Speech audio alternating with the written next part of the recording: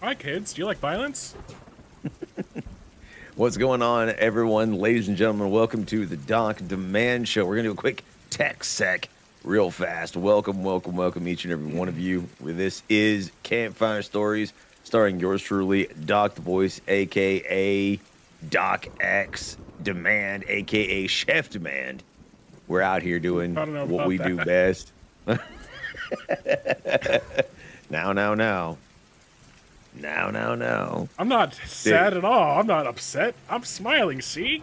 Nobody even knows. We don't talk about our failures here. We're only on victories. All right. How do we sound on stream? Check 1 2 1 2 1 2. Oh, Demand is talking right now. Check 1 2 1 2 1 2. All right. Check. Now it's Doc X's turn. I sound really good. Go ahead, Demand again. Second. No one look at the man behind the camera. Second. So, all right, there we go. All right. All right. How do we look? How do we sound? How does the background Man, you sound? look fantastic, dude. I did. Shaved out, bro. Dude, we Cleaned got up real we got the bearded stream happening, dude. Doc and Demand, actual facial hair rocking and rolling, dude. Couldn't let you upstage me. Like I had to trim this up real Dude, good. you look Straight razor clean. to the You look, sides. bro. Kiwi says we're looking good and we're sounding good. We're gonna give this a shot. This is our last chance to get this one right, and Drama we're frames. just going to chuck. Psych. You lie, you lie. I was like, "There's no way, dude." I just had a heart attack. Well, hold on, let me recover from it.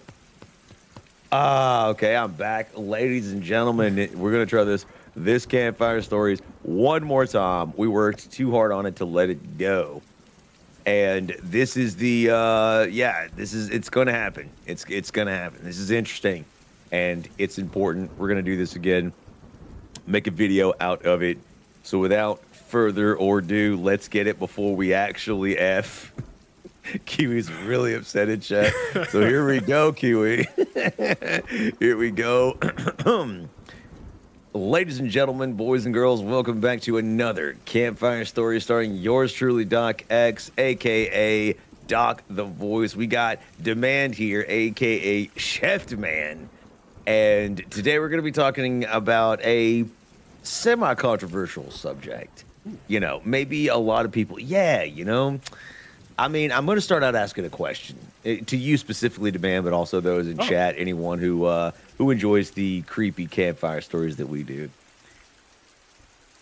What is a coincidence, and how far does it go until it becomes something else? Right. So my question to you, let me specifically like narrow it down. Right. Have you ever had something that was too creepy or too weird to be just a sheer coincidence? Right. Besides meeting you, I can't recall. Right. And I think a lot of people, that's the case. Like a lot of times it happens to you and you just sort of just brush it off because what else can you do?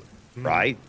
Like things like deja vu and other types of coincidences, dreams that, happen to you and then seemingly, occur in real life. Again, it's just something that people are just like, whoa, like that was weird. Like I had a dream that I saw this person. Even thinking about someone when you need them or need to talk to them and then appearing right in front of you, like randomly, right? Not in a supernatural way, but, coming around the corner where they weren't supposed to be or, in an area that, I know that happened to me a few different times. I can give one example before we get into this.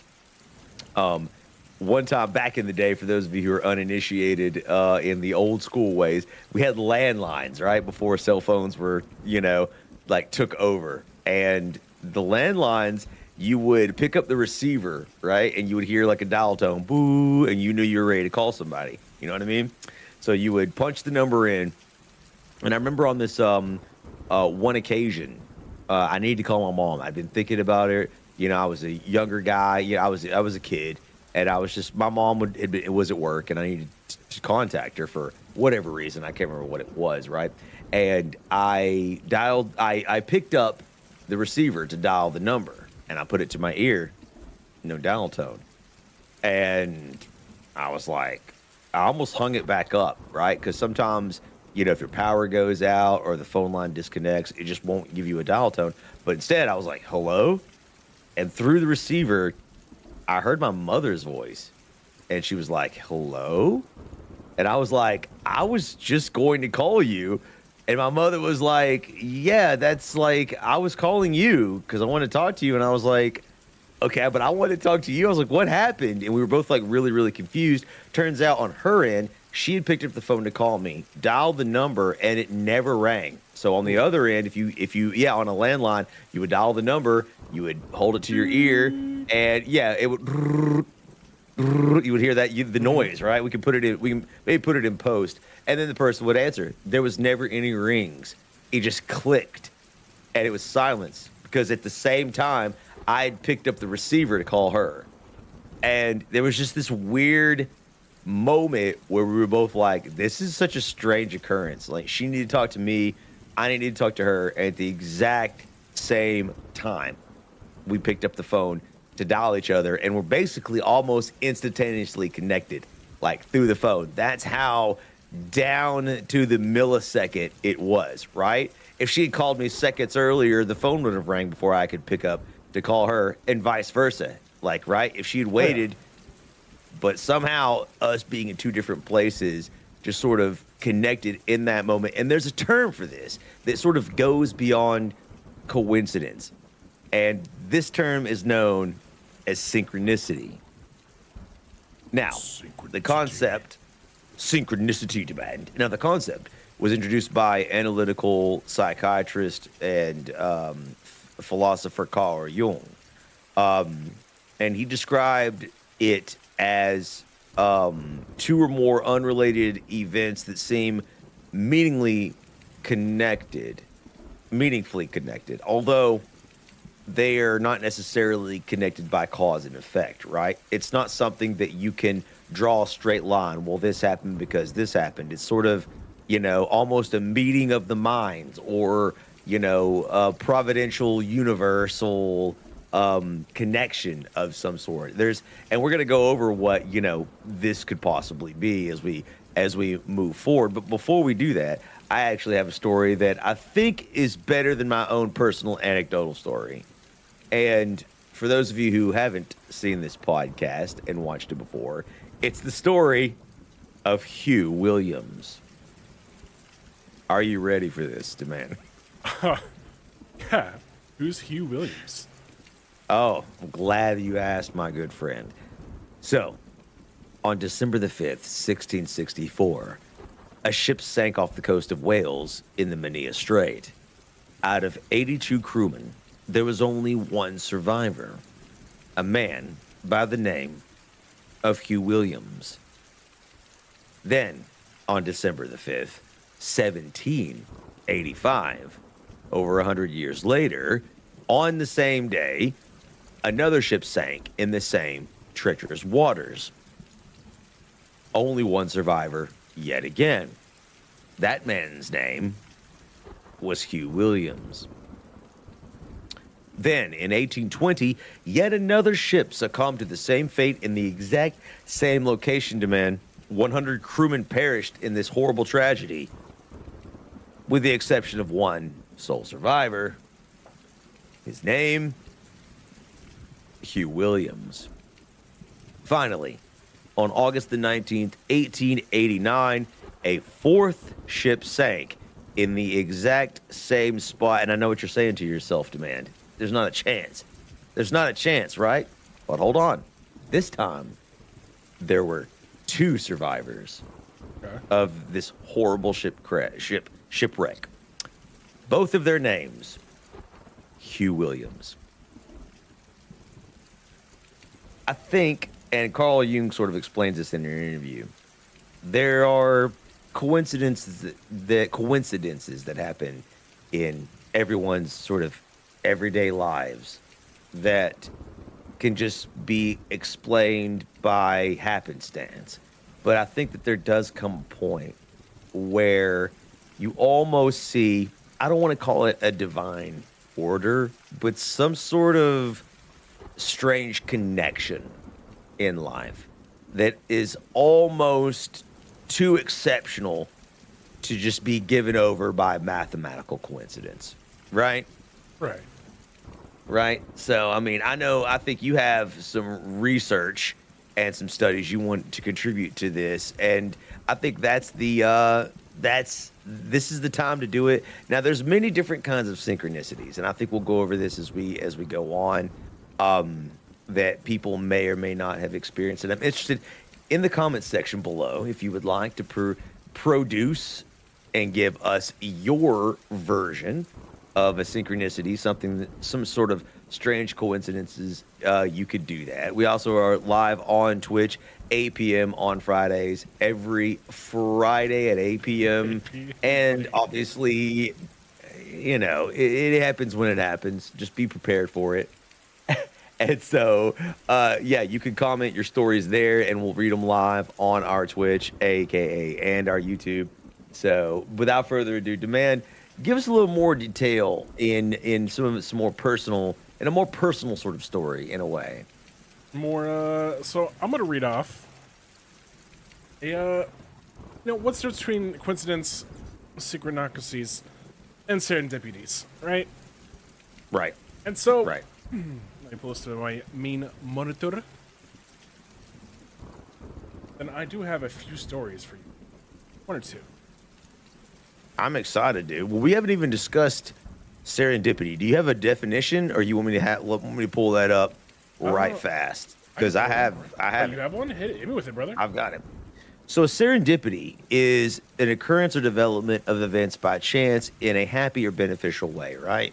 Like sort of saving you in the nick of time, right? Mm-hmm. Like you run out of paper at a printer in the office, and you turn around to rush and go get more in a terrifying haze of upset excitement, and someone is standing behind you with the paper you need. Like that's a serendipitous event, right? Right. You need extremely interesting movie also, by the way, of the same name. So like that's sort of, in the same vein of what we're talking about here when it comes to coincidences. Kiwi says the shipwreck sounds so much like Queen of Sinking Ships, Violet Jessup, survived the sinking of both the RMS Titanic and her sister ship, the HMHS Britannica, and a third one too, but I forget which one it was. The RMS Olympic.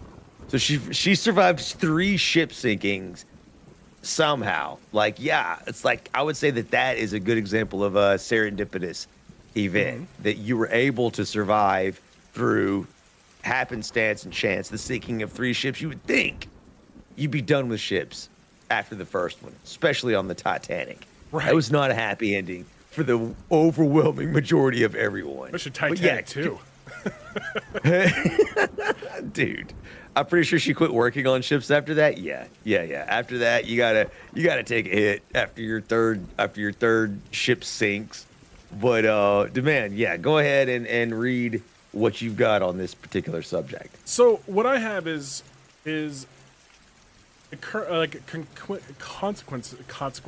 coincidences occur when similar things happen at the same time. Like when you make a new friend, discover they've got the same birthday and graduated from the same college.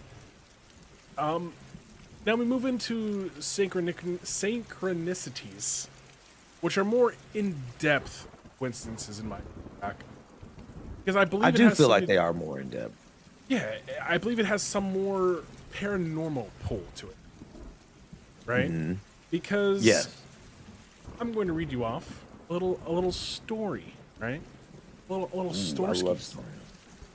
A little campfire story, little mini one right here. Mm-hmm. Let's hear it, dude. All right, what happened, man? What's going on? So, this is called the Graveyard Coincidence. This person speaks from Georgia. I was taking some pictures at a graveyard for a class, and my friends there were modeling for me at a graveyard. All right. I asked one of my friends to try to fake cry while I adjust my camera. When I go to take her picture, I see she's doing a great job at crying. I take a couple of pictures before I realize that she's looking at this big family grave with the exact same names of her relatives. There was her dad's name, her mom's name, her sister's name, and her brother's name, exactly same name and the exact same last name. On the grave. On the gravestones, yes. So were they like? So were they dead? Like, is that the end of the story? Like, No, her family lives in another state, and they are alive and well. But it just so happens holy that crap. they were at some random graveyard where the person was taking pictures, wanted the person to fake cry, and it just so happens they were standing right next to a family of gravestones that marked out her dad's name, her mom's name, her sister's name, and her brother's name. Exact first name, exact last name. That's just nah, dude. Like, yeah, Kiwi said, no, hell no. I'd be out of there. Yeah, I would flee for my life, dude. If I saw, especially because my real name's a little more unique, dude. If I saw all of our names together, like in a graveyard, like in front of the headstones, what are the odds of that, dude? That's exactly what I'm talking about, dude. That's exactly what I'm talking about. And there's a lot of historical examples of that. So let's just take turns, if you don't mind, man. Let's just read a couple of or a few of these synchronicities and see what people think. You've already got the one of Hugh Williams, right? Some people have tried to debunk that. Evidently, it was not the same guy. Obviously, unless he was some sort of a vampire. At the end, anyway, of the story, there was two people named that. I mean, obviously, that was a common name, but I mean, legitimately, you've got to admit that that's like a very, very, very, very, very strange coincidence. Like you said, I feel like synchronicities almost have a paranormal aspect to them. Now, Carl Jung stopped short of that, although he was a believer in the paranormal. He was a avowed Christian by the time he passed away. So he did believe in the supernatural. He did believe in the paranormal to a certain degree, but in his professional life, he generally stopped short of making claims he couldn't prove. Obviously, when personal religion is concerned, you can make those jumps and leaps in belief, but when it's the sciences, you have to stick to something that you can prove. And so, but there are stories like in history that are provable, and I can give you one such instance.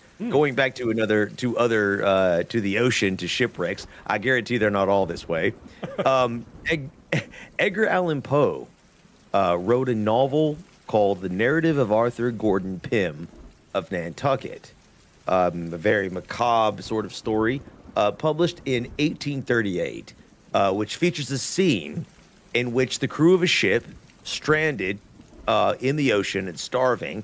Their main ship had sank. They were on I suppose a lifeboat, and realizing that not all of them are going to probably make it, and to prolong their situation, they decide to draw straws to see which one of them will be sacrificed, basically, and cannibalized to feed the others' bellies. The loser in this narrative, in this story, that draws the short straw is a man by the name of Richard Parker. Richard Parker. Richard Parker, yes. I believe he was one of the exactly. I'm trying to think his position on the ship. But 46 years later, in 1884, this is real life now, not the story. A few crew members aboard the ship Mignonette escaped a deadly storm just before their boat sank. Stranded without food, the men decided to sacrifice a 17-year-old crew member after the boy attempted to drink salt water to quench his thirst. I'm sure he was panicking. They knew, that as a no-no on the ocean. Like drinking salt water only. It looks so delicious, and it's well seasoned. Oh, I know, right? Right. We're not cooking pasta, however, Bro, can you unfortunately. imagine cooking pot? Sorry, go ahead. Yeah. Yeah. And so after he did this, his health rapidly declined. Um, they evidently decided not to wait for him to pass away, knowing that his body might indeed become infected during the process of death as he wasted away. So they stabbed him to death, devoured him, and consumed him. The boy's name, Richard Parker. So, an interesting, again, coincidence. I'm sorry. Some of these seem to be a little bit more than that. I mean, a famous author wrote about Richard Parker being devoured and eaten, and then he was in real life, many, many years later. I mean, same instance, same story, same scenario, same name. There's a lot of coincidences there to sort of rectify, right? There's a whole lot of coincidences. Demand, you can go ahead and read another one. Then let's talk about the other specific types of coincidences, or excuse me, synchronicities, serendipities that exist in scientific notification. Okay. I got one for you. This is from a person named Minnie. The title reads, Many. Ouija board prediction came true. Nope, I'm out. Nope. I'm done. Go ahead, ladies and gentlemen. This has been the Dr. Man Show. Like, we're out. I Hold don't on, mess Doc. with Hold Ouija on, boards. Doc. I'm sorry to. Go ahead. My bad. This is just a story. We're not messing with any Ouija boards here at the Dr. Man Show. Okay. Sit All tight, right, brother. Sit tight. My skin is crawling, dude. Minnie writes, my grandpa has always been the type of guy to love science fiction and the paranormal. One time he told me a story that has always freaked me out. Years ago, when my mother and her sisters were little, Grandpa had a Ouija board that he liked to mess around with down in their basement. One day, he asked the Ouija board questions about himself that the board could answer. For example, where am I from? What's my address? Who is my mother? Just to see what he would say. He asked, how many daughters do I have? And he responded back with 3. My grandpa said, I have 4 daughters. And the board responded back with, not for long. Hell no, dude. 2 weeks later, Hell. one of his daughters died in a car accident. Nah. Woo. Nah, dude. Woo. No, bro. No, dude. That's like a haunting, bro. Like, that's not even like a synchronicity, dude. This is horrible, man. But again, like, how do you link these causal things? Because, like, you can't draw a line to a Ouija board telling you your daughter's gonna die, and then, like, it happens. You can't be like, the Ouija board told me. It doesn't work. So how do you explain this? Eternity, what does eternity say? That's why we don't fuck with powers unknown. That's exactly right. That's literally why you don't know. And so if you think about specific kinds of synchronicities, there are ones that are noted, right? And I can go through that list right now. One of the first ones people will speak of is numerology, right? And numerology is sort of the divine or mystical connection between numbers and the natural world. And I know I've experienced this to a certain degree. I don't know if anyone else has, but I know it's a very, very consistent thing. It's the idea that seeing a sequence of numbers again and again and again in your life is sort of like the universe, God, angels, whatever, trying to tell you or send you some sort of message, right? And that may sound freaky until you'll hear my example, such as constantly seeing the time 11:11 on the clock, or 2:22, or 3:33, again in a repeating sequence, and then not even randomly while like checking the clock, right? Like, it will be something that happens to you, like you'll wake up at this specific time, turn and see the number, right? You'll be at work, and those numbers will appear at work on maybe a receipt, or you'll be driving down the road and you'll see those same sequence of numbers on a license plate, right? It comes to the point where it happens so often that people were started to be freaked out by it, right? And it wasn't just these repeating sequence of numbers. There's lots of different versions. It's given to a whole paranormal style of, belief that these numbers are angelic or they're warnings and they mean something. We could actually have a whole podcast about it. Let us know in the comment section, or if you guys want us to talk about numerology, because evidently there's all different kinds of numbers that mean different things that people have tried to go and figure out exactly what they mean. But in the instance, you have to admit, this happened to me. I remember there was a time in my life that I would see 333 all the time. Really? Like in college, yeah, it happened to me. It started one day. I remember I went to bed. I hadn't been sleeping well as usual for me, and I woke up and I saw 333. Like it was 3:33 in the morning, and I was just like, "That's weird." Like I woke up, right? Didn't think about it. Like went to bed, and I was driving to college because I was still driving to school, right? And I remember on a license plate, they had 333 in the first sequence of numbers. And that's when I was like 333, like even out loud. I was by myself. I'm like, what the hell, right? Like there was 3 threes like in the number. And this is the weirdest part. When I was at college the same day, and I was a fat ass, bro. We had a Subway, bro, dude. We had a Subway in our college, dude. And I would go there with my friends all the time. And so me and my friend, we decided we wanted to get some food. And bro, I was a meatball sub addict. The same, bro. Those things are slap. They slapped so hard, bro. They slapped so hard. And so I got my sub, and I realized, I was like, dude, I was hanging out, but again, like I was a fat kid. I was like, dude, I want dessert, right?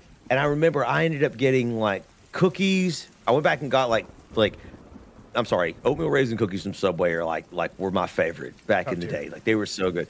Yeah, I would get those, and I got like a coffee and something else for my friend. And I come back, and I like throw down the cookies, and like we're drinking our drinks or whatever extra, having our dessert because we've already eaten, and we're laughing and cutting out. And I look down on their receipt. The total was $3.33. What? Whatever I ordered, can't give you the exact numbers. It was $3.33, and I remember I froze. And she was like, "What?" She was like, "What's wrong?" And I was like, it's just really weird. I was like, I've been seeing this number sequence all day, every single day. All day today. And she's like, what sequence of numbers? And I was like, 333. And she's like, well, what do you think that means? And I was like, I have no clue. Like, I don't know.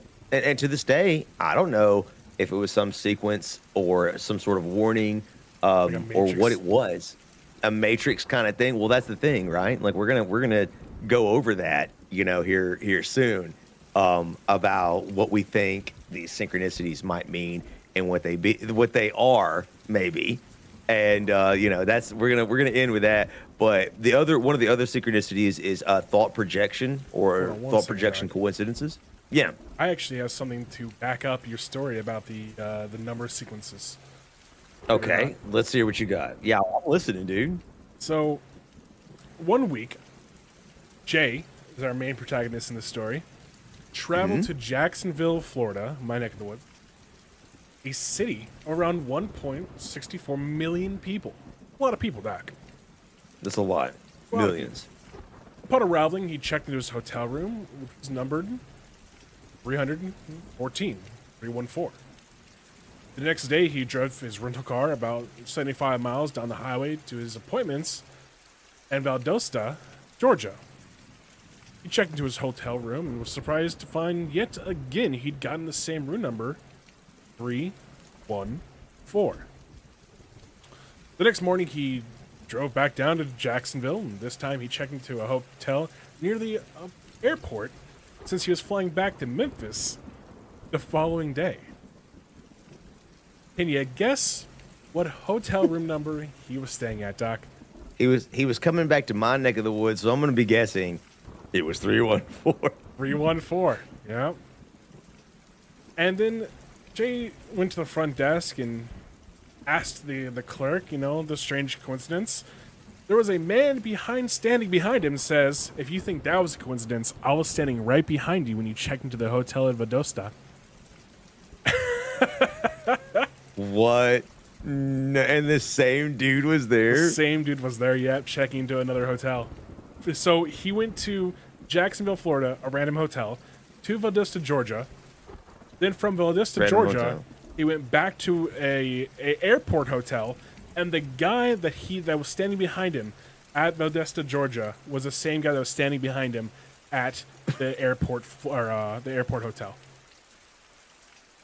And on a side note, the number itself, 314, well, those are the first three numbers in pi, which is obviously a rational number, which obviously means it's not equal to the ratio of any two whole numbers and the digits do not repeat, right? Correct. Like, that is fascinating, dude. That is absolutely fascinating. Like, I don't know. What does it mean? And obviously human beings, we struggle to try to find meaning in these types of events, because how could this be a coincidence, right? And I suppose it could be. But as Carl Jung stated in one of his interviews, like, you start to get to the point where these start to belie mathematical coincidences, right? You're willing to admit, as I am, I know, Demand, there's just certain things that are coincidental.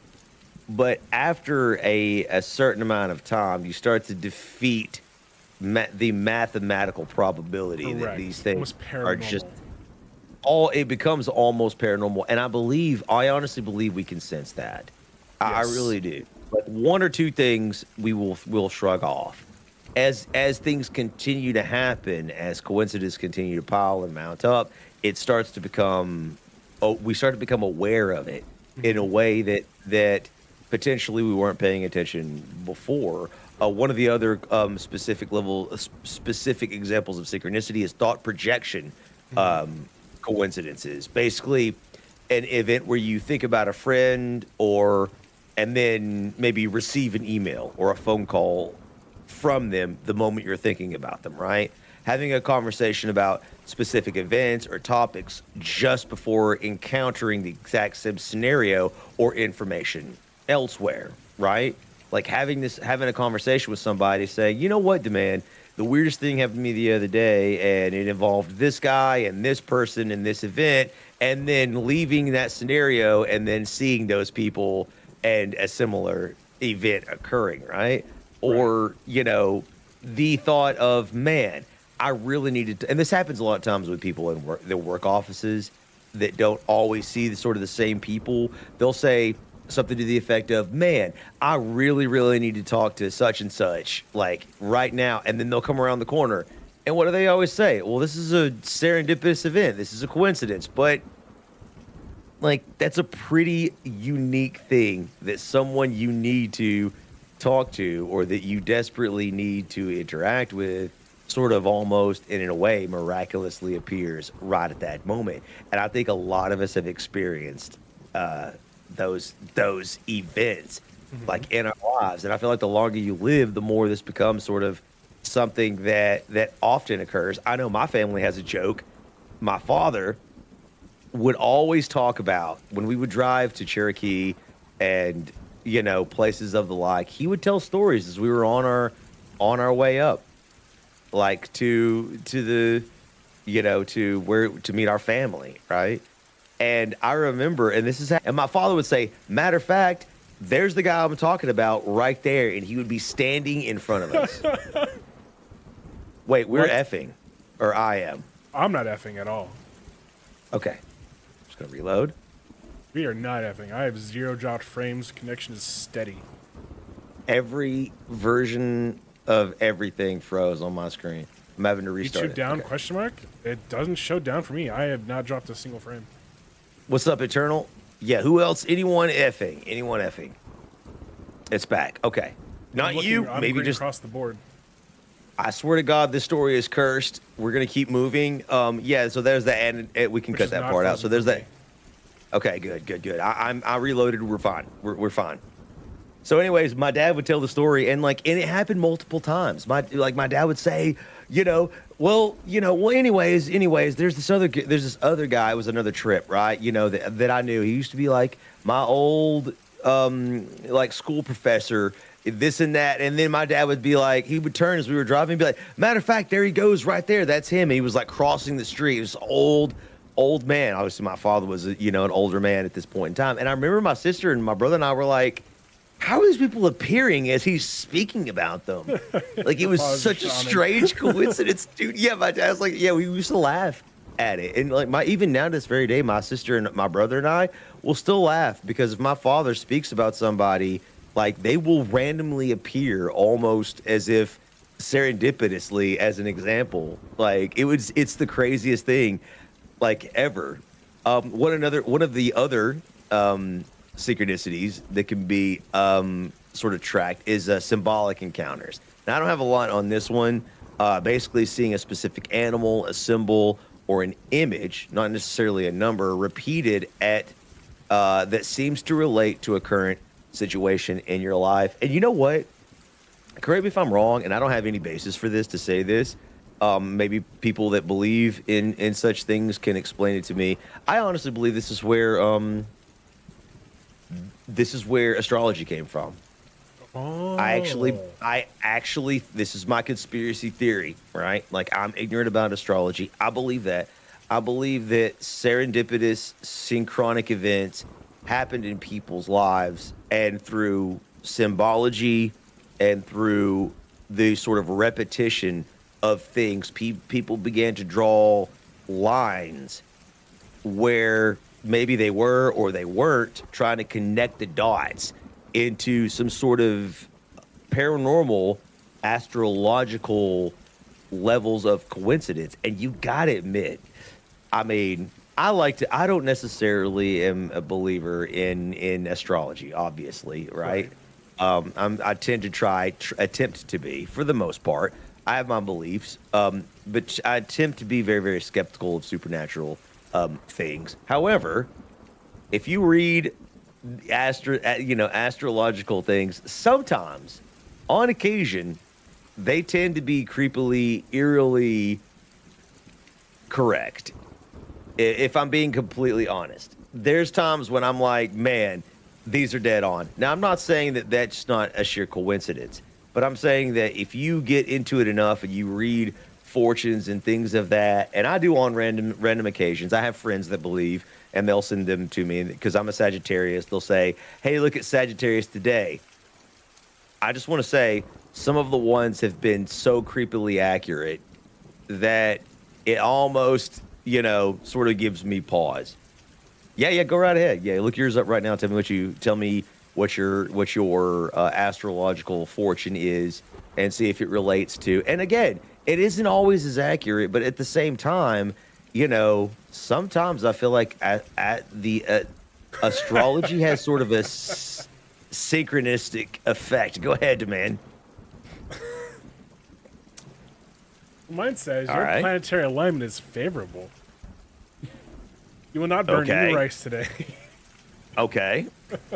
That's weird. Because you're in the process of reaping the benefits, Gemini. It was only a matter of becoming aware of and settling certain matters related to your need for social recognition. Don't be so hungry for approval, Gemini. Everybody contains a stern inner parent and can survive comfortably in total self-sufficiency.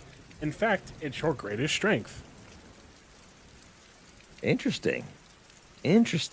Okay. Now, here's the problem with that. Like, I know what's happening in Demand's life. Demand knows what's happening in his life. You could sort of force feed that and into, you know, his life where necessarily maybe where it doesn't belong. And that's the question, right? How much of this is suggestion and how much of it maybe is sort of serendipitous and synchronic. I've read fortunes personally that were so accurate, like they specifically mentioned actual events that would happen to me that did. Oh, That were in, yeah, like they were that accurate, right? It may be like, okay, other times I get my fortunes that are sort of similar to the one you just read, that maybe you could kind of like slide it in. Do you have it up? Can you read mine? I can read your a little saggy. Yeah, yeah, okay, yeah. I'm a Sagittarius. A little Yes, saggy. I'm a saggy. I'm a saggy. Oh, I can't wait for this, dude. We should start out the stream with this. February All right. 28th, 2025. You might want to check your alarm clock to be sure it really woke you up this morning. Your tendency today will be to stay in the cocoon of your own little dream world, deep in your own thoughts. Obsessive thoughts, in particular, will try and drown out some more pressing issues from the past that need resolution once and for all. Ring, it's time to wake up. That's about enough of that one. That's about enough of that one. Just gonna go ahead and move on. What are the fourth type of? Hold on, is that hold credence at all in your in today's date? Come on, you can't just blow past it.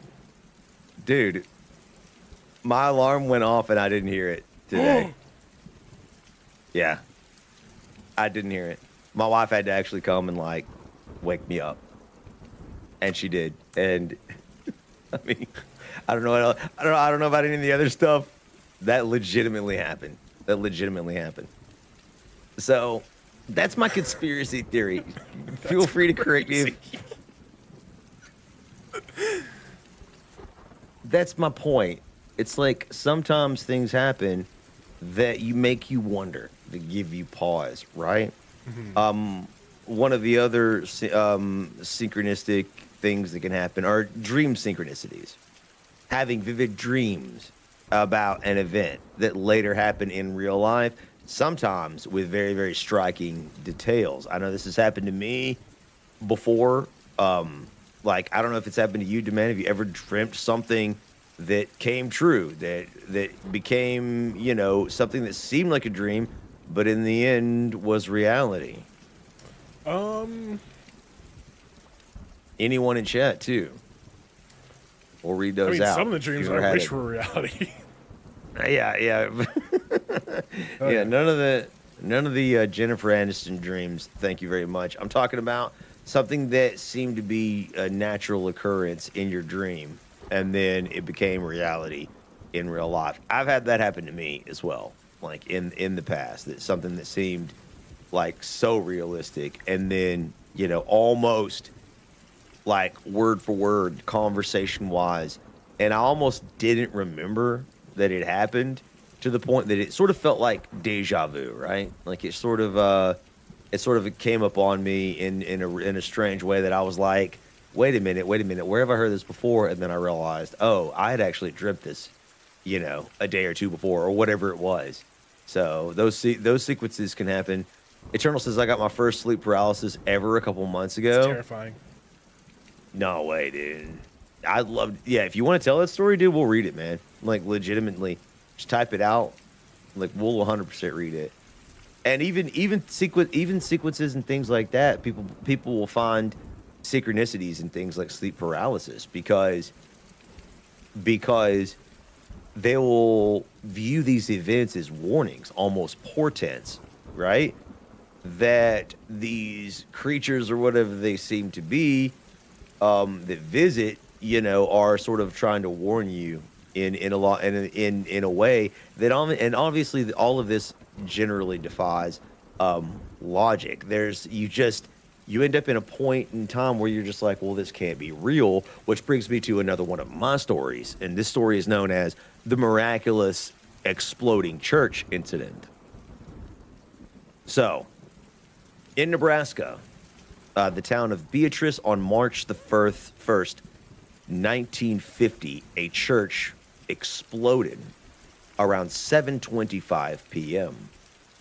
as choir practice was always and did always begin at 7:20 p.m. All 15 choir members should have been in attendance as the church was immolated nearly instantaneously. The case of the matter is that isn't what happened. Not a single member of the church choir was injured or killed in the blast. How? All 15 members were running late for their own interpersonal reasons. They were nowhere near the church when it exploded. What could have been an utter and complete tragedy for Beatrice, Nebraska, ended up being relatively fine, save for the loss of the town church. So there you have it again. All 15 members of the church choir running late for their own strange, unique, and interpersonal ways They were all and dogs. reasons. I mean, all their alarms didn't go off, much like mine. So maybe running late isn't so bad. The next time y'all are freaking out, it could be a synchronicity saving your life. A sheer coincidence, perhaps. Eternal says, it was a pretty short incident. I had an old man-like figure that legit opened the door of my bedroom. He walked toward me, and suddenly the dude just vanished. I was trying to move or scream, but I couldn't move or make a sound. When it stopped, I panicked. Asked my girlfriend if she heard me scream. She told me no. And that's the end of the story. Did the old man have a hat? Was it the Hat Man? And have you ever heard of the sleep paralysis monsters or demons? There's quite a few. Not to try to, upset you further.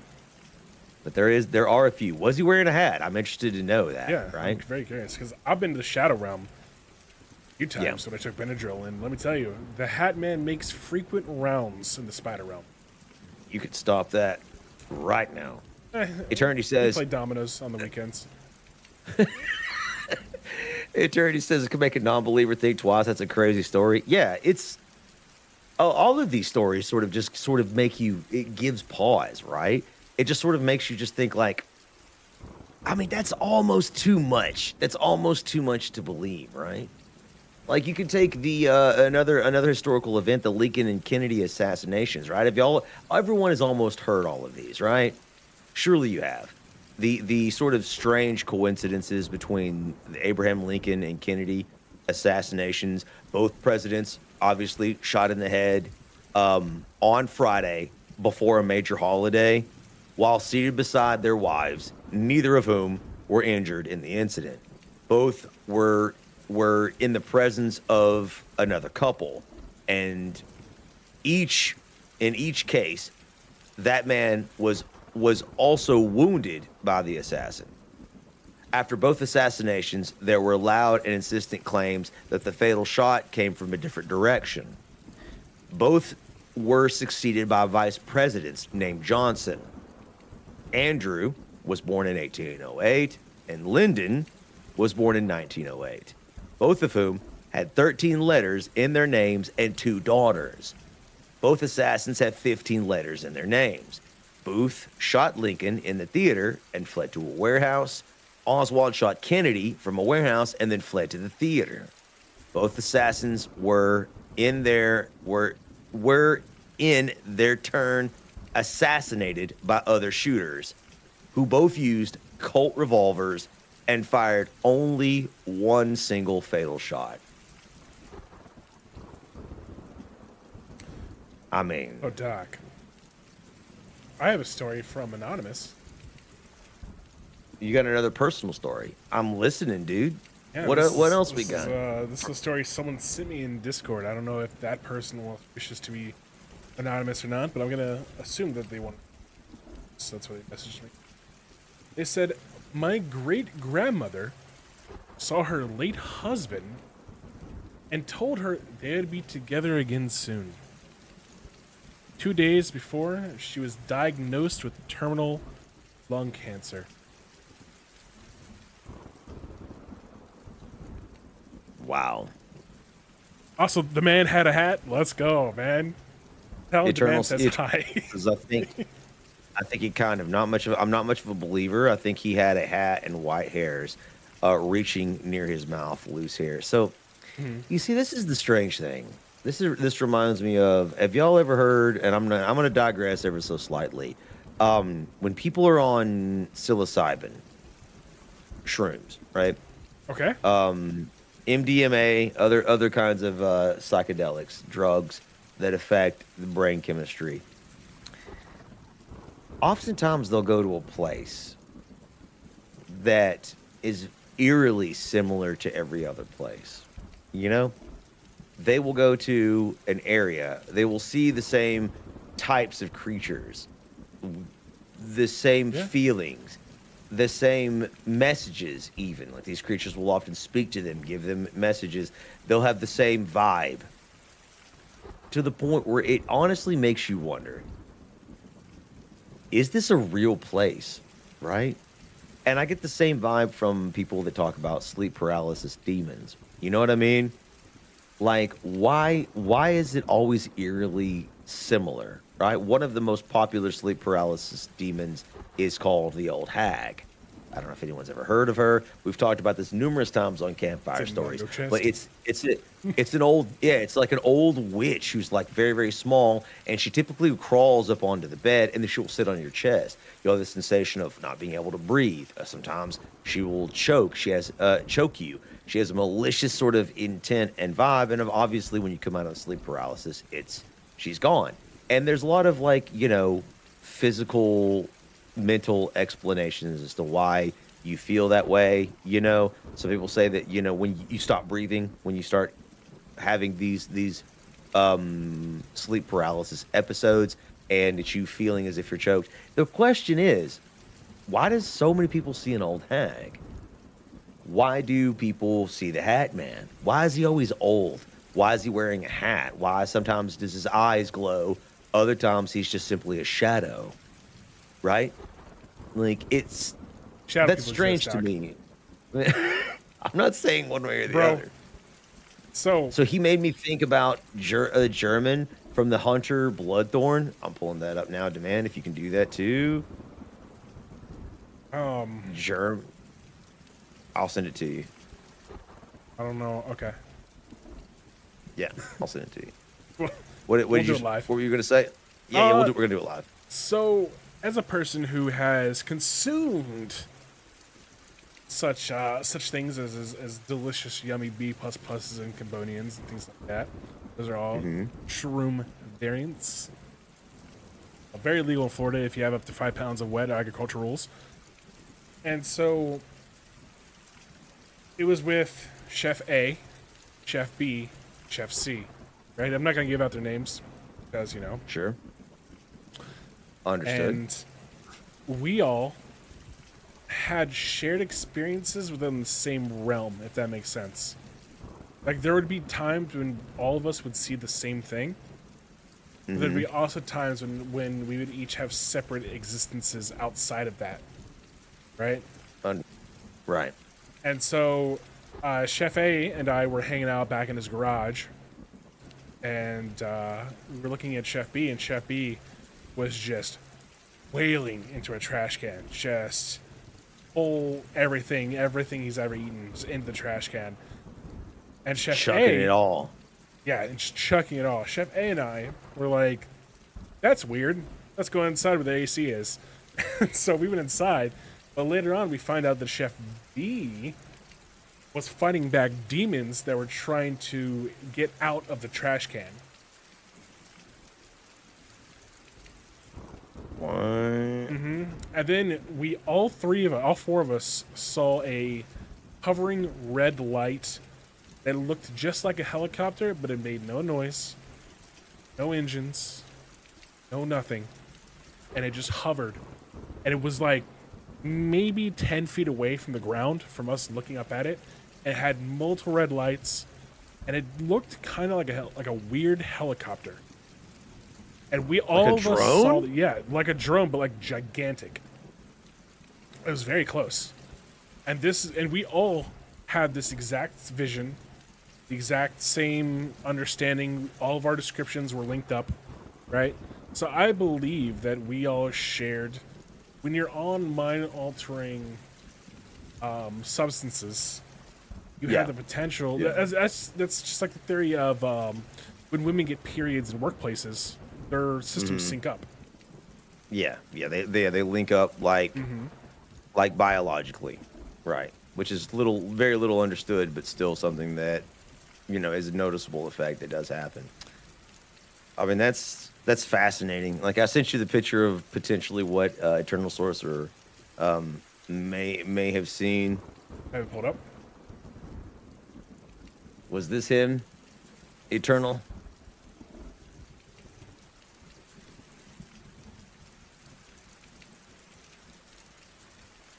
Honestly, spooky. That's not my bag right there. But more hairier and wider, like a zombie. Like a Yeti. I mean, that sounds so terrible, man. If I saw that, I'd been screaming too. Dude. I'd have been like, cousin. Yeah. The gray man is come for demand. Hell no. Yeah, this is Black Rose. Yeah. Let me go ahead and check my rice because it's. I forgot I left the oven on. Yeah, take a break. We'll cut this out. Go ahead. And then we will finish this up with the story of how you and I met, so it can be on a record. Yeah, we need this on record. I need to tell it good, and then we'll talk about what synchronicities, what are the solutions, what's happening, and we'll wrap it up, ladies and gentlemen, before we get to the next segment. Ladies and gentlemen, welcome back to Campfire Stories. This particular segment of the Dr. Man Show has its own channel. We had to separate it out from our hilarious quality video game content, and I can get you that. I can get you that link right now. If you just give me 1 second. Just give me 1 second. Just kidding. Kiwi already has it. There it is. That is Campfire Stories. You can subscribe to that channel for more content like this. We got shorts. We got all kinds of creepy podcast style content. More coming soon. We took like a month or so off, and then we tried to come back with this particular story. And Devan was having internet problems, so we thought this one might actually be cursed. But it's going up. We have enough content now, even if it crashes, that we're just going to put it up in its raw form because we're tired of it. Evidently, this subject the universe didn't want us to talk about. Maybe it's just too personal for the universe. Maybe this particular story just hits different. You know what I mean? You know what I'm saying? So this was a fun one to do. We're gonna have more. If you guys have other creepy things, you can join the Campfire Stories channel in our Discord. We can also provide you with a link for that. But typically, we all of the information that we harvest before campfires goes on there. So if you want the spoilers, if you want to be educated on the subject before we do these every Friday at 8 p.m. Eastern Standard Time, you can do that. Join the Discord and select the hashtag Campfire Stories channel, and you can be privy to all of the paranormal deliciousness that we talk about every single week. If it's strange, if it's weird, if it is miraculous, and even if it's just downright creepy, we talk about it. So submit your personal stories, subjects, and all the information there, and we'll be happy to give a discussion on that. Give it the attention it deserves, because the world is a complicated and strange place. More complicated and strange than I think a lot of people would like to believe. So, with that being said, We're going to finish up here in a minute. I've got one more story before Demand wants me to tell our personal synchronicity, and it's how the Dr. Man Show was created. That is correct. We were created in and around a synchronicity. Before that, let me give you this. Let me give you the synchronicity or the story of Tamerlane. Has anyone ever heard of the military leader Timur or Tamerlane? Timur, also known as Tamerlane, was a Turco-Mongol conqueror who founded the Timurid Empire in and around modern-day Afghanistan, Iran, and Central Asia, becoming the first ruler of the Timurid dynasty. An undefeated commander, he is widely regarded as one of the greatest military leaders and tacticians of all modern history, as well as one of the most brutal and deadly. Timur is also considered a great patron of art and architecture, for he interacted with intellectuals, and the list is very long of those people. But as the story goes, on his grave, there was a warning. And the warning reads as follows. When I rise from the dead, the world shall tremble, and whomsoever opens my tomb shall unleash an invader more terrible than I. 2 days later, in 1941, the body was exhumed by a Soviet scientist. Despite having the German-Soviet non-aggression pact, Adolf Hitler and his Nazi troops invaded the Soviet Union.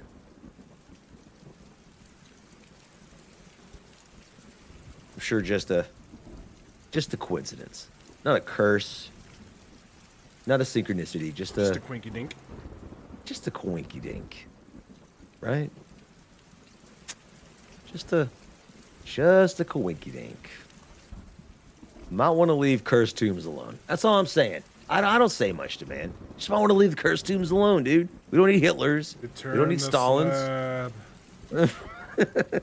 The man in rags. The man in rags. Bang Ramsey. So, the actual record of Demand and I and our meeting. In our synchronistic meeting. So, Demand and I actually met in a League of Legends game. A very terrible game for myself. Mm-hmm. A brutal battle, one might have said, that ended with much raucous trash talking.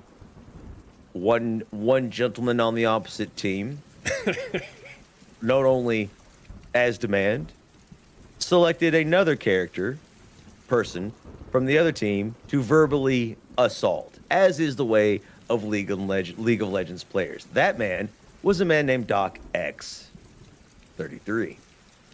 Yours truly. We had a raucous back and forth. Words were said, trash was talked, laughter was actually had. And despite our harsh words and criticisms for each other's gameplay, we actually friend invited each other and became friends. Now, at this point in time, I was on dialysis.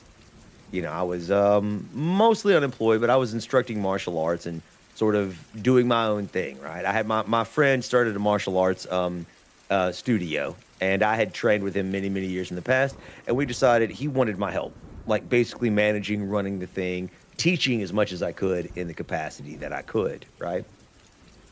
Demand, full-time chef, doing his chef thing, doing the thing that he did the best at that time.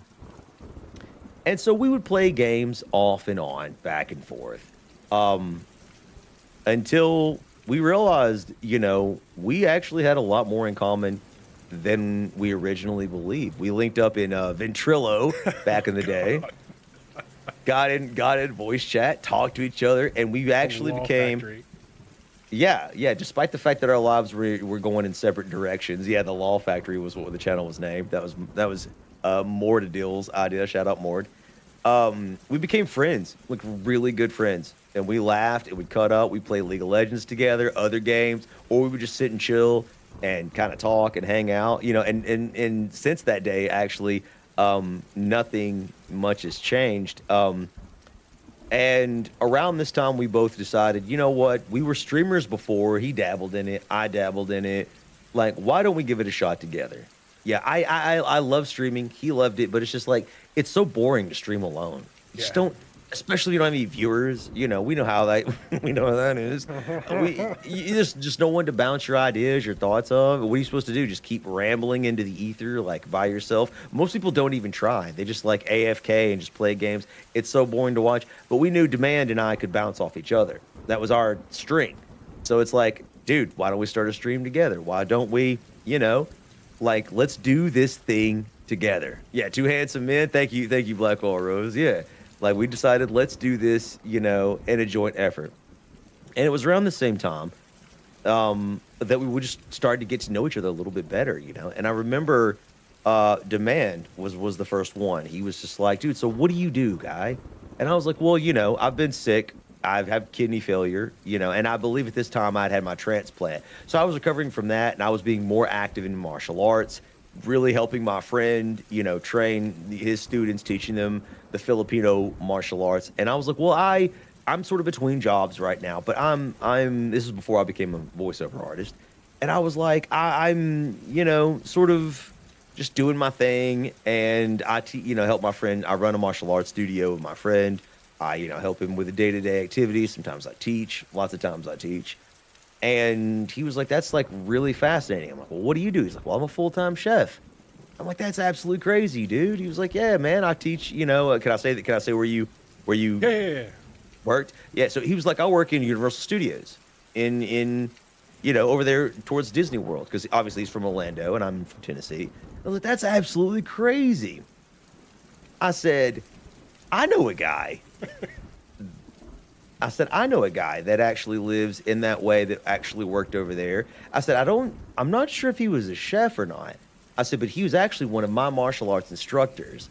I was like, he was this badass guy, Filipino guy, martial arts instructor, bad to the bone. And I was like, he's one of my, main instructors in the art that we teach, right? He's driven, all of our art that we now teach here in Tennessee, to the next level. And Demand sort of froze. He was like, that's really strange because I actually know a Filipino guy. And he was actually one of the guys that trained me. And was it Garmanger? Like, what was the specific? Yeah, So Garmanger, which when I was so a little backstory, right? When I was a busboy, I really wanted to learn how to cook and how to do things because I thought it was really awesome that it's like art almost. And so I asked Chef, we're gonna say his name soon. And I asked Chef, like, hey, can I learn how to ice carve? And he just hands me a squeegee. And I'm like, all right. So I was still dressed up in my bus uniform, not getting paid, off the clock. I'm just squeegeeing this man's ice as he carves. Like this giant block of ice. And just chainsawing up. I'm just squeegeeing. I'm squeegeeing. Like, he didn't really talk too much to me, but I'm just, I'm squeegeeing. And I'm learning just by looking at him and by observing it. And a year passes. And he finally accepts it. I'm the only busboy. Everyone else is like sous chefs, first cooks and all that, like, pretty high up there. And I'm the only busboy that's in his class that's learning garmager. And garmager is taking a paring knife and using the scraps of like fruit and vegetables and things like that to create beautiful objects. Oftentimes flowers or roses or like even like a shoe, or eventually you get to you can make like a little boy with like a little like a Pinocchio type beat, with like shoes made of like the clogs of like the potato skin and all that. It's really interesting, really cool. But yeah, I was the only busboy there that that actually taught me because I put in so many hours of my own free time to squeegee ice. to learn, right? Yeah, to learn. And so Demand and I obviously start to realize like what's happening here. And I was like, okay, there's no way this is the same guy. There's just no way that we actually have the same master. This guy actually taught me the horse whip. The same man could cut could cut slices of paper, into while you were holding it like this, like with laser-like precision. Just an exceptionally talented man. And the man was like, "Well, dude, like, what's your master's name?" And I was like, "His name is Rafi Pambuin." And the conversation just froze for it seemed like an eternity, but I know it was only mere seconds before the man was like, "No way, no way!" He's like screaming at the top of his lungs. It's the same exact guy. Lost Chef Rafi. He lost it. Yeah, Chef Rafi was the same man that taught me a lot of the skills that I learned.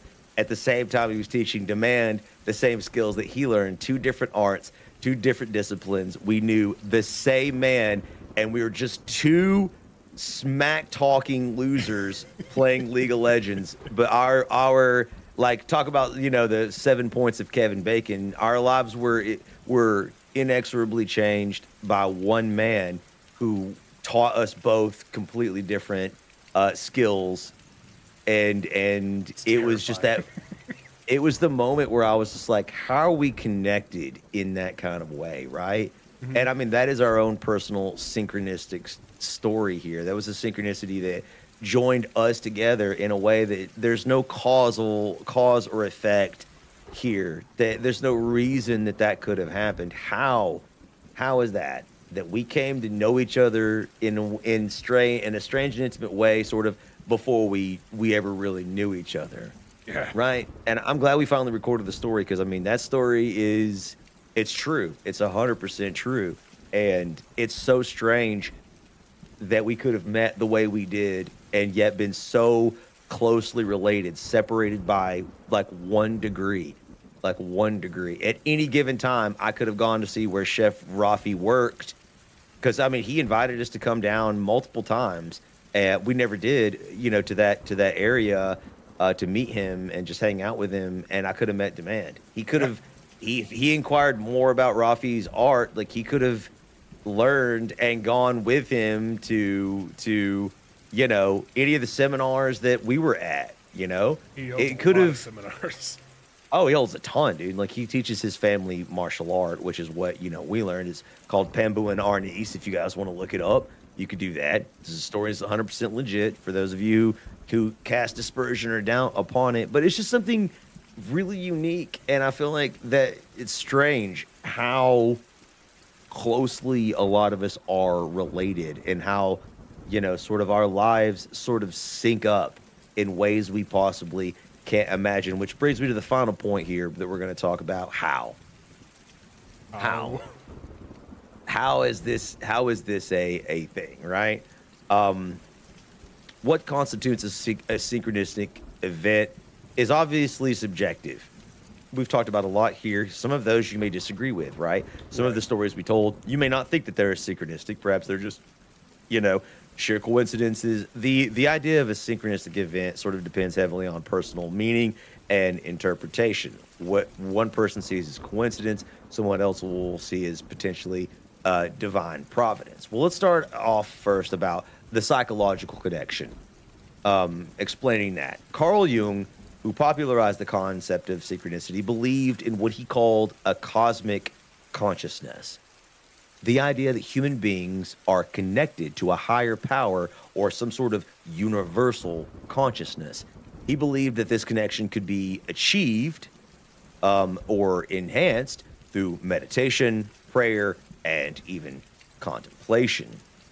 Rationalism and superstition are sort of complementary in his interpretation. It is a psychological rule, he stated, and he was once quoted, that the brighter the light, the darker the shadow. In other words, the more rationalistic we are in our conscious minds, the more alive becomes the spectral world of the unconscious.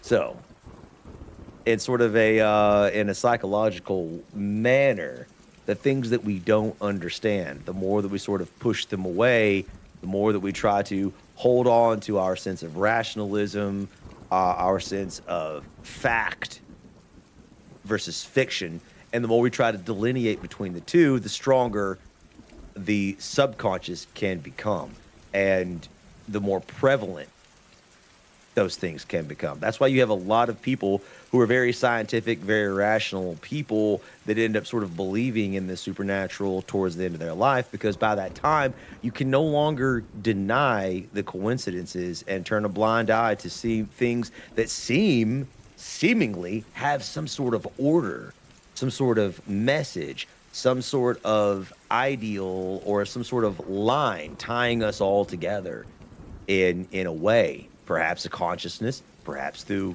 a god, right? Which brings us to our second explanation. Did you want to comment on that one, Demand? I do. So I'm a firm believer in that you cannot have order without a higher power. Mm-hmm. And what I mean by that is when you look at everything around you, right? You look at everything that has been created, the atoms, the elements, things like that. To me personally, it seems to me that someone with a higher level of intellect created these things, right? Right. Someone with an ordered mind, a controlled presence, a higher being right. created this. Because And that's go ahead, go ahead. no. That brings us to well, yeah, you can continue on, because that actually brings us to the second explanation, right? There's a psychological order and a connection that sort of seems to tie us all together, perhaps in some sort of universal consciousness, right? The second explanation is religious or a spiritual connection, which is sort of close to what you're hitting at, if you want to continue to elaborate. And you could find that through people. I talked about numerology earlier. Some people think that there's angelic numbers. There's ways that a higher spiritual power, God, or perhaps entities far above us in another dimension or what have you, are speaking to us through these sort of synchronistic events, and that there is a message to be gained or gleaned from a lot of these, right? Which is why people look for that symbology, right? And they look for meaning in numbers. 100%. I fully believe that because nothing, in my opinion, happens is like a coincidence, right? Everything happens for a reason, and while you yourself don't understand that reason, or it's not clear to you at that current moment in time, it doesn't mean it's not without reason. Right. Because everything around you has some sort of order with it. You'll be hard pressed to find something that's truly chaotic, something that's truly spontaneous, or something that's truly a coincidence of sorts. Which is a fascinating way to believe, but people have spent their entire lives trying to, whether it was through biblical or through other spiritual methods, to try to find the meaning in a lot of these synchronistic events. Some people believe that they have, right? That if you've seen certain numbers of sequences, that those mean something. Again, we could devote a whole campfire story to that if you want. I had to stop going into it, man. I don't know how much you know about numerology, but they believe. Yeah. So far more than I do about it, because when I started to delve into it, I'm like, I can't do this. Like, it's so detailed, and the symbology, which is very and all that, yeah. Angelic numbers, yes, exactly. That means, and what certain numbers mean. The same thing with symbology, sacred geometry, like that there is some sort of universal meaning in all of these coincidences that affect our lives, that actually tie and bind us together, as you said, through some sort of entity, some sort of spiritual power. And I mean, there's only one other explanation that I could think of for this, and this is my own. LSD? I had to pull this one out. I mean, no, not LSD. Call back. But again, you're not far off, considering the fact that LSD and these mind-altering substances sort of remove you from what you would consider your conscious self, and I believe that's what a lot of people are thinking and believe, that separating yourself, and this is what happens in death, that once you're separated from your body, your consciousness continues on and goes on forward, wherever forward is, right? Or maybe backward, or maybe outside of time and space. It's really hard to figure out or delineate, right? Mm-hmm. So Albert Einstein had a theory that time is not as linear as one would think, right? So, well, we think in a linear timeline, right? But in Yeah. reality, the past, present, and future are all happening simultaneously. That was one of his theories. Is like, time isn't just a linear path. There's multiple It- paths across all of time, and it all It's just our happens at the same perception, time. but our perception is what we think like time to be is linear, right? Correct. Because That's if you ever notice, Okay. right, you're at work, and the first 2 hours go by super fast, Yeah. right? And then the remaining Yes. 5, 6, 7 hours are just painful. Awful. And then, yeah, it's horrible. So I believe that time is perception. Right. And you can make time go by or you can make time go slow or fast depending on what you're doing at the time. Now, you could say that is just you're having fun in the moment, or you're hating something, so time feels like it's going by. But isn't Right. what you're feeling part of what you're perceiving? I mean, I can't argue with it. It's got to be part of it. I know that there were experiments done on that, and I'm trying to think. I don't know if I have them or if we spoke about them in another campfire stories, but there were experiments done with time, and it was a guy or experiment where a scientist was trying to make time move slower and trying to find a way to extend time, and it was very similar to what you were talking about. With human perception. So I'll have to look that up and see if I can find out more I have about something it. for But you, Doc. I have okay, one interesting law that China has. And some of you might not know it. Some of you might know. okay, China all right. Lay it has on a what? I said, lay it on me. All right. China has a law that you will be arrested if you are proven to be a time traveler. Time traveling is banned in China. You're lying, dude. I have. All right. I hear clicking. Are you bringing it up? Are you pulling a Jamie on me live right now on the Yep, Dr. Man show? No way, dude. There's no way. There's no way time travel is banned in China. In, I'm about to start. in 2011, Flow psychology. Thank you, Suji. Go ahead, man. the State Administration of Radio, Film, and Television in China announced a ban involving time travel.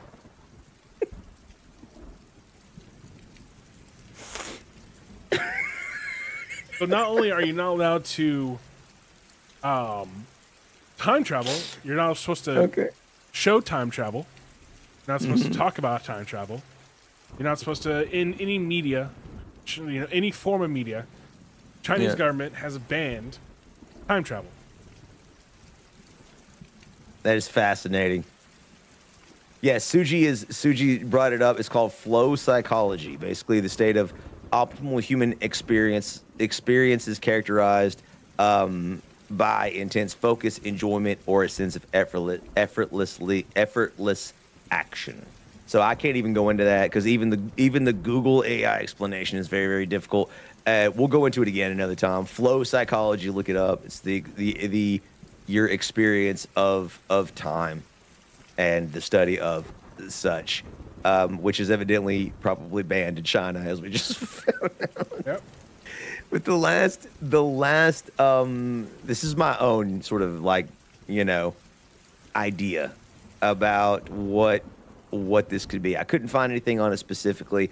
I'm sure that it's been explored by people far smarter than I. But what are synchronicities? To me, there's only one other option. Obviously, there's a psychological effect, a religious, spiritual connection. The last one, I'm sorry to say, Demand, it's just the Matrix, right? So, AKA, yeah, you'll like this one, AKA a simulation theory, right? That's right. That's right. I've drawn a squiggly line between synchronicities and simulation theory. Listen to my half-cocked belief, Demand. Are you ready? Hold on, let me turn to the board. Turn to the board, bring the strings up and the tacks. If we are indeed living in a simulation domain, then perhaps synchronicities are simply redundancies in the code that makes up our reality. So hear me out. For our non-programming nerds and friends, a redundancy refers to a section of code that is no longer used or is unnecessary, essentially repeating the same functionality or logic in multiple places, meaning that we are seeing connections or these redundancies in the code that are simply repeating patterns that are a breakdown in the code that makes up the fabric of our reality. What happened to Indians? That's not a synchronicity. Indians, are you talking about Native Americans? No. Those are Native Americans. I'm talking about Indians.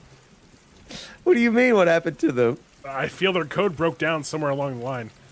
All right, so the Indians didn't create the fabric of our reality. They are involved in it. I'm talking about whatever, whoever, however, the fabric of our reality was created. If indeed, because simulation theory is really popular. Elon it's Musk very, believes very, it. very. Yeah, Elon Musk believes it, right? believes we're in a And so simulation. what if these sort of synchronicities, these coincidences we're finding are simply just breakdowns in the code? They are the repeating numbers, the seemingly coincidental things that should have been separated by the simulation, our meeting. These things are accidentally sort of joined together by a degradation in the code as it rushes towards failure, ultimate failure. A corrupted file, if you will. That's my own half-cocked theory. My only question: Saying. Mm-hmm. you want to be Morpheus or Neo? Dude, I'm Morpheus, dude. I'm literally like the old sage, man. That's I'll me. be Neo. Dude, also like Morpheus has the badass like flying knee, dude, where he lands down. Like you can be the hero. I don't want to be the hero, dude. You have to. I want You to be have the the believer, shades that like sit on your face without like any connectors. That's pretty cool. dude. And the cool voice, dude. Yeah, I 100% want to be Morpheus. Yeah, that's me for sure. A giant For sure. dong.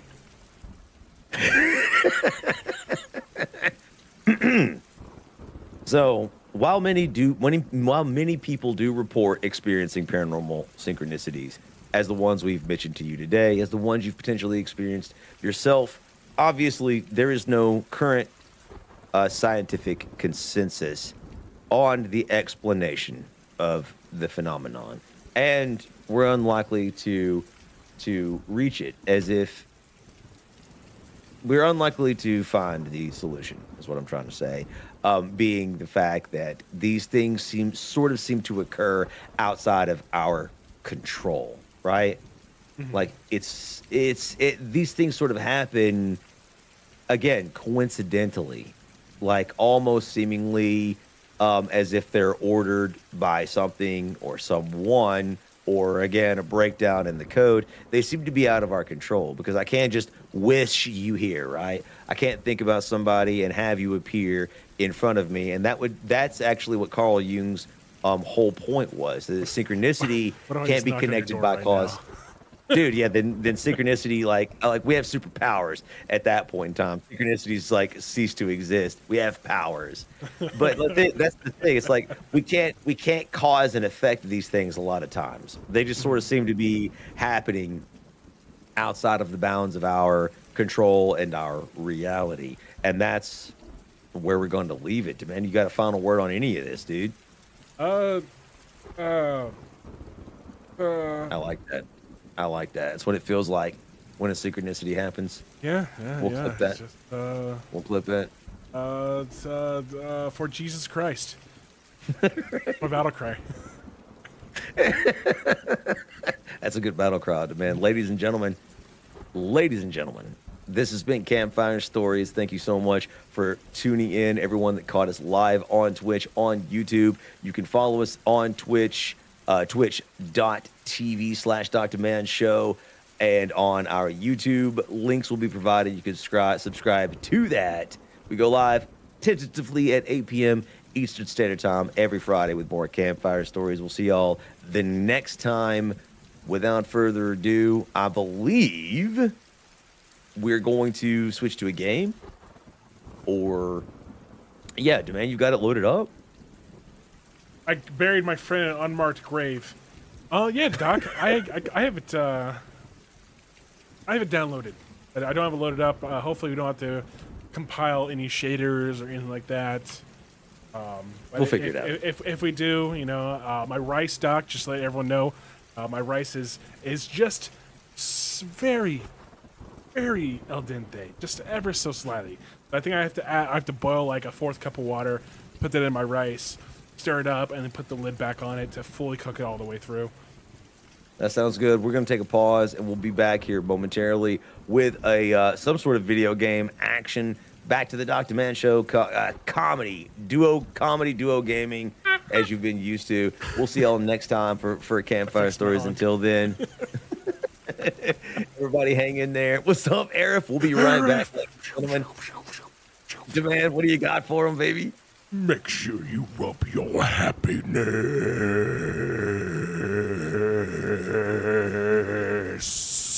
Peace.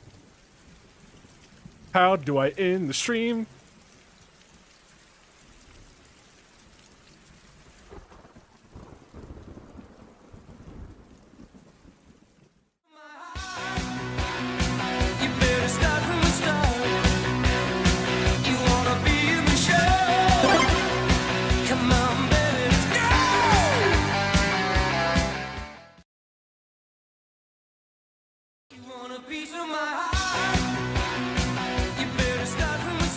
We 100% effed it, or whatchamacallit, dude.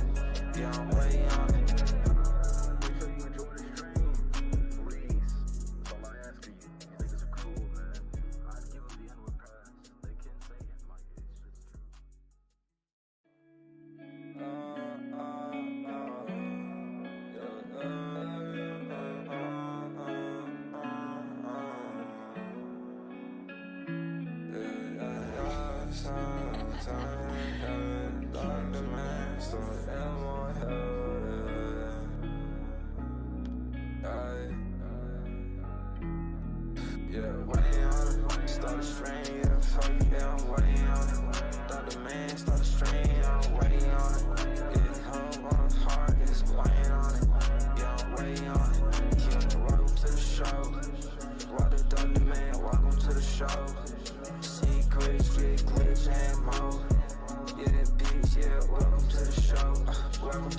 show. Yeah, you can join us when we're talking at that fireplace. Watch crushable quotes if you really got divine taste. Watch the llama, Josh. Yeah, best duo since Smosh. Yeah, made them on VR chat. Yeah, so entertainment. Get them on your money. Become a sub. It's free if you got Twitch Prime. Or $4.99 a month. Yeah, way on it. Start a stream, yeah, fuck it, yeah, I'm way on it. Dr. Man, start a stream, yeah, I'm way on it. Yeah, how my heart is weighing on it. Yeah, I'm way on it. Yeah, welcome to the show. Yeah, welcome to the show. Yeah, welcome to the show. Welcome to the show. Big Justin Key, or True P. Jingo crew, big poppy grease. No man kiwi, big dog. Got face so silly, I can't count.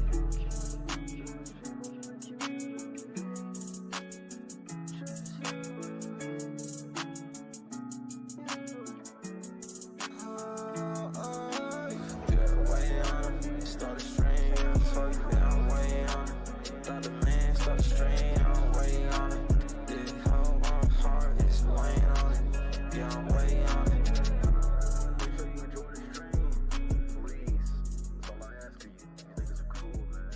I'd give them the N-word pass. They can say it, Mike. It's just true.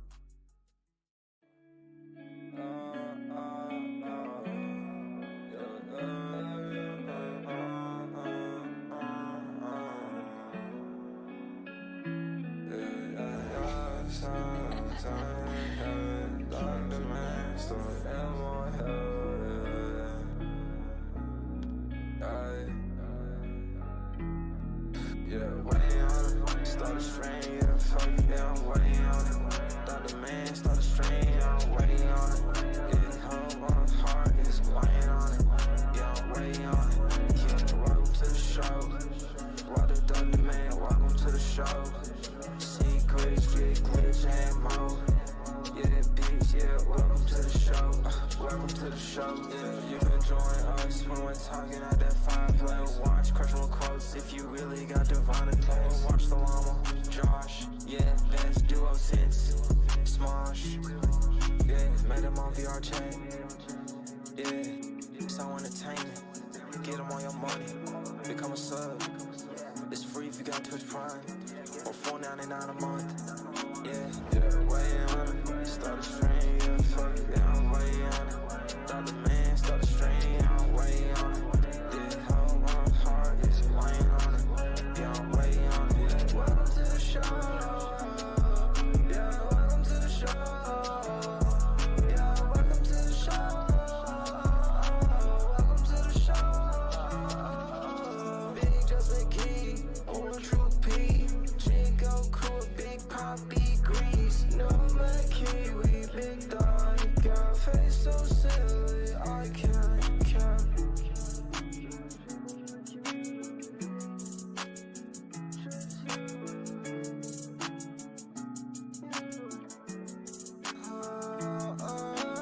Yeah, way on it. Start a stream, yeah, fuck it, yeah, I'm way on it. Dr. Man, start a stream, yeah, I'm way on it.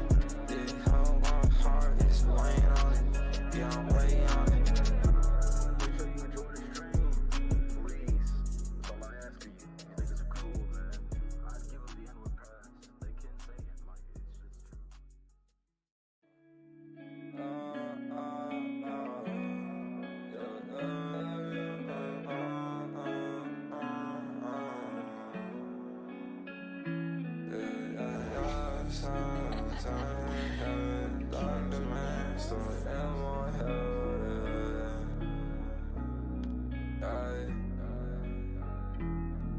Yeah, way on it. Start a stream, yeah, fuck it, yeah, I'm way on it. Dr. Man, start a stream, yeah, I'm way on it.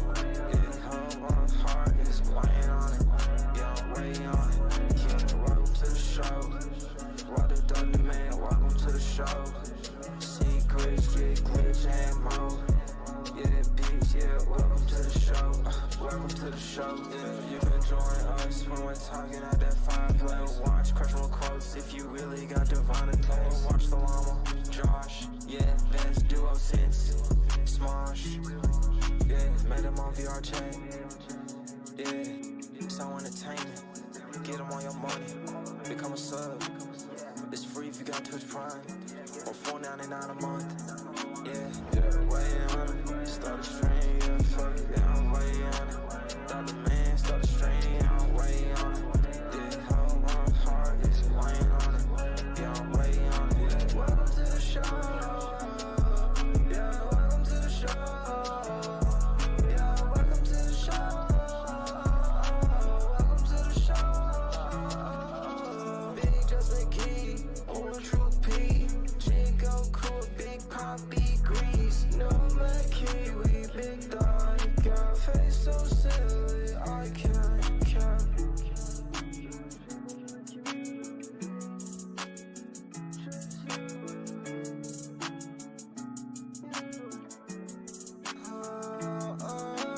Yeah, way on it. Start a stream, yeah, fuck it, yeah, I'm way on it.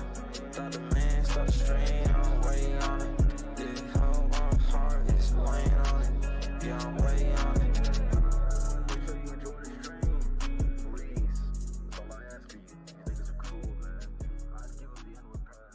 They can say it, Mike. It's just true.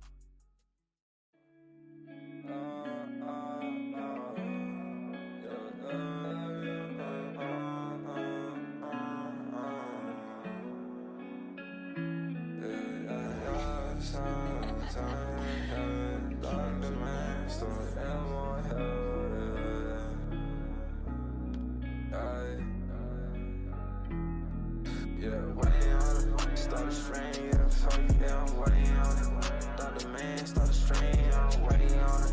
Yeah, hoe on hard, it's weighing on it. Yeah, I'm way on it. Yeah, welcome to the show. What the Dr. Man, welcome to the show. Secrets, get glitch and mo. Yeah, bitch, yeah, welcome to the show.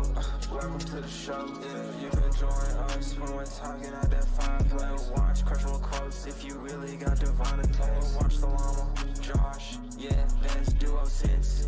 Smosh. Yeah, made them on VR chat. Yeah, so entertainment. Get them on your money. Become a sub. It's free if you got Twitch Prime. Or $4.99 a month. Yeah, way on it. Start a stream, yeah, fuck it, yeah, I'm way on it. Dr. Man, start a stream, yeah, I'm way on it. Yeah, hoe on hard, it's weighing on it. Yeah, I'm way on it. Yeah, welcome to the show. Yeah, welcome to the show. Yeah, welcome to the show. Welcome to the show. Big Justin Key, or True P. Chico cool, big poppy grease. No my kiwi, big dog. Got face so silly, I can't count.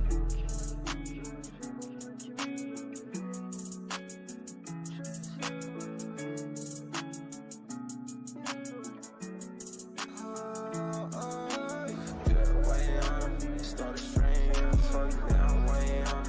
Dr. Man, start a stream, yeah, I'm way on it. Yeah, hoe on hard, it's weighing on it. Yeah, I'm way on it. Make sure you enjoy the stream, please. That's all I ask of you. These niggas are cool, man. I'd give them the N-word pass. They can say it, Mike. It's just true.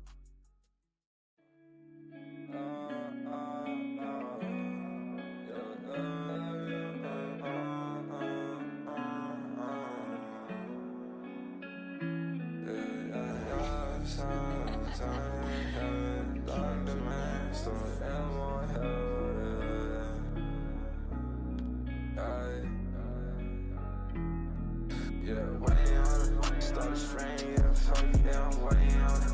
Dr. Man, start a stream, yeah, I'm way on it. Yeah, hoe on hard, it's weighing on it. Yeah, I'm way on it.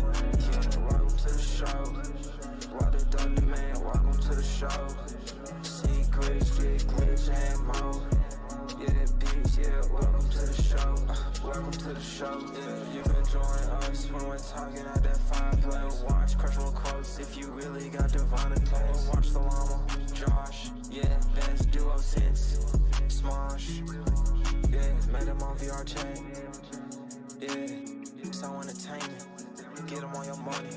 Become a sub. It's free if you got got Twitch Prime. Or $4.99 a month. Yeah, way on it. Start a stream, yeah, fuck it, yeah, I'm way on it. Thought the man started stream, yeah, I'm way on it. Yeah, hoe on heart, it's weighing on it. Yeah, I'm way on it. Welcome to the show. Yeah, welcome to the show. Yeah, welcome to the show. Welcome to the show. Big Justin Key, or True P. Jingo cool, big poppy grease. No man kiwi, big dog. Got face so silly, I can't.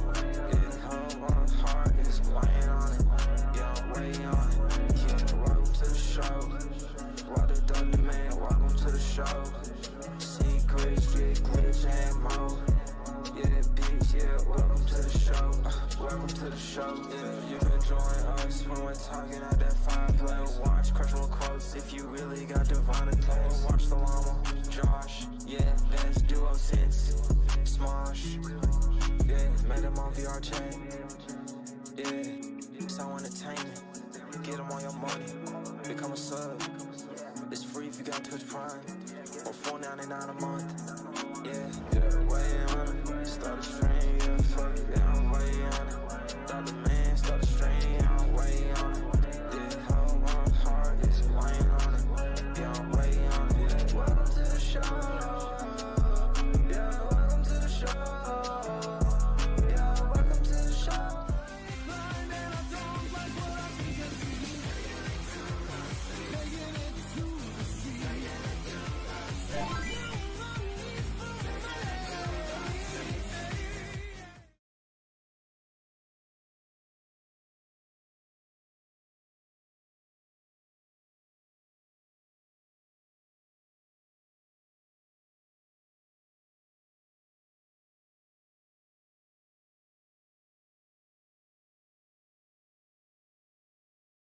sucks, dude. Ah. Can they even hear me? I just They heard that. randomly They heard that. screamed. Ah. Ah.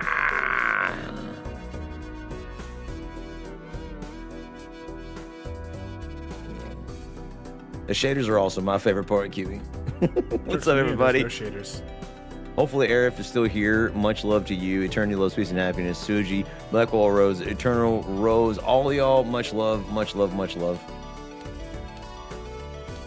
Welcome back to the Dr. Man Show. We're gonna play a little bit. The comedy gaming portion of the stream is begun. There's no shaders, but there are spaders. David Spaders.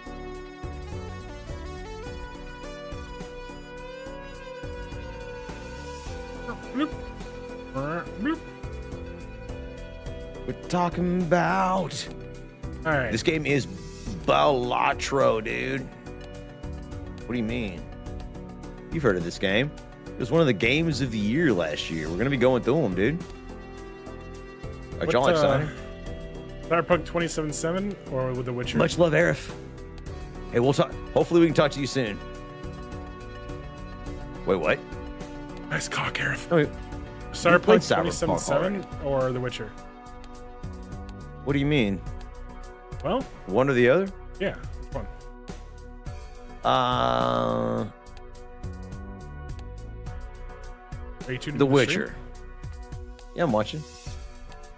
Among Us, Binding of Isaac, Cult of the Lamb, Divinity Original Sin 2, Critical Role, or Bug Snacks. What are bug snacks? Man, you picked this one, dude. What was the one before Critical Role? Divinity Original Sin 2. Yeah, Divinity Original Sin 2. Vampire Survivors, Slay the Spire, Oceancraft, Warframe, Vault Tech, Dead by Daylight. Oh, yeah, I have to fix all the settings on Twitch. Listen, it's So not everybody, campfire. welcome Everyone back. just calm down, all right? I can't change it on YouTube. Then I would have to. I'd have to He'd like. have to reset the wreck stream. everything. Yeah. We're not Oh, all it's- about wrecking the stream. I will fix. Which is that?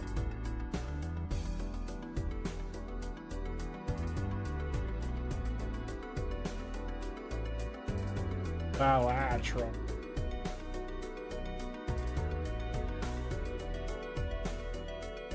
I like the Witcher one, but I'm base. Just one. Alright, so which one, Doc?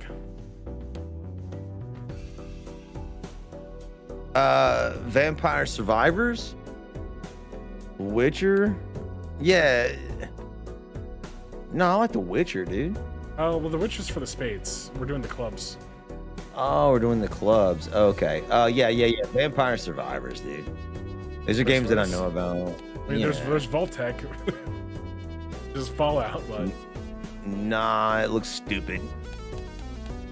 as far as it Vampire is. Survivors looks super cool.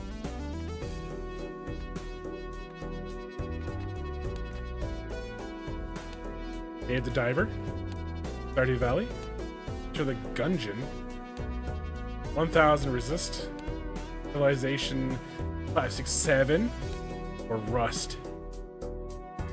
Ooh. These are too many choices. Show me them all again. Alright.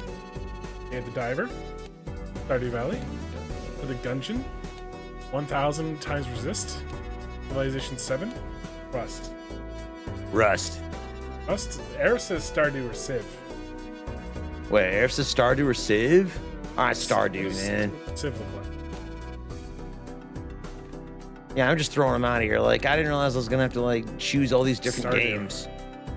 Yeah, let's do the Stardew. Everybody likes Stardew. All the kids love Stardew. Just to go over one more time, we have The Witcher as our spades. Hearts is Divinity Original Sin 2. Clubs is Vampire Survivors. And Stardew Valley is going to be our diamond. That looks like a good range.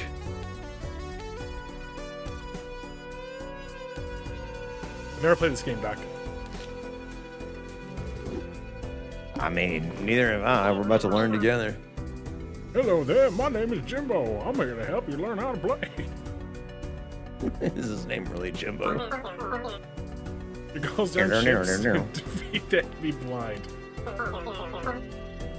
I don't trust this guy. He's a joker.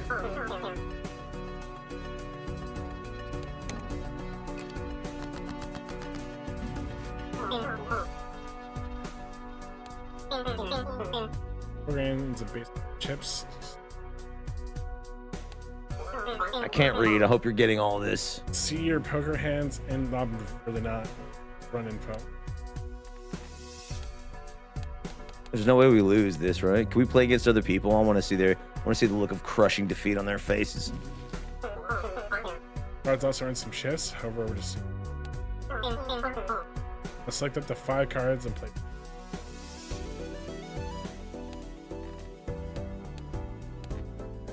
Okay.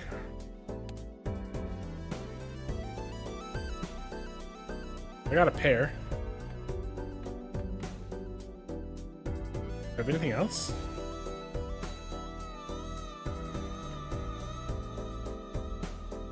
I just realized I'm not good at poker.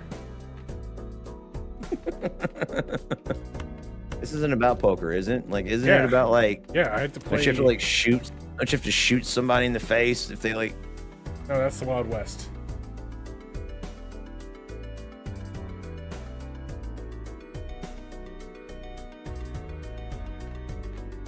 Yeah, I think I just got a pair. What do you think, Doc? I'm rocking the pair, dude. I love a good pair. Pair? Play your hand, dude. See? +9, dude. Bam. That's a discard up to 5 cards. Okay.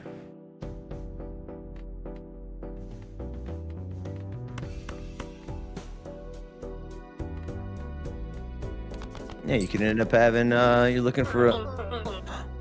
Careful, you have a limited number of hands. But you just told us to discard. You bastard.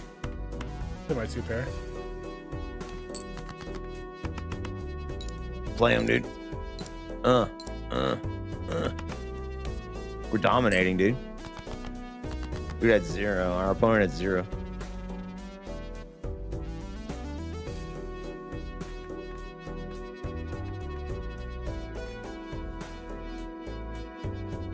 Potential open-ended flush and pair.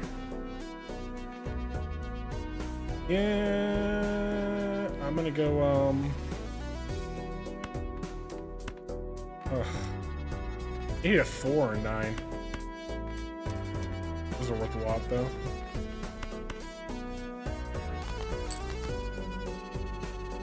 Balls. This is hard, dude.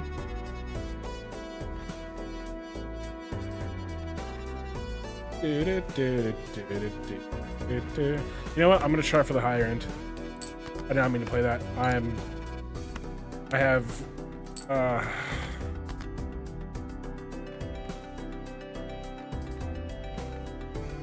gonna go for 7, 8, 9. Yeah, 9 badly. Badly, I say. You know what? I'm gonna go high end.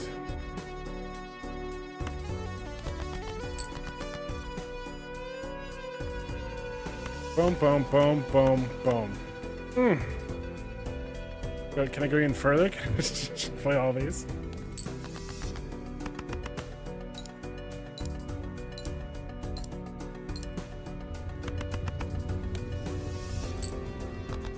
Easy.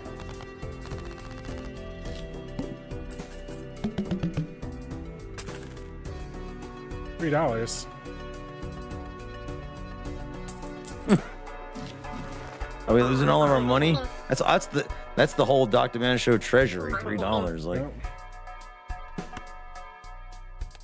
What a joker.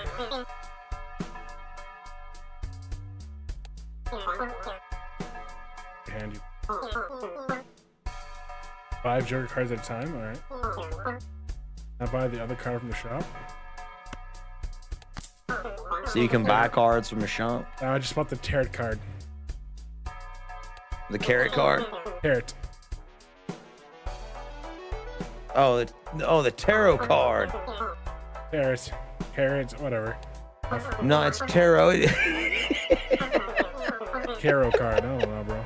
It's the tarot. Tarot. Oh, I can buy booster packs? Okay. Next round. Starting the next round, dude.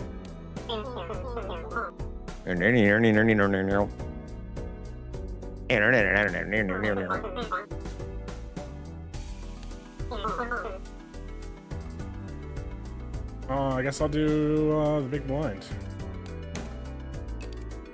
I'm all about the big blind, dude. Let's hit it.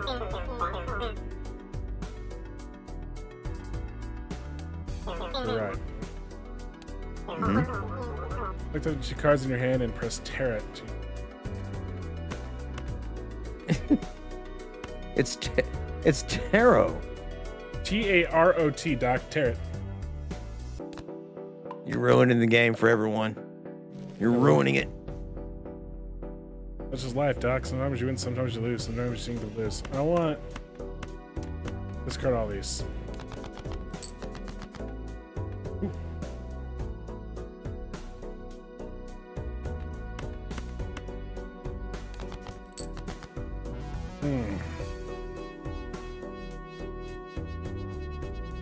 Why is tarot cards being combined with power concepts? I don't know. Yeah, we can't figure this out either. This is a really popular game, and we don't know why. Like, we never tried it.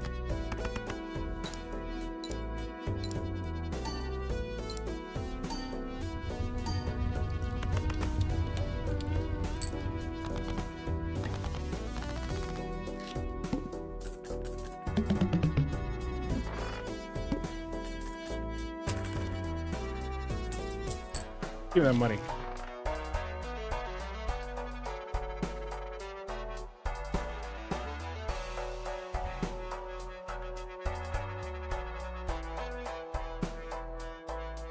Converts up to 3 selected cards to hearts.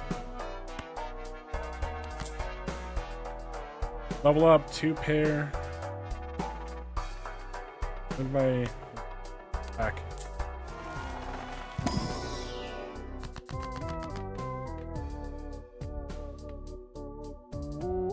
It's a Ram Joker card.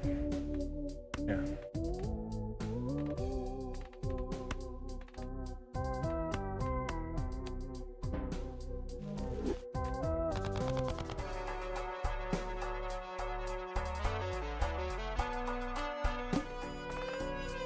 The hook.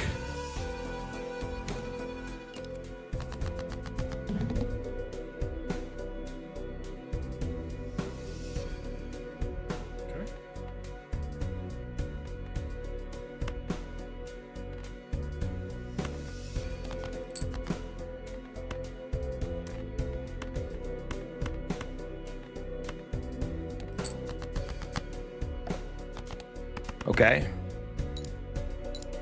All right. How do you shoot your opponent with a derringer in the back of the head? You can't. I'm becoming increasingly more disappointed in this game.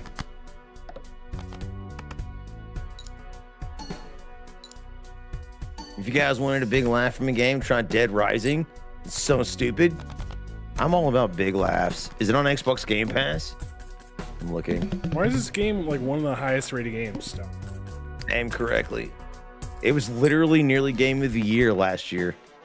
It's that high up. It won multiple awards. Ask chat. Don't ask me. I'm just telling you the truth. Where did you get this game? Was it on Xbox Game Pass? Xbox, bro. Dude, we are living and breathing it through the Xbox Game Pass chat. Y'all got it yet? It's good.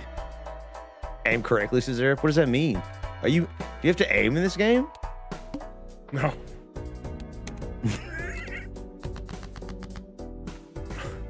I'm about to fall asleep playing this game.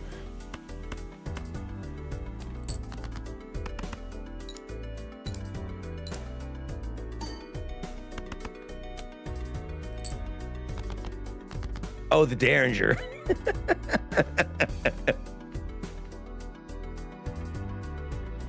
Man, I love you, Arif. How you been doing?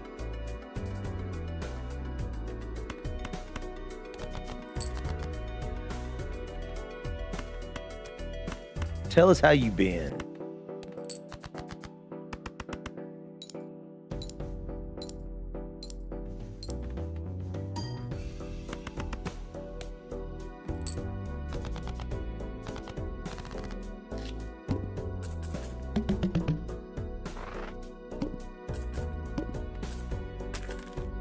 I'll be honest with you, Doc. This game sucks. This is not good streaming Just getting game. it. You're just getting into it. It's about to pop off any second right now.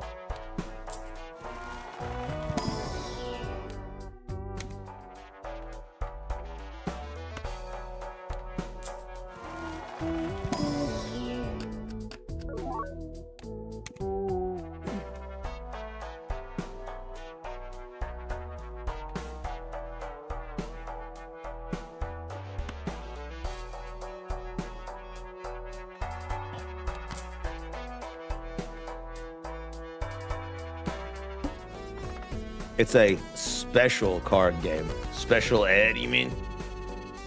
Feels like.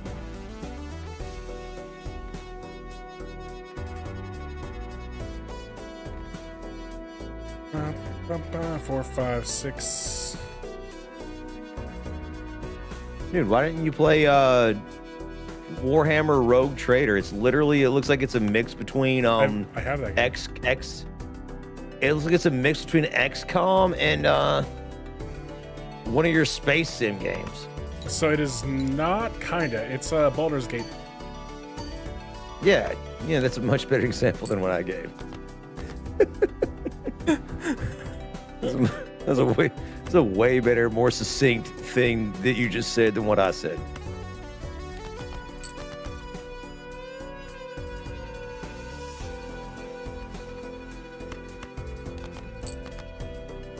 Oh, now you give me a 3? You dastardly W.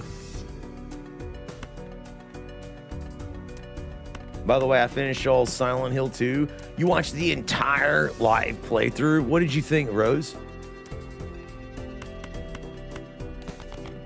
The man, I believe you mean D-Man, really does not like the creatures with the 4 legs. Yeah, he hates them. Absolutely hate him. The mine. You know what's funny about that? Like, that's what, if you went on the artificial intelligence when I'm doing the subtitles for our videos, it always puts Demand's name as the man. Ooh, pocket aces. Okay. I'll do pocket aces. You put them in your pocket and then shoot somebody in the back of the head with a Derringer. What is with you and Derringers tonight?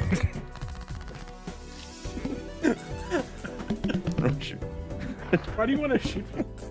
I don't know what you mean, dude. Like, that's what happens when you play poker, dude. Somebody always gets shot in the head by a Derringer. I should load up That's how- Red Dead that's the Redemption one right thing. now and play that poker. Exactly. Right now. And tell me, does anyone get shot during the poker game? Yeah, I do the shooting. Thank you. Thank you. Thank you for proving me ultimately correct. Doc, He you're just a sniped handsome Eddie, devil. dude. Do not listen. I watched you snipe Eddie, and you refused to listen to me. I was like, just run up and blast him, and you literally clapped Eddie. We actually have a Demand versus Eddie edited video that we did. It was so good. It's that whole fight, by the way, and even the dialogue leading up to it.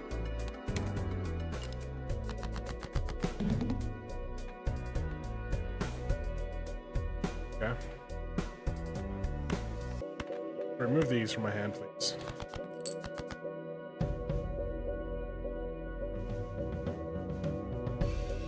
I can't believe you watched that entire thing, dude. You're a real one, Rose. You're actually a real one.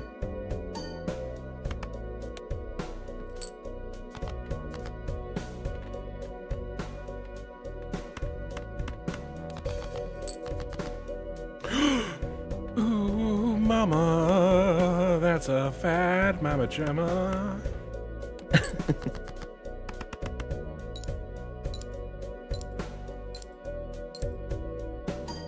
Wait, have you ever tried Original Sin? Did you already read that question?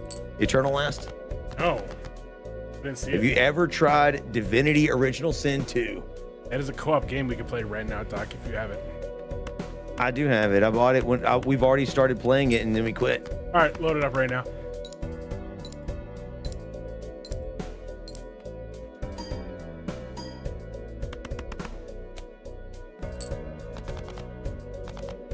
Yep, I'm installing it as we speak right now, Doc. All right, hold on. Let me see if I can get it. Yeah, Give me a second here. I gotta load up my. I gotta load up ridiculous ass Steam.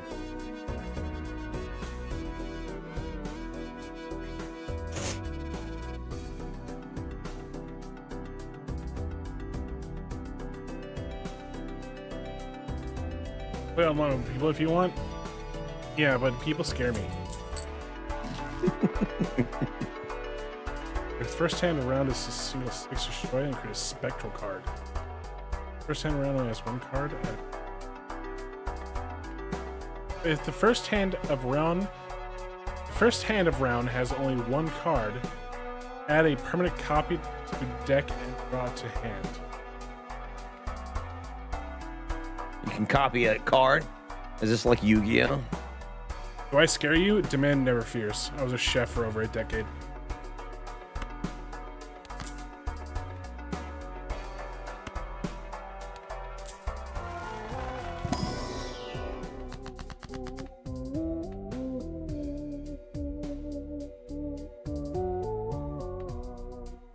Yep. Yeah.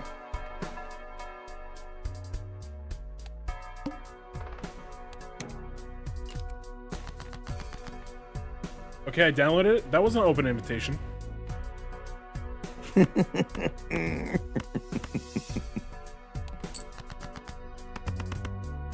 mean, it sounded like an open invitation to me.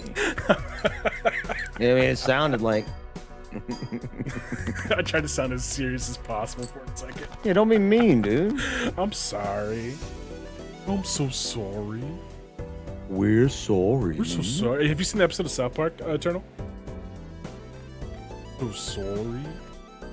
BP, was it BP or was it Apple? It's BP, British Petroleum. British Petroleum, yeah. We're sorry. We're so sorry. I saw a couple South Parks, yeah. You need to watch that. I had Battle Gear couple. 3, Baldur's Gate 3. I need to get, We're sorry. Is the rubbing your titties? Yeah. Oh yeah, I need Yeah, a rubbing their nips. That shit was so funny. 4, 5, 6, 5, 6, 7. I'd have royal flush, but that's fine. Back in the time, I was smoking a bunch of weed, 4 blunts a day. I'm mad. Arif, I'd love to play Baldur's Gate 3 with you sometime.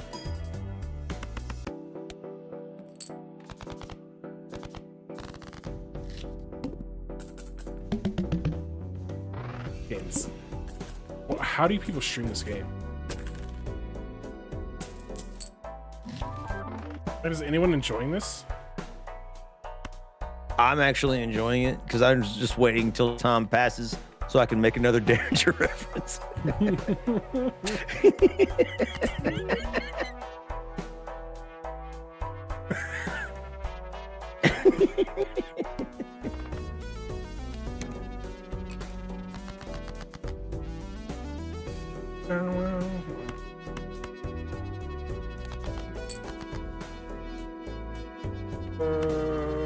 Little section right.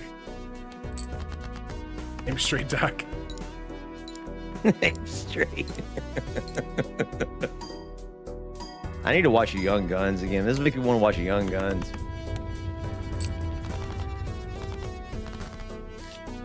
Snatch. Oh, stop. I can always watch that fucking movie every day of my life. And Lock, Stock, and Two Smoking Barrels. It's so good.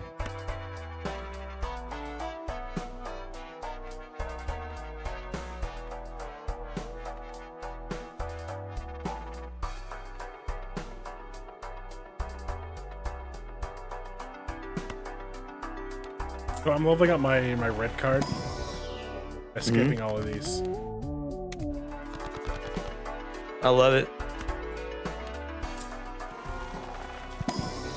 But am I not doubles money?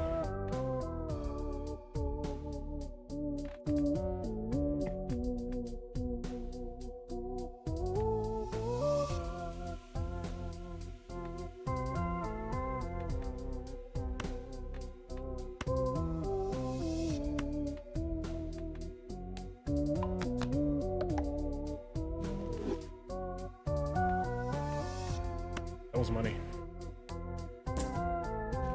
I had 0 money. What happened? I bought something that doubled my money, but my money was 0, so 0 times 2 is still 0.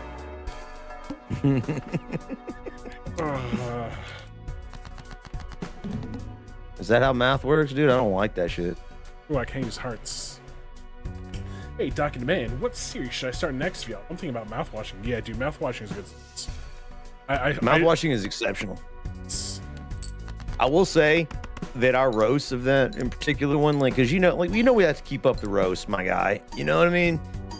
I just want to say that that particular game, it gets dark as it goes on. We struggle to try to continue to make it funny because it deals with some really, really adult themes.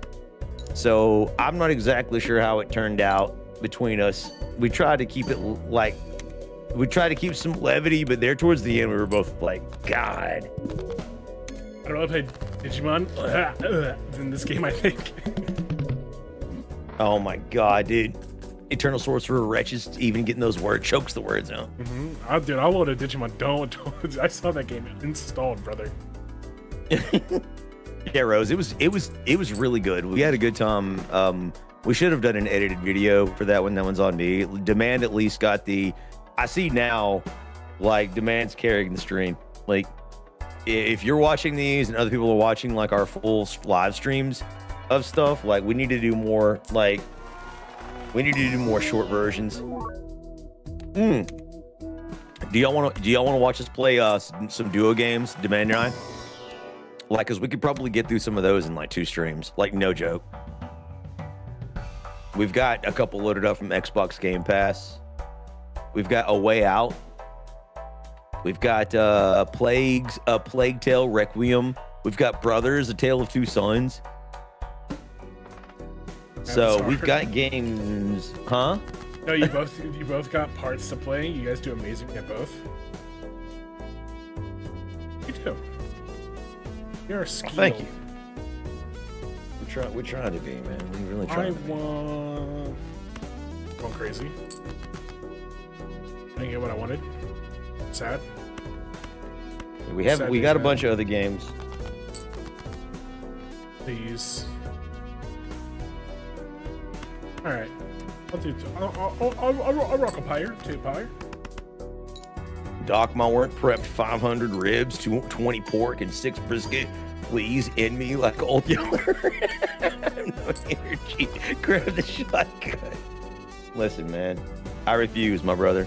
I refuse. We need you. We need your genius in the world. Understand, Shia? We can't let that happen, dude. Good to see you at set stream. The shotgun down. Oh.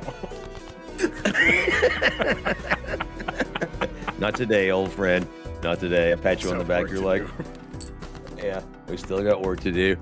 Arab says Plague Tale's a good game series. Big tail. Yeah, we could. So it's one of those games you and I could play together. I'm pretty sure it's about, from what I understand, I haven't played it. It's about the Black Plague, man. Ooh, we could take a crew of 4 and play chain together. Oh God, should we bring back Josh, man? Is Josh online right now? Bring back Let's do it right now. You're desperate to get out of Balazar, but you're not leaving. You It's- sit where you are. It's kind of fun. This is what you get. No, exactly. You're slowly starting to like it. Wait a minute. I'm starting to understand it. Now I like it. Hold on. No. Ooh, double money. No, just when you start to enjoy this, I'm literally cutting. I'm pulling the plug, and we're playing something else. How dare you? That's fair.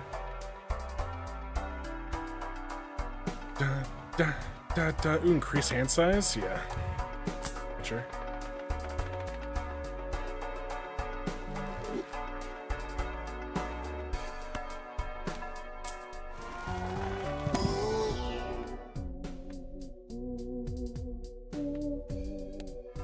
Yeah, because I get this stacking red card that just keeps stacking multiple every time I buy packs and skip them.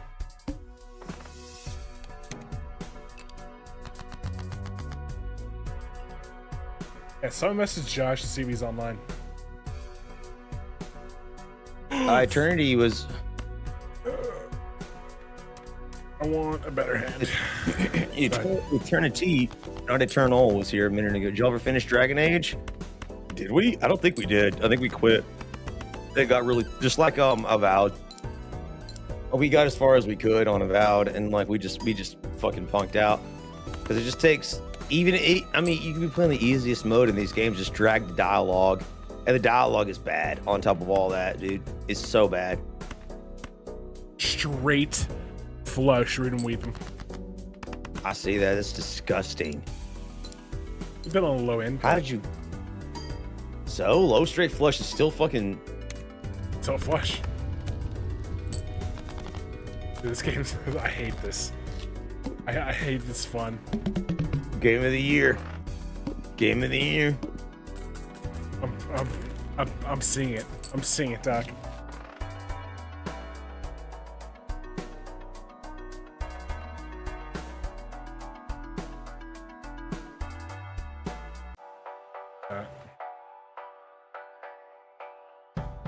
First hand is yeah.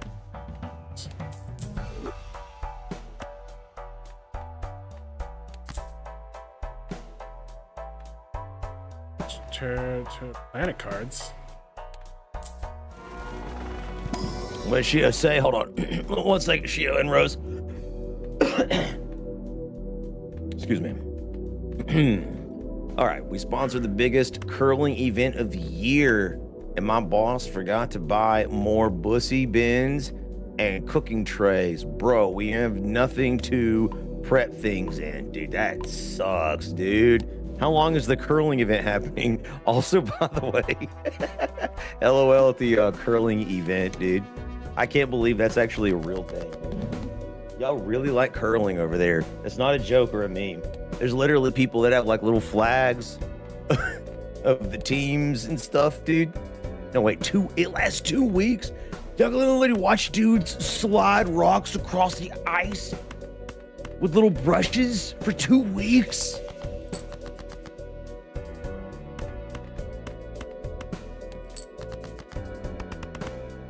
Y'all guys are weird. Y'all are wild, Chio. Canadians are wild, dude. Rose says, no, you're fine. I just want y'all to play games you enjoy because it really goes through to your content. You guys are really good humor. Really good horror game streamers. Make horror games really fun with your commentary. I know you saw our last edited video, right? I don't know if you saw the raw. Did you release the raw of our Which one? Of Cabin Factory? No, you said not to. Yeah. I forgot if you did or not. No, I don't think you should have. Well, I literally edited it. The best highlights and everything are all in the video I did with the horror. Dude, thank you, man. I really appreciate that. I think we do really, really well streaming games that are goofy and funny, which is, I'm just gonna like shout out my wife. She has a really good sixth sense about what games are really fun. The Cabin Factory was my wife's suggestion. She wanted us to play that on stream for her. Down my PC. And that game nearly melted Demand's PC, but it gave us some of the best content we've made in the last month or two, in my opinion. And that's not just because, like, obviously I love my wife and her suggestions. Like, I generally don't want to. She did. Well, partially, that was you and I, really, but she was the first fan of Campfire. One of the other games she had us play that was huge for us was the special delivery company. What was it called? Totally Reliable Delivery Service, which we could play that game again right now and probably pull so many fucking viewers. Like, that game is one of the most goofy, retarded games ever made, and it's so fun. Like, we spent hours, and there's hours of content I didn't even edit because just ran out of time. I still have them on my PC, by the way, and chopped up in our highlights, which I'm just about to have to delete. No, I So- cleaned up our highlights once. You did? Yeah. Okay. What did you delete? Just my stuff. Oh, just your things. Okay. Okay. I mean, there's so much. Are we clean? Are we in the Yeah, range now? We're in the range. Yeah, we have 21 hours to work with. Oh. Damn, Alright. you really had that much material? I mean, I still need to do mine. I had way more than that. I still have a lot of material, brother. I don't think you understand. Those raws are long. I forgot that we had saved those. That was what was like really filling our, because they're hours and hours. Okay. Well, that makes sense then. Wow, so we actually weren't even doing that bad. I always thought that we were going to get clapped a long time ago. I really did. All right, well, never mind then. All right, we're straight. So Eternal, you don't have to worry about the negative information. What's wrong with Canadians? Dude, nothing, man. We were making fun of curling, not making fun of Canadians. And the fact that you guys are really obsessed that there's like wing shops where Shio works that are just like packed out the ass for curling events. It's just funny, man. Like, it's just funny. I mean, maybe you know what though? I'm not gonna lie to you. Okay, I'm gonna be real with you. Demand and I would love to come to one of those events, like at Shio's restaurant. Absolutely true. Yeah, we're gonna get fucking blasted, and we're literally gonna buddy it with some Canadians and be like, dude, explain why this is such a lit sport. Like a fan, you know what I mean? Like hype me up on this shit, dude. And by the end, I'd probably leave a curling fan. Like no joke, man. So No joke. the curling people, I assume, wear skin tight suits, and all they have to do is be like, wait until the women's division comes out, Doc. Dude, if there was a sexy women's division, bro, I would literally be curling. Dude, I'd have a Canadian, I'd have like a French Canadian flag behind like my streaming setup, dude. Do you remember 100%. That one chick that was like toboggan, and she was so dummy thick that when she went like to crouch down to run, her whole rear end split open. Yes. Dude, man, I don't even know what's going on, bro. There's numbers on the top of numbers on top of numbers of the jokers and aces. Yeah, I don't know what I'm looking at either, too. I literally like tuned out and started doing work. Like I'm texting and editing right now. Are you done downloading the Little Triangle game? Let me look. Oh, okay. By the way, I did start it. So hold on. Calling this voucher. Yeah, it's Fat Cock Friday, ladies and gentlemen, for the next 4 minutes. Welcome to the Don Demand Show, Fat Cock Friday, dude. Let them swing, let them hang. We're out here, dude, like having a good time, laughing. We really appreciate y'all hanging out with us, dude. Every single one of y'all. Oh.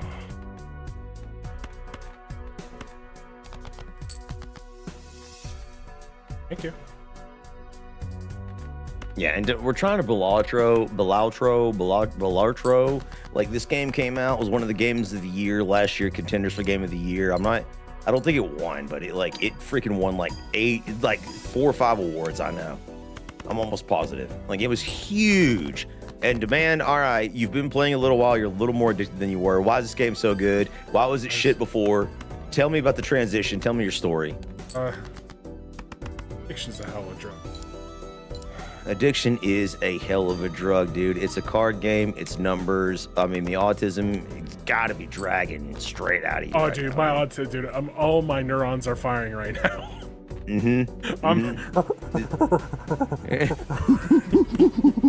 the pretty colors on the screen, all neurons are firing, all synapses powering right now. All 2 of them. I mean, you did hear him grunt. Wait. Pretty colors, sparkles. There's numbers high. The number go higher is just no. There's just no stopping it right now. Damn, it's good to see Arif. Oh, Rose says I'm not going to lie. This game creeps me the hell out because the Joker cards look like they're staring into your soul. They do. Are they really? Let me look.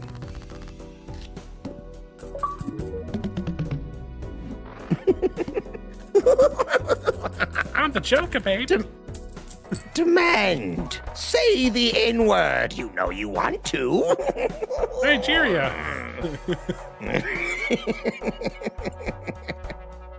Holographic. Oh, it's actually like holographic. Look at it. It is, dude. When you tilt it back and forth, I can see it. It's even got the marks on the card as if it was real. You can't afford it. You don't have $7. This is the Dr. Man show. We can't afford a $7 charge, Demand. It's sad how real that is. Demand, please. Do you think Demand would play TCG Simulator? You have to. What is that? The next Star Trek: The Next Generation? Oh, TCG. Oh. What is TCG Simulator? Trading card game, I assume. You mind if it's fun? Yeah. I mean, how you know we're gonna short roast this it. is. Like we literally make fun of absolutely everything, which is why I'm really excited to get our review for Avowed out. We're working on it. It's still maybe another. I swear to God, I'm trying to do it by next Wednesday. Like, I swear to God, y'all. Like, please pray for me. Like, I'm doing my best. It's so hard, dude. It's so hard with my job, the podcast, and obviously the Dr. Man show. It's dude, I need help. I need your small donations of $1 million to the Dr. Man show. Oh my God! Can you imagine if someone gets $1 million right now? Look at you, chat. Yeah, nobody in our chat, but somebody lurking that's not like signed into Twitch right now, watching our stream. Like, dude, if you donated $1 million, like, this stream would literally be on autopilot. The amount of content we would just create would be insane, dude. It'd be insane. Trading card game simulator. Arif says just a card game. It's just a card shop cashier simulator. Think Power Wash Simulator, but as a cashier. We played that game. We had to cut it off because the man got entirely too sexual with the Power Washer. It nearly canceled our stream. Opening card packs all day, says Arif, between customers. Okay, all right. Play Goat Simulator. We already played that, dude. We played. We already played Goat Simulator. Yeah. She says I'll edit for the low price of the Soul Glage. I want that wheelchair. What the hell is a Soul Glage? Glad?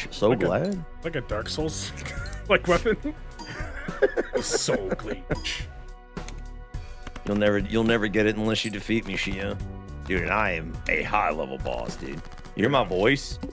You do not want to face a boss. You do not want to face a boss with my voiceover voice. You don't want to do it. What if I play Darkest You Dungeon? don't want to right do now, it. Doc? Cause my voice is normal and lame. But like, if I fucking drop the epic voice on you, Shio, you don't want to fight me. You don't.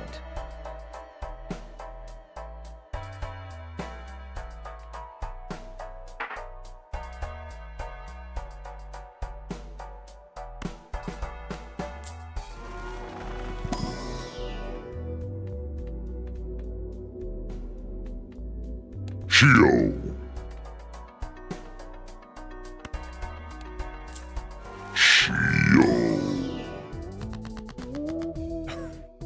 Shio, you fool! Come forth and meet your doom! What the fuck?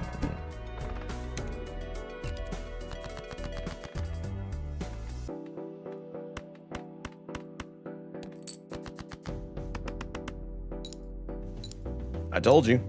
Yep. I'm bricked told up right you. now. Yeah. This red card's so You really want to fight me, Shio? You want the Soul Glage? Whatever the fuck that is. Not Fight Toberfist. these tears. Yeah, but Glage is probably Sag. Yeah, you want the Soul Sag, dude? You still got to take it from me. It's going to take you 32 hours to beat me at least. Hopefully you got the time and you don't need sleep. Don't Toberfest, baby. And also, you scroll up my banger memes. Dude, what are you talking about, dude? Why, bro? Don't post your shitty links in my chat. No, I'm watching that, dude. It's just gonna be some jokes about bussies and stuff I don't want to talk or see about, man. Get that out of my, get off my screen. What was Dude. delayed glide? Oh yeah, +2 per discard if no discards are used. Dude, I'm rich. I have more money than Dr. Mancha right now. You have $20? $28. Oh my god, dude. Oh, it's the Flash Gets Can't Kai Senate animation? I've seen that. That's pretty funny. That's pretty funny. I'm not gonna lie to you.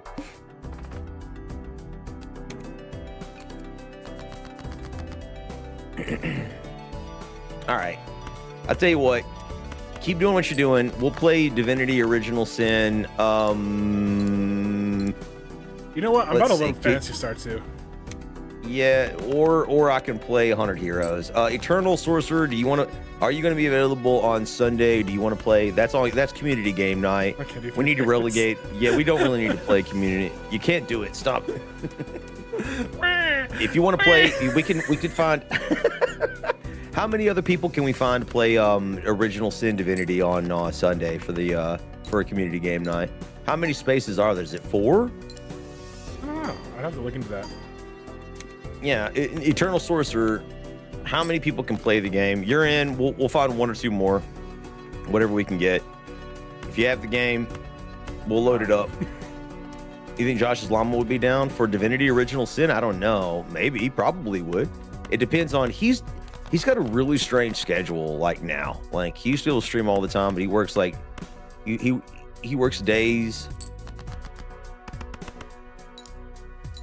He's on reverse vampire schedule. Nobody likes that. DOS 2 on Sunday. I don't know. I'm working the day after. Ah, that's so lame. But dude. Eric does have Battlegate, Baldur's Gate 3. Okay, you got Baldur's Gate 3. Do I have that game? Let me look. Yeah, I don't think I have sure. that game. No? Yeah, you do, because we're Hey, playing with look. Mortadale. I do have Baldur's Gate 3. Okay.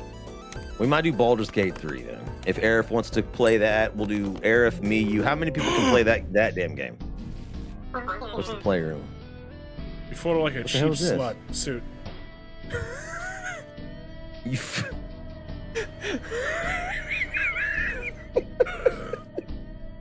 I'm Mind if down. I Let me do? know what time. I'll have what Eternal I'm doesn't. having. Eternal doesn't have that. Well, Eternal, you asked first, but if you don't want to play on Sundays, What's different decks? that's the only day we can do community because we literally need to keep. We got to generate some content for All this right, next I'm loading week. up Fantasy Star too. What do you mean, dude? I'm loading exactly what I said, Doctor. But I'm loading up Ultra, dude. Fantasy Star too. Oh god, I'm gonna bust. I've been dying to play this game on stream. Eternal, it's gonna be one or the other, dude. Why are you working? I thought you were injured, dude. Yeah, dude, I thought you could Why you- do like anything until. Yeah, why are you screwing us, dude? Also, like, why don't you like we want you on. We're gonna put you in Discord so we can hear that sexy French Canadian accent Oui, for the oui. ladies. Let them feast on that French Canadian accent. Oh, ho, ho, eh? What time do you work the next day? Come on, you could do that. I've seen that, Shio. Get that out of my DMs. Get.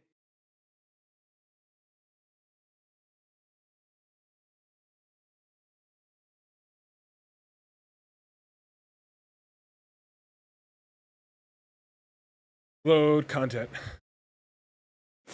Takes a minute. All right, so this Sunday we got to let Arif know if Eternal Punk's out. It's either Original Sin Divinity or Baldur's Gate, one or the other. Okay. This Sunday. And I guess I got to install them both now. Dadgummit. I'll just go ahead and drop 400 gigs.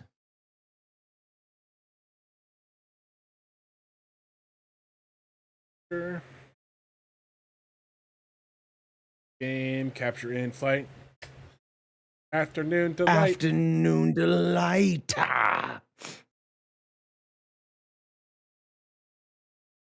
DM me if you're doing BG3. I most. Yeah, I'll definitely DM you. Yeah, we will DM you personally and make sure you can still do it. All right, Doc. We'll see.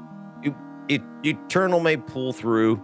I don't know who else has a Divinity Original Sin 2, but it's going to be fiasco. I will be drinking that night. That is without question.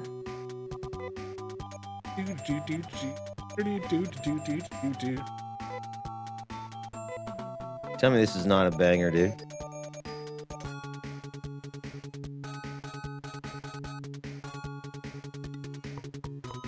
All right, Shadow, you ready to watch me grind for 4 hours straight? They are. They're gonna get so sick of the battle music, and I'm just gonna tell you right now. I've been playing this game since 1987 when it came out, and I'm still not sick of it. So you guys can suck it. I don't hear any complaints from not a single person in chat. Dude, Kiwi is literally this is it for her. This is dopamine. I'm still gonna play 100 Heroes though, Kiwi. It's happening.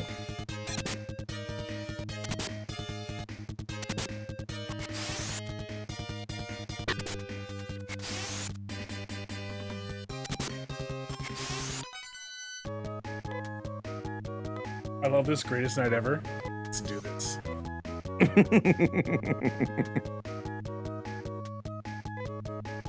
Ladies and gentlemen, welcome to the full playthrough of Balaltro. I mean, hold on. What the hell? I'm editing the stream info right now. By the way, chat, I've played this game for about 7 hours, and we are still at the beginning.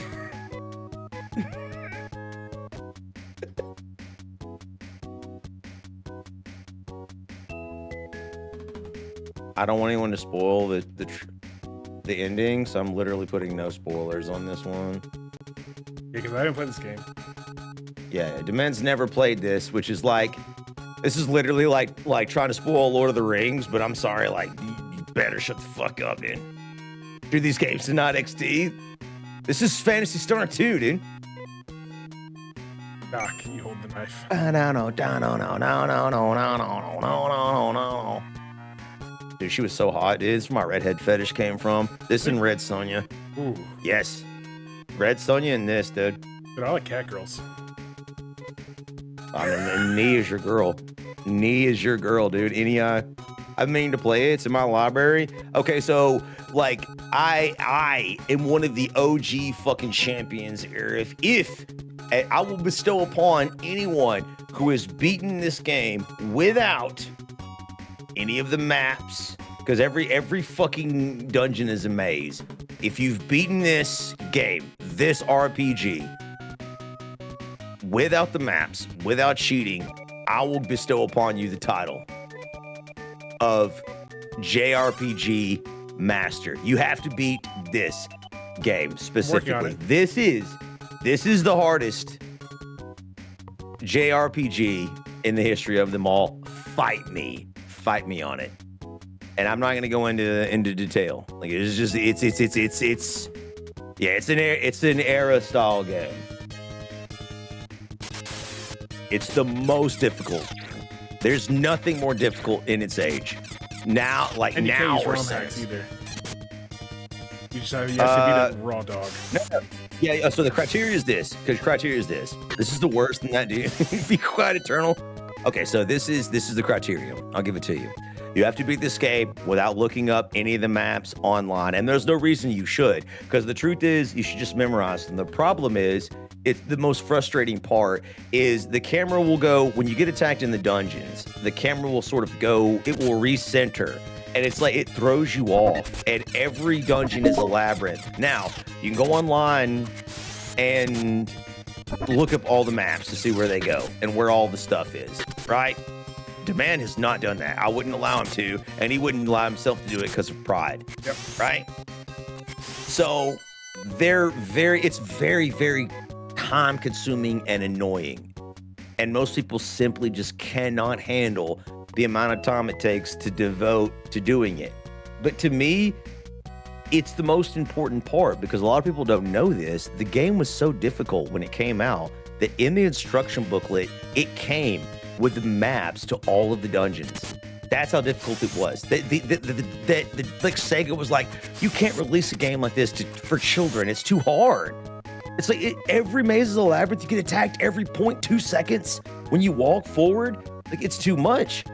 And so nowadays, I tell people this is the most difficult RPG you're ever going to play. And so far, Demand agrees with me. Like, when he gets halfway through the game, I can guarantee you he will be on my side and be like, there's nothing like this, dude. This is punishing beyond belief. It's something you're just not. It's just, okay, freaking go for it. I've done it too. Sega's goated, though. See, Arif, you and I, 100% agree, dude. Dude, games are complex back then and goated. They were, dude. They were very, very, very, very, very difficult. Wait, and this one was. I've already beat this area. Good. Now you get to fight your way all the way back. Demand is in the very first dungeon, by the way. Like, he already beat this dungeon, but he's missing. He is missing a crucial element, and he's back looking for it. I have the game in mind, but I can't remember. It's literally unfair. Yeah, it's I called dare say, Fantasy like, Star 2. yeah. Any mechanic you've experienced in any game ever, this game has it. Any unfair mechanic. Demand's already lost at least 3 times. I've He's died 7 wiped times 3 off times. stream. Okay, 7 times off stream. I remember 3, Yeah, but those he's brain died buster 7. That did 220 damage a pop to your whole party. They wiped your ass out so hard and so fast. Yeah, it's. Years ago, I used to have a Game Gear at one point in time. It's a story like Okay, a quick so- premise. So I can tell my perspective, and then you can give yours if you want. Okay, yeah, that's a great idea, dude. Yeah, tell them what you understand about the game. That paw sound. Stop, dude. This is gonna. I will actually bust live on stream. Okay, so my understanding of that is you're living in this town, this area that's like full of capitalism, and like everyone has a job assigned by Mother Brain, and you know you have a cat girl, waifu GF, who almost died because some dudes almost shot her because they mistaked her for, I don't know, a real cat or something. I don't know, they hate cats. And you're assigned by old Commander Fluffy Paws himself to go and go to the biolabs. Well, you can't get to the biolabs because the dude who almost shot your waifu is standing guard. And then you talk to like the townspeople, like you explore, right? And then you go to this town that's been absolutely wrecked by bandits, and you discover that you kidnapped the dude who almost shot your waifu daughter. And then you go up here. Right now we're in the bandit hideout, and It's just full of monsters. yeah, just stim full of monsters, right? And then after you go through the hideout, I also discovered towers, and that's where I died originally. Well, I died here a few times, then I died in the towers almost instantly. This is literally the first part of the game. You leave town, you go to another town, you go from that town to this hideout, which you will die instantly, most likely. Yes. And then you go from this area to the second area, which is the towers, which I died almost instantly and did instantly. Yeah. So All right. That's pretty good. That's a good synopsis. All right, What's I'll your tell you. synopsis? I'll give you. All right, I'll give you the actual. I'll give you the actual backstory. Like, here's what's happening. Like in the game, Demand's character, we named him Doc, is an agent working for the commander on the planet Mota. Right. This is on another star system on another planet. Right. Every single night, Doc suffers from these horrific nightmares. He sees a young girl alone, desperate, battling, fighting for her life against a gigantic demon. But he's unable to help her. He can only watch in the nightmare, right? So every morning he wakes up from this dream with a mix of like emotions and like sadness, and he's just completely distraught because he can't help her. Like, no matter what he does, he's only able to watch the battle as the monster's like lashing and trying to destroy her. But when he wakes up, he remembers there's no reason to worry. And the reason there's no reason to worry is because a gigantic artificial intelligence machine called Mother Brain watches over the entire planet. It monitors the weather, It monitors all things, everything. It terraforms the entire planet, and to the point where there's almost nothing for the creatures on this planet to do. Like they're just sort of, they're just absolutely just sort of relaxed and chilling, like constantly, right? And so Doc basically brushes away this nightmare as ridiculousness, right? And he gets up and the main character with the blue hair, that's my character, right? Gets ready for work because he's an agent at the central tower of this town called Paseo. And when he arrives, the commander of the planet informs him that there's something going on that's never really happened before. Biomonsters, these genetically mutated creatures. What? Oh, did you say something to me? Did you say dog? No, I said dog. Fuck. Okay. Yeah, this genetically mutated creatures have started like attacking the land and like destroying like labs and just wreaking havoc all over the place. And so you're actually commanded to go to retrieve a data recorder from one of the biolabs that these creatures are attacking, right?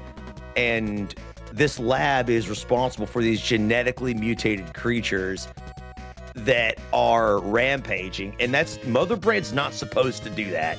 Mother Brain's only supposed to like create genetically, habitable creatures to help the planet, not monsters like the man's being attacked by right now, right? And so your guy basically accepts the mission, and you return back to your house, and you meet your best friend. And your best friend is a purple-haired mutant, for all intents and purposes, that has attached himself to Doc, the main character. And she's sort of like she's like a half monster, half cat girl, half elf, like creature. Yeah. And she's basically like stops him from leaving to go on the mission. She doesn't want him to go. She has a bad feeling. So he's like, whatever, you can come with me. And so you set off on your adventure to try to figure out why these mutated monsters are like wrecking your planet when the artificial intelligence machine Mother Brain is supposed to be taking care of you. Like what, why is this happening? Right? And that is the premise of the game.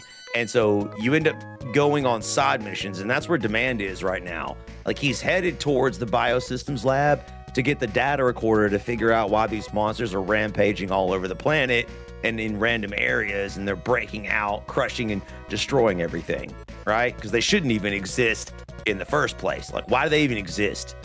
So Master Control ? Says Aerith Mother Brain is actually what her name was in this game. But yes, I think the lore was way more important because you did not have great graphics back in the day. Exactly. The lore is way, way, way more important. But I'm sorry, the graphics in this game are like not the worst thing I've ever seen. I feel like there's other games that are even worse than this, in my opinion, even still. Where am I? And Demand's lost already, so let me read some more comments here. Explain to me. Oh, yeah. Eternal message. I agree with that, Eternal. Like Black Rose asked why a game back in the day had more lore, than nowadays. There's two reasons. Nowadays, no one likes to read, brother.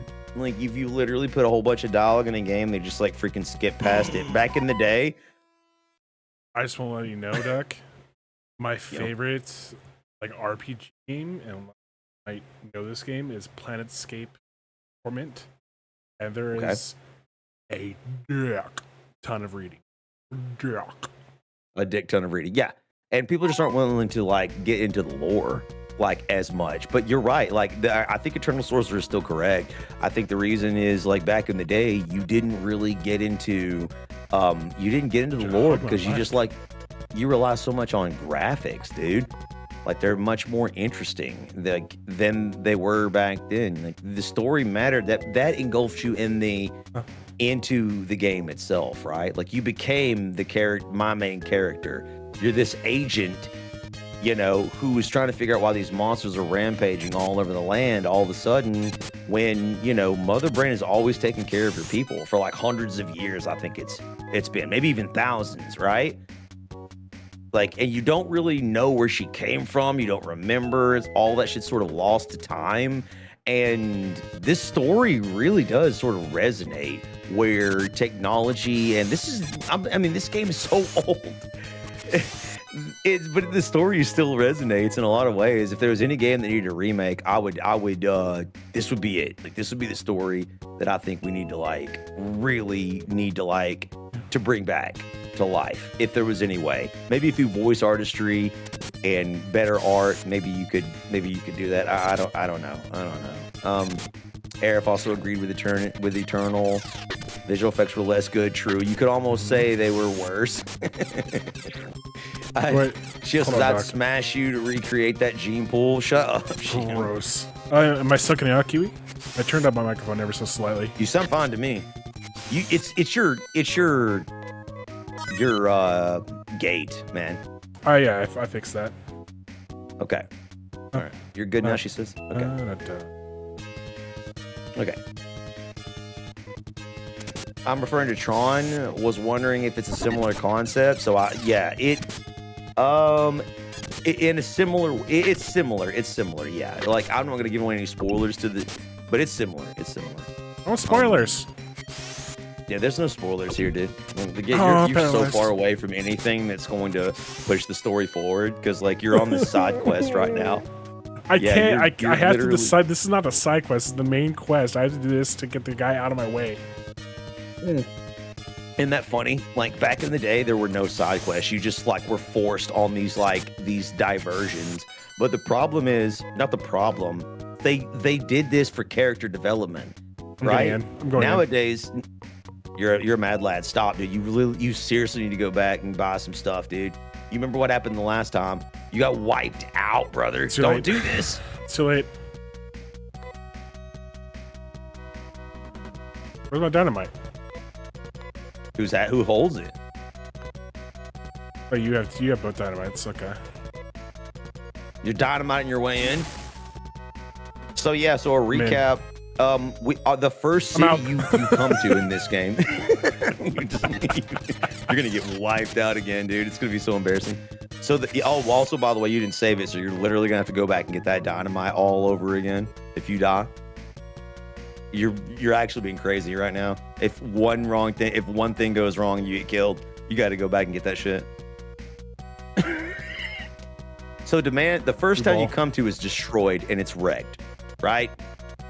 And Demand's talking to the townspeople, and they're like, those bastards, those dastardly criminals, did this. And you're like, what the hell's going on? It's like these criminals destroyed the whole city, right?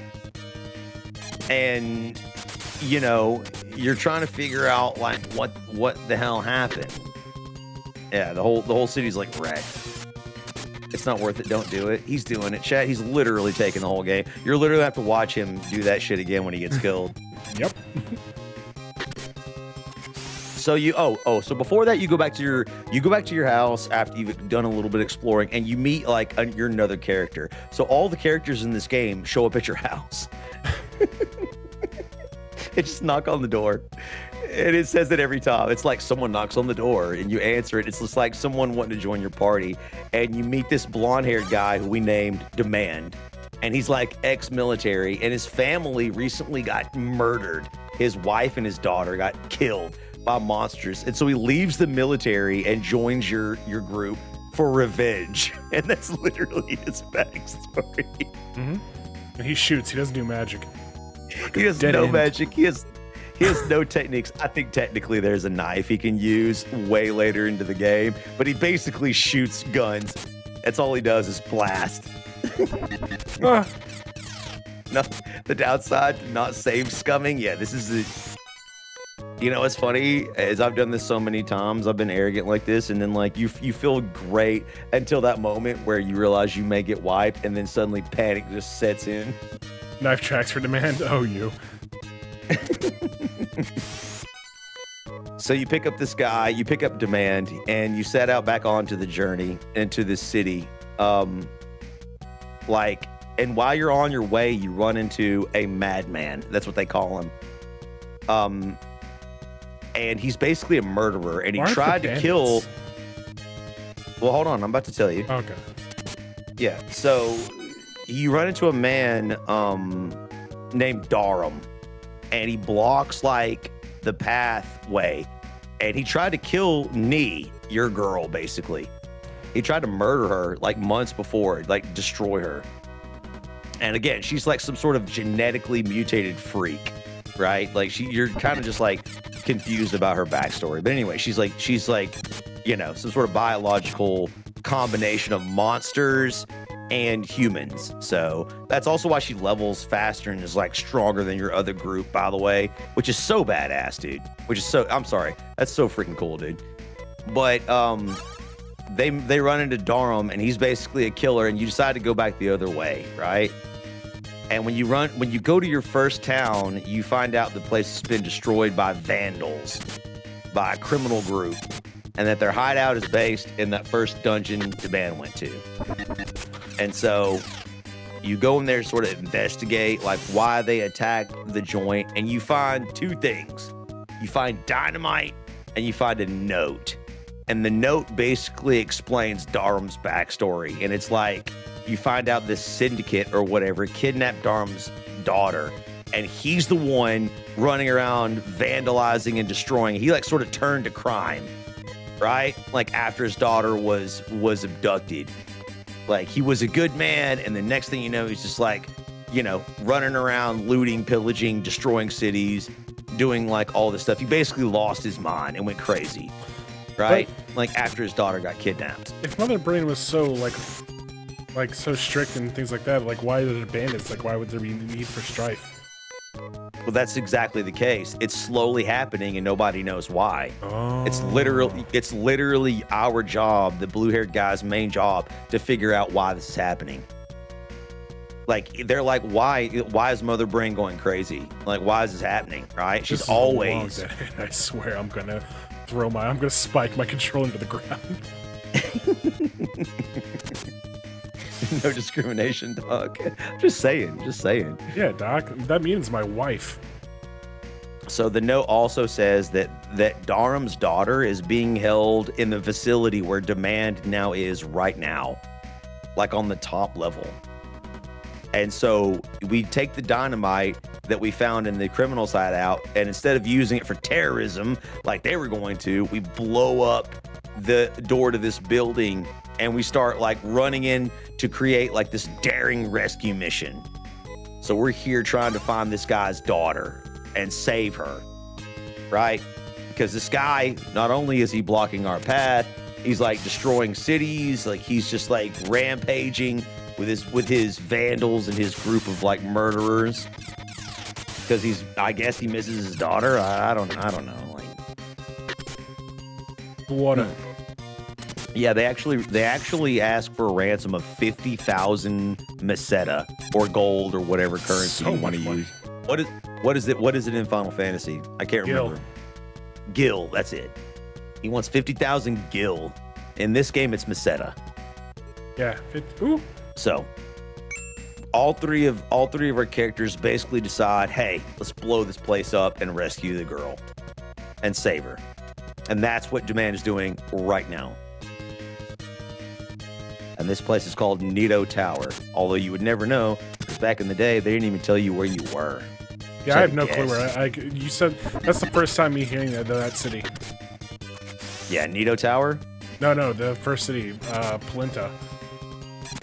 Oh yeah, Paseo. It actually says that in the very beginning of the game. He said, "No, damn it." He tells you Paseo. That's where your guy's from. That's the main town. Yeah. He was like, yeah. He tells you, he's like, I'm an agent from Paseo. That's where you are. Sorry, I've been hit so many times, so hard that I just You're killing me. Recreate that gene pool, dude. I'm out of here. So there's a monster in here I am absolutely terrified of, Doc. Oh, I know. There's one monster in here that's called like Blaster Shooter Pumper 9000, and he's here to steal your wife, your kids. And hide your wife, hide your kids. You won't. He's coming for you. He's gonna be. Spinners aren't too bad. No, they're not bad. No. I'm unplugging my controller. 1 second. I see that.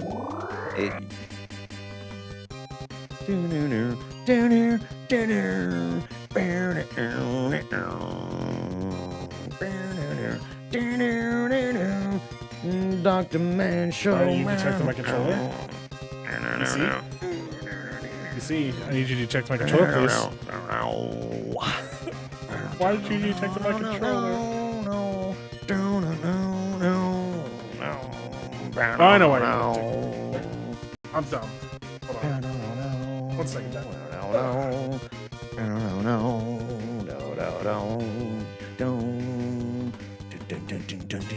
I have to amplify the signal.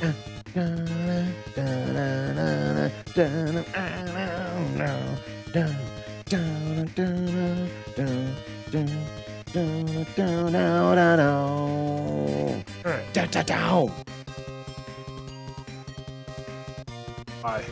Floor was not disconnected. Nope. Not the dreaded controller issues. Yeah, there's always tech issues with the Dr. Man Show. You know what we do when we do?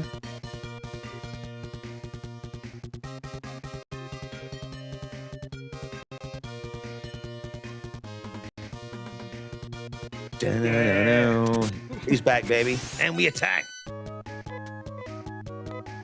We got a new intro with the Phantasy Star 2 music.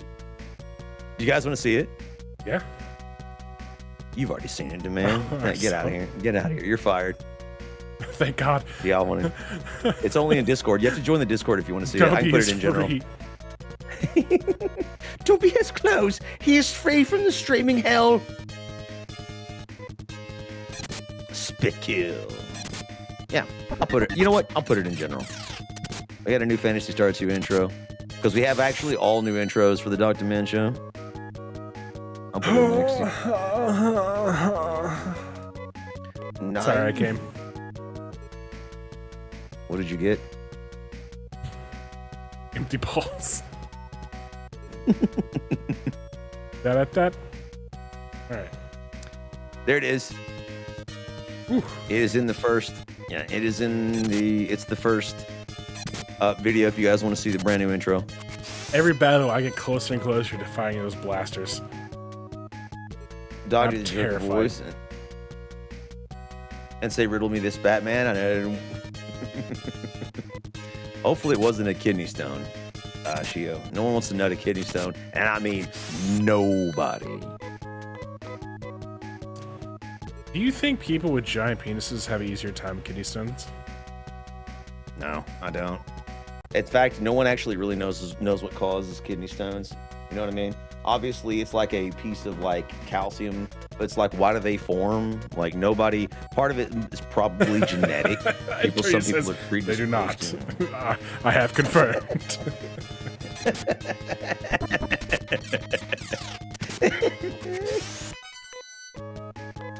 I mean, I was just ignoring the large penis comment. I mean, I'm not included in this argument, so it's like, you know what I mean? I was like, I was just like giving a detailed explanation. And we're down. Yeah.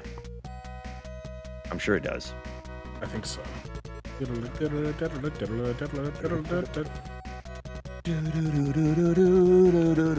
massive dong, and I can tell you firsthand. Yeah, they can be kidney stones can be very large though. Like much bigger than even. No, not that big. Actually big enough that they can't pass through the hole. Oh. Like no matter the size, that you have to have them surgically removed. And by surgically removed, what they do is they take a laser like into your. Oh, these pulsars. They take a laser and they literally break them up inside of your bladder so that you can expulse them. They literally just like disintegrate them with a laser. Just like in Fantasy Star.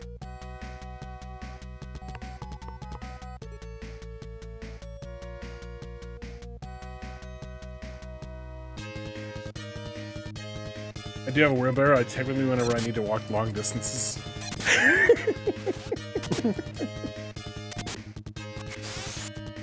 Dude, it's literally that meme where like there's like a girl in the corner and like Eternity's dong is like a shadow. And he's like, it's time. You've seen that meme? Yes. Like, It was the only left or Eternity's right. wife's just crying. Oh, you're going left.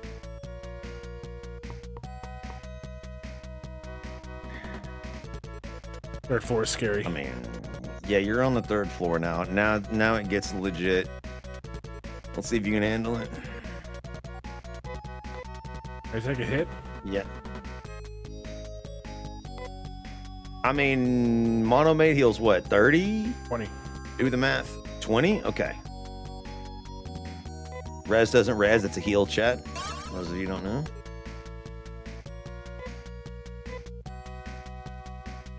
Yeah, you're on the top floor. You typically don't want to mess with that.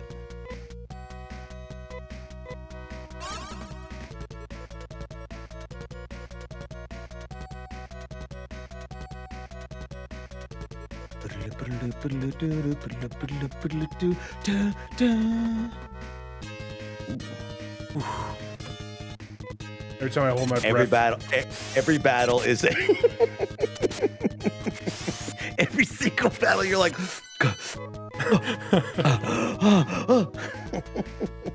It's terrifying, dog. it is. You don't know what you're gonna find. That in? You're like, please God, no, no, no, no, no, no, no, no, no, no, no, no, no, no, no, no. Hey. Okay, so the letter we got basically was a ransom note. Letting TM read it. Her hands are shaking. My father has become a killer for my sake. I must stop him. Take me to him. But there are many who hate Darum. His daughter would be an easy target. Doc puts a veil over TM to hide her identity and take her to see her father. You got her. We just like put her in Well- our inventory? She's in there. She's there. She's in disguise. She's just traveling. Yes. Demand.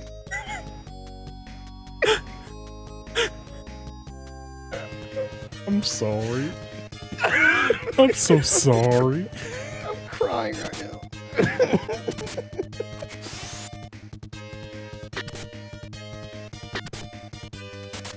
Yeah, you have to shorten your name to 4 letters. It's 4 letters. It's yeah. You can. Your name fits, Eric. Yeah, my name You fits just can't too. put the whole. Demand. Yeah, Demand. See, Demand. Yeah, demand. Doc, Demand, and me. Doc Dementia. Yeah, Doc Demand show. Yeah. Honestly, honestly, as Demand cycling through the menu, it actually I subconsciously see all the letters.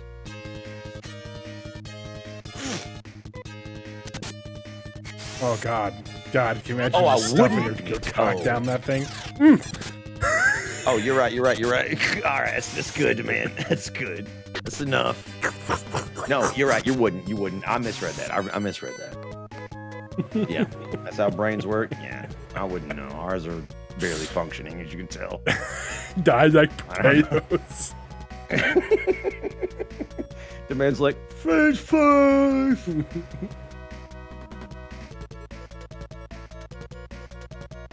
I don't know how to get these chests. I don't want to. I'm out here. The man's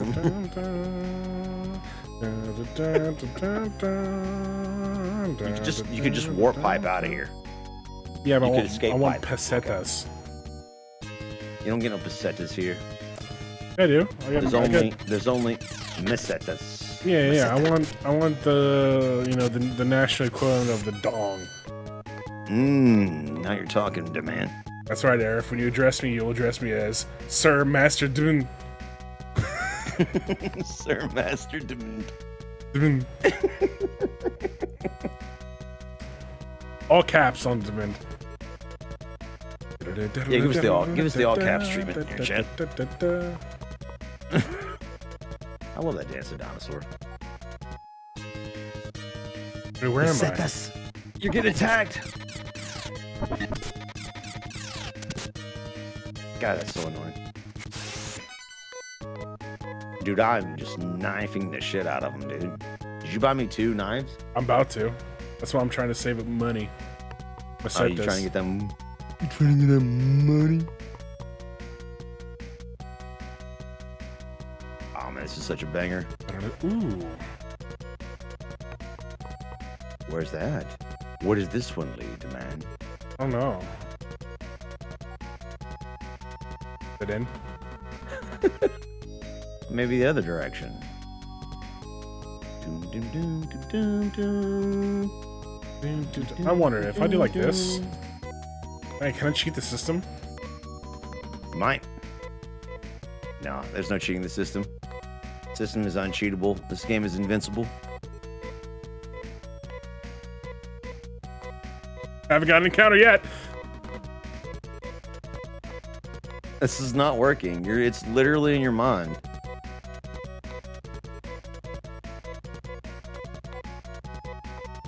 Why is this working? There's no way this is working. Stop. What? What? Are you upset that I'm breaking your childhood game? Stop. This is so stupid. There's no way this actually works, dude. I would have already figured this out. I hope you don't get that Meseta. I hope it gets you. Hopefully there's a monster in a box. There's actually no fucking way this is working. Do you see me fighting right now? Just keep going. Any second now, it's gonna fail. Holy shit, this is actually fucking working.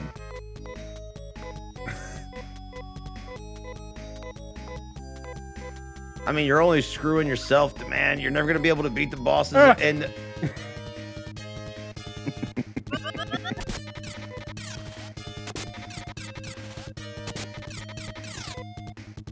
Are you really saving time? Yes. With the amount of encounters you get in this game, yes, you are saving time. Can you stop attacking me, please?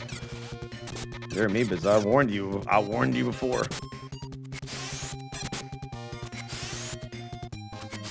Arachnids. Doc is taking a beating. I mean, I kind of slapped around there. Oof. No, I didn't mean to use it on demand. Oops.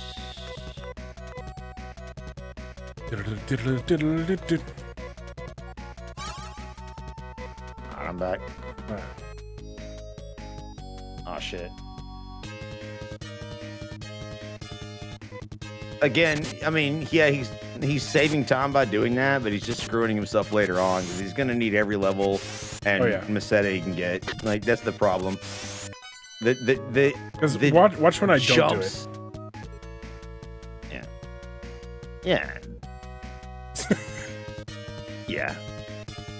I'm just saying the jumps in monster difficulty are massive in this game, dude.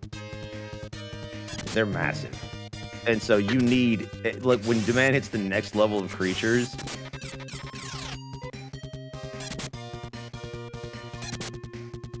What if I just never hit the gonna next level of truck creatures? I just keep doing that the whole time, and then I just beat the game like that. I just don't fight ever again. He'll eventually, like, fuck up and get killed. Doc Like, is that's what I'm paralyzed trying to again? say. Joke's on you, he always was. 60? Dude, get me out of this dungeon. You could warp, you could escape pipe anything. I want Did you go money. left? Oh yeah, I didn't go left. Fuck. I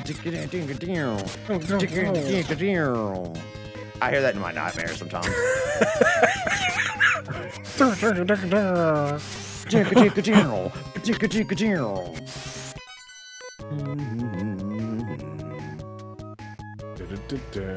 Oh yeah, I'm supposed to go left, right? I think so. I don't know if it's yeah.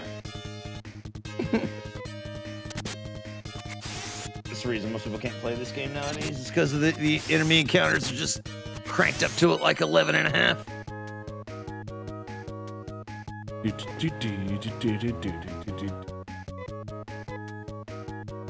How do you know you've perhaps played a game a little too much? Yeah. Yeah, I beat this game when I was like 20.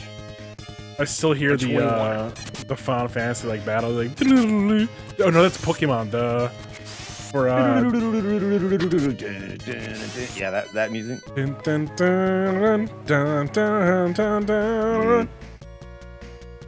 Yeah, I feel that. There's nothing I feel I've been bamboozled and lied to. You were bamboozled, but not lied to. The game literally does this on purpose.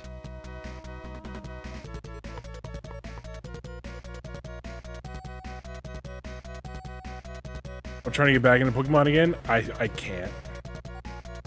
Fuck am I, dude? Isn't there a new Pokemon game coming out like this year? Didn't we see that, Kiwi? Pokemon Cock and Balls. I'm playing it. I'm playing it right now. Yeah, whoever has the Cock edition has to trade with the Balls edition because you know each one doesn't have a certain amount of Pokemon in each one. I'm crying.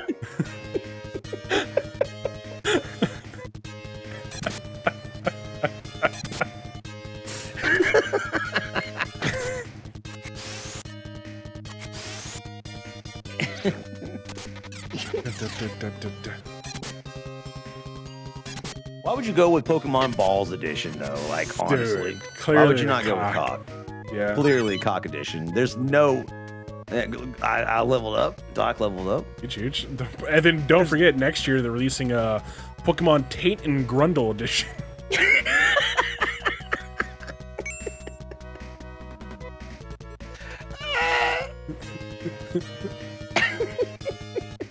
Dude, I'm a grunsters myself, you know what I'm saying? Trying to get that limited edition holographic Grundle.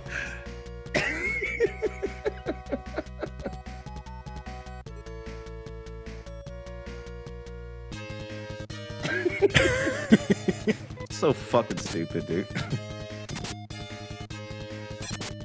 Active concern. Yeah, well, no. Such is life, Arif. Such is life. Dude, I pulled on Anyone my have an back idea? muscle, Yeah. and let me just tell you, recliners don't do much for back muscles. Like they're supposed to No, like they relax you, but they They're don't really give actively much like support. bad for you. I think they're actively bad. All right. Eternal says, anyone have an idea of what kind of montage I could do? GG got no ideas. Oh, I got no ideas at the moment. Dude, there's a billion montages you could do, bro. Like, what are you interested in? Just do Like Hulkamania. legit. Dude, there's anime. There's There's pulsars. Whew. there is Hit him. He's coming for you, dude. He will find you. Dude, Before the you blaster's keep like, trolling I smell your fear. No, Daddy, no. around. Come here, boy. I like memes. I don't know what to meme. Yeah, but like, what other shows have you recently watched, man? Like, I mean, do you like anime?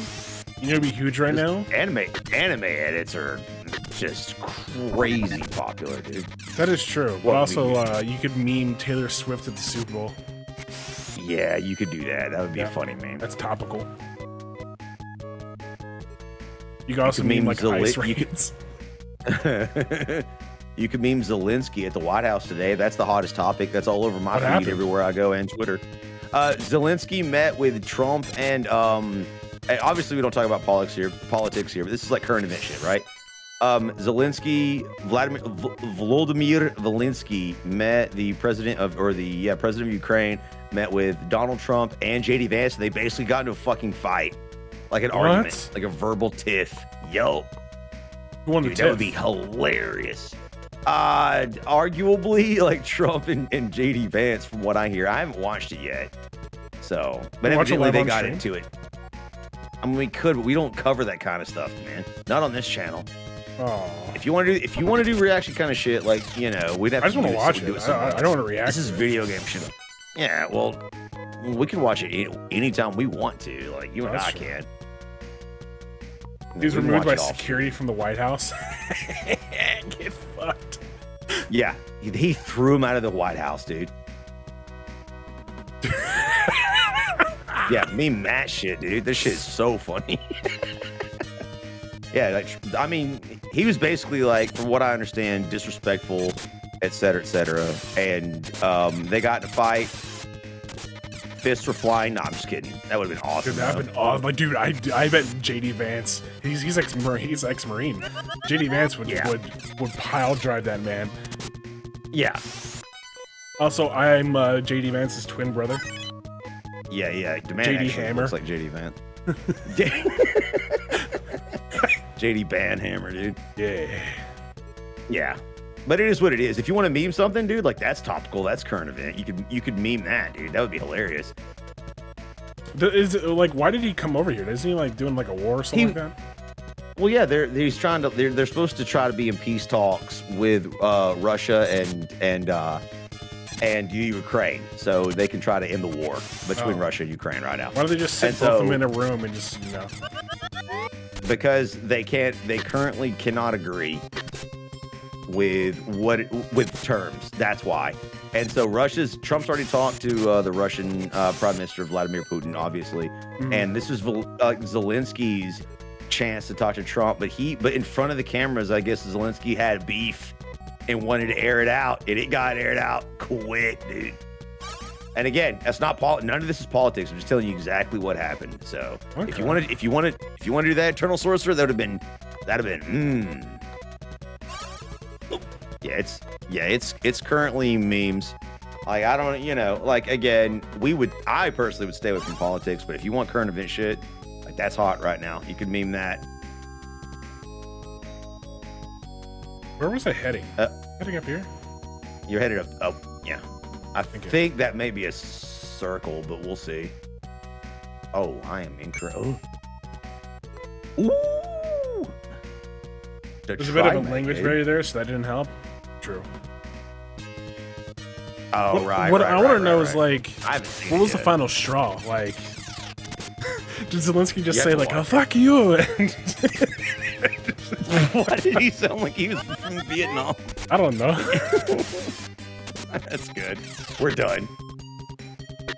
I don't know how Ukrainians sound. Well, that's close enough, I guess, Yeah, but, like, I just want to know what was the last thing said. I don't know. We're going to have to watch it. That's all I care about is, like, what made Trump go, "You fired"? Yeah, I don't know, dude. I don't know. We'll watch it and figure it out later on. It'll be funny, I'm sure. It'll be a good laugh. Politics is always a joke. Ain't that the truth? Mhm. I need to get out of here. Yeah, take the freaking warp pipe you bought and get out. Why use the warp pipe when I could just do Enos? Enos? Enos's dick. Doesn't make any sense, dude. Oh, how much money do I got? Oh. Doc, are you ready for your brand new blade? I am ready, dude. Are you going to get one right now? Yeah.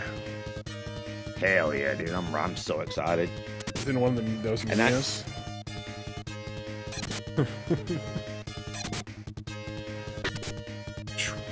You're gonna say, fucking you. Yeah. That's literally what happened, I'm sure.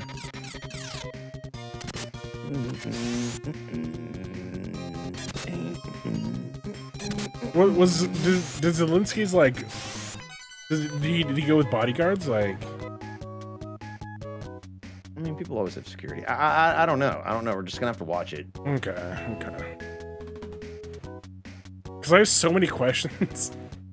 Yeah, too many. I haven't seen it. Bow, bow, bow, bow. Next up on the Dr. Man Show, we talk about COVID. No, I'm kidding. Now let's return the hostages to the to her father. Yeah, try not to use her like an item. You have to though. I'm trying to get back to that second city so I could grab you a blade. Are you gonna get your character a shotgun? No, I'm using 2 sonic guns.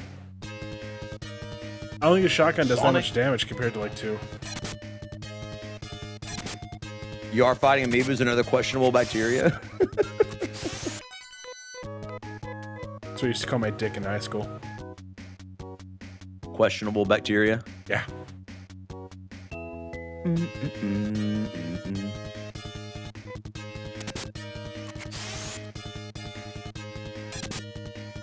The second attack with the second gun is nice. Yeah, I don't think the shotgun's worth it. Look, I didn't want to call you out. Yeah, I used to slay amoebas with my questionable bacteria. All right, that's good.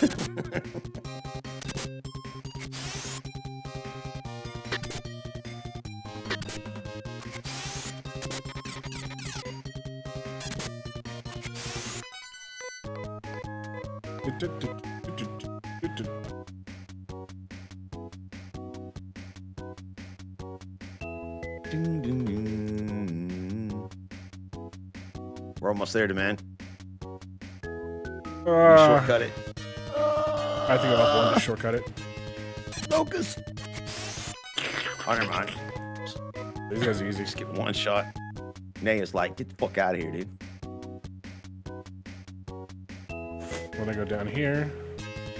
Down, down, down. Yeah, it's a mistake.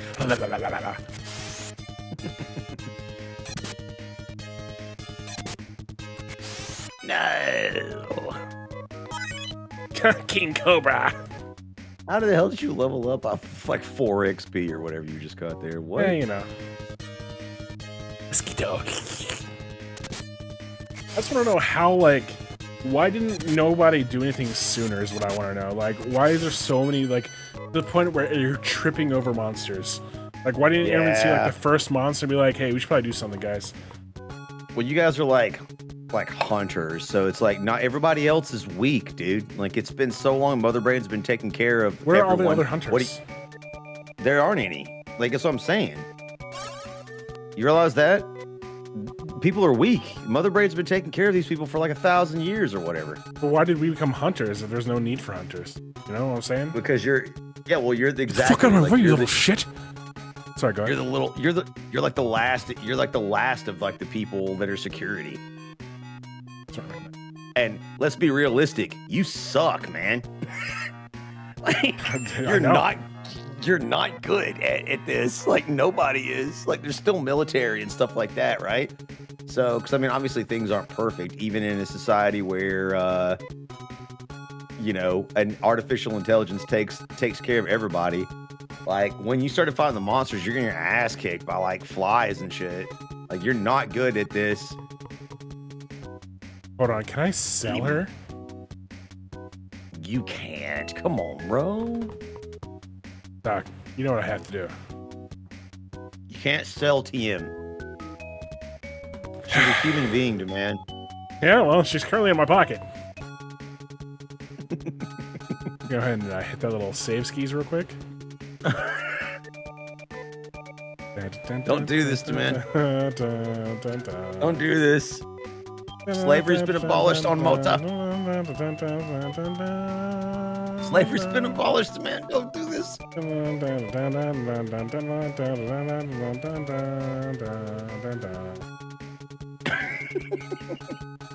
My characters don't know that. They're fresh off the boat. They're not, dude. They were literally born and raised on this planet. What are you doing? No.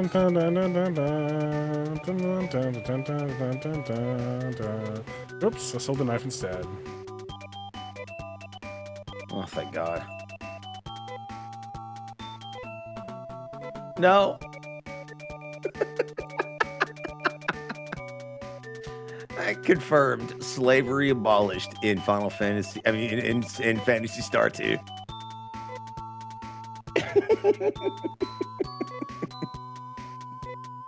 You're an asshole, dude.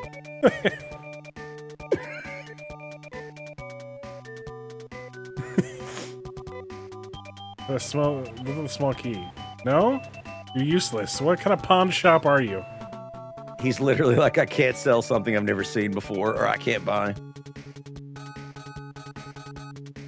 Yeah, Tenchi Muyo. Yeah, exactly. Like, this is like late 80s, early 90s anime. I love this. It's so Dude, this freaking guy cool, looks dude. like he'd buy, you know, a child. He would, but he doesn't buy and sell. He only sells. He ain't looking to buy, if you get my drift. Ugh. Maybe if you meet him outside the back of the shop. So I don't use shields. What's ML? Carbon enamel. What is that? Is that an armor? I don't know who that's for. And yes. Yes, it is. I think it's... I mean, you can see. Hey? No, Doc? she can't use it. I can't use it. The man? No. Alright. No So, one's gonna yeah, carry this. you don't have anyone that can have it yet, so... I need fiber coat. The man already has one. Doc needs one. Yeah, I need another fiber coat. For And me? they have one? No. She might be able to have a carbon vest. She already has a carbon vest. Oh, okay. Well, then she's straight. So the man has headgear, which we already buy. Fiber boots, Mhm. and just or fiber coat and boots. Okay. Doc he has a fiber coat.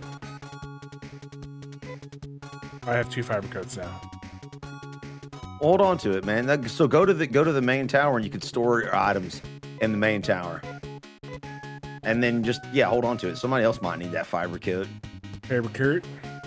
Fabric coat. You can go to your house if you have a new character. See if anybody knocks on your door. And, join up. Oh, my with house is you down there. Sorry. and fight the No map. There's no monster. nothing. No, there's nothing here. You get nothing in this game, dude. Ah. Doom, doom, doom, doom. You're good. That's it. No one showed up. Where do I store my stuff? It's in the main tower where the library is. Yeah, there. Yeah. Oh, this is a banger. This is a banger, dude. Baggage, please. Oh, He's like, sure thing, Mr. Demand. Doc. Get in this fucking bag.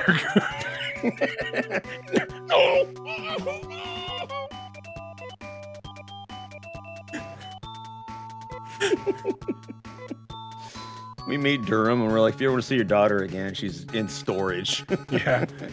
We literally froze her in carbonite like fucking Han Solo. Can you rename the characters? Name the girl Kiwi? I cannot. You can't rename Nay, but you should be able to rename. There's a couple other girls that join the party. We'll let Kiwi decide. In fact, I think the next character that joins is a female. And it should happen right after the. You saved her, right? Okay, you didn't. Yeah, I did.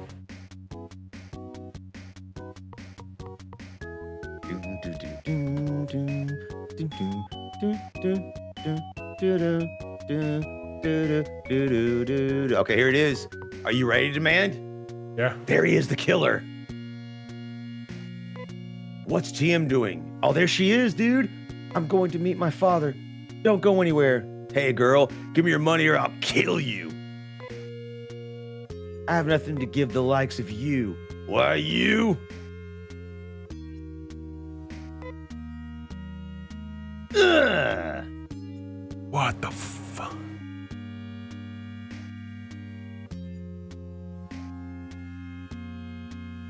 That's right, Shaq. That's right. He just killed his own daughter. He murdered her. Hey, give her a monocyte. She was in disguise, remember? We put the veil over her head. Yeah. He didn't recognize her. Father, killing. Jim. Oh, what have I done?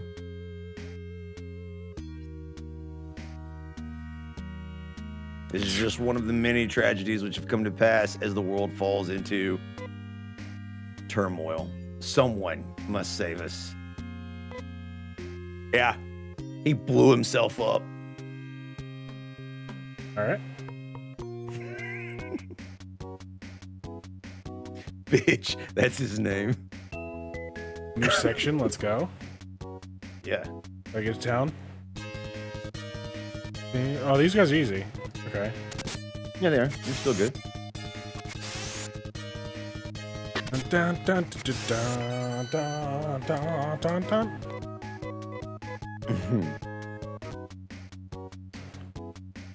Across the railroad tracks. The town at? Where's that town at? Where's that town at? Give me that town. Is it Portside town? No. What town? You guys are crazy, dude. There's gotta be a town somewhere around here, Doc. They want to just be like, new area unlocked. You get no save points. Just Wait, go to no. the next dungeon. Oh, the next the dungeon? next, Okay. the next murderous dungeon, yeah. Gee, I didn't even walk 2 steps, brother. And Paralyzed. Marmarance had something to say, dude. No, you're too lucky for that. Your character never gets paralyzed, dude. Ironically, it's only me.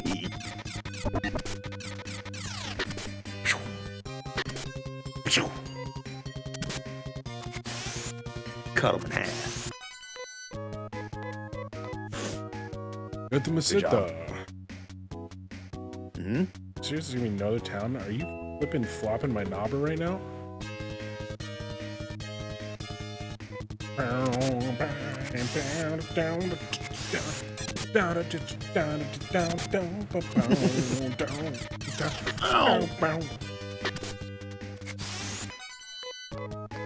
I'm drinking maple whiskey right now, kind of feeling it. Dude, that sounds delicious. Is it Canadian maple? Is it like the best maple?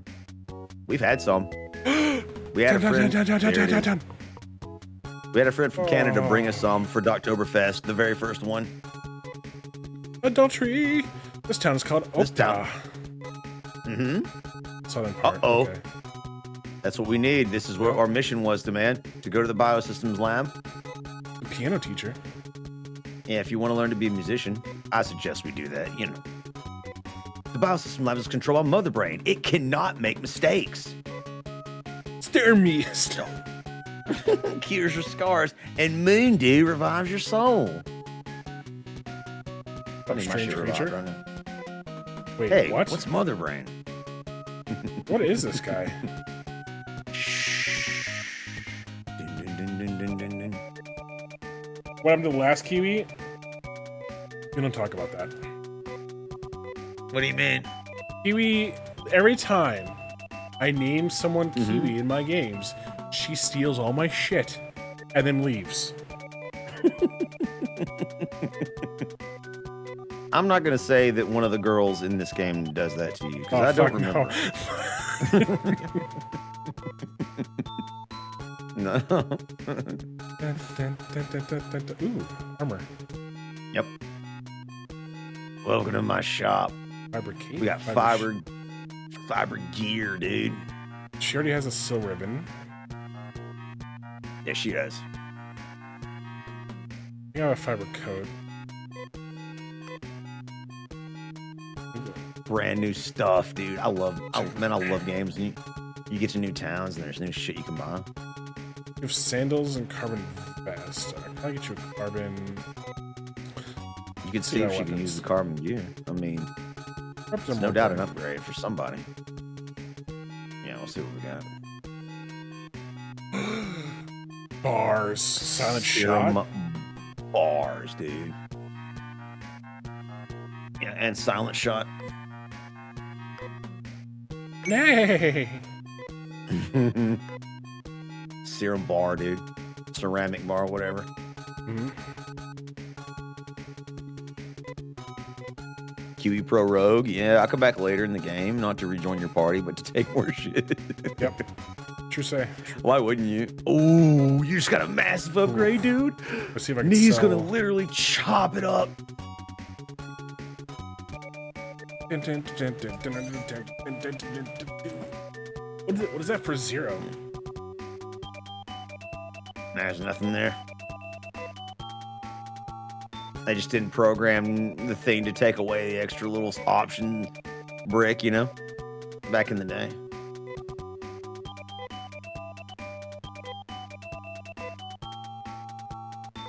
so.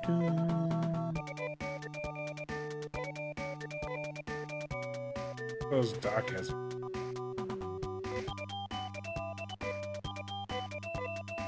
Don't sell my shoes, demand. I was going I to. need them despite what people say. Up. There you go, you bastards. See ya. Now, my suggestion is you either go back or teleport back. You probably have somebody else to join your party. You're gonna need them. What about there's a piano teacher. Yeah, somewhere. This tower. No, not He those. was like, hey, what's Mother Brain? Piano teacher. You. I wonder when Pete. Yeah, shut up. I wonder when peace will return to Mota. Mother Brain created plants to that'll even grow when there's very little rain, dude. Mother Brain's great. Dun, dun, dun, Hey, dun, Makote, dun, dun. but more elfish. Yes. Where's my piano teacher? It's a good Piano question. teacher? It's a lie? Oh, well, alright there, guy.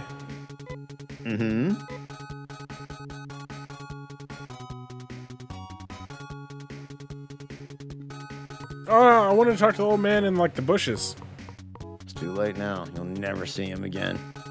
Dun, dun, dun, dun, dun, dun, dun.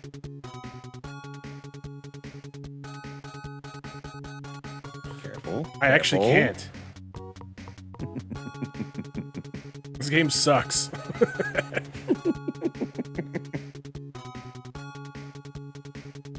I mean, go back up to the top where he was. I've been in about 32 Cellular slaves. I don't have slaves. Slavery was abolished in like 1920 or something like that. That's exactly right. We don't do that here in the Dr. Man Show.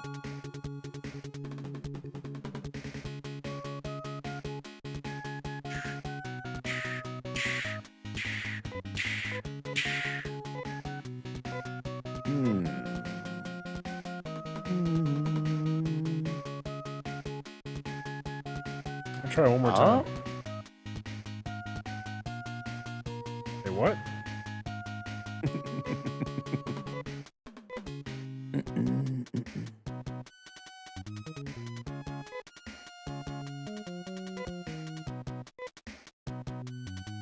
Poor people of Algo. We don't care about them. We're from Malta. I'm Resta, a musician. Oh, do you want to hear me play? Great, pick a song. Yeah.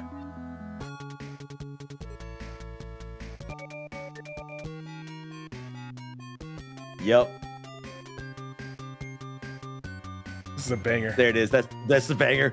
That's the one I use for our intro, dude. The outro.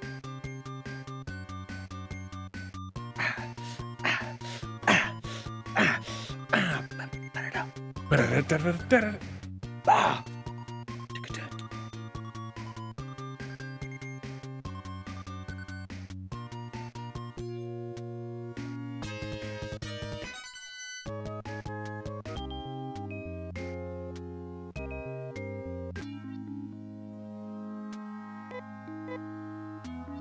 That Bye. was cool.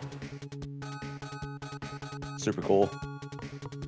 So those little blue little teddy bear things are from like another planet, by the way. Like, Oh, really? yeah, they're. I'll find that out later. I mean, you should. They just told you technically, but you're like speeding through the dialogue. They're like on the planet, like on our planet, like there's nothing to eat, etc. I would like to talk to Peso. This bro's name fantasy. Oh.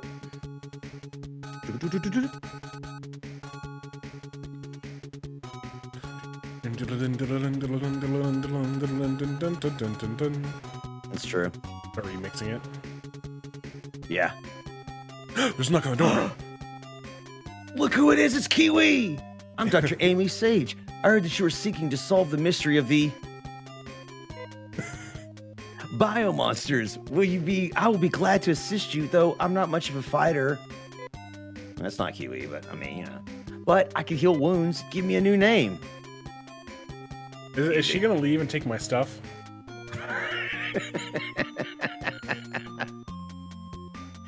I'm you just sure spoil that it won't for me happen. right now. No, she's not gonna do that. You're safe. Do you You're safe. do you give me your word? I promise nothing, demand. Honestly, I cannot remember. I don't think so. Yes, as expected. All right, Kiwi, do you want to be Amy? Dude. Just expected. Sure. She has to be Amy. She has to be. Key. She said sure. I will call you Kiwi. Hmm. Strength.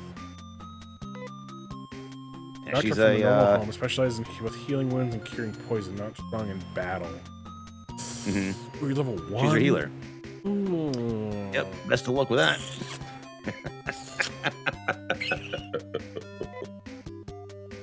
How's Demand doing? Look at that strength. Look at that jaw, dude. Left the arm became a hunter after wife and child died. Very strong. Can use heavy guns with ease. Still Demand. Sorry, I'm gonna look at myself one last time.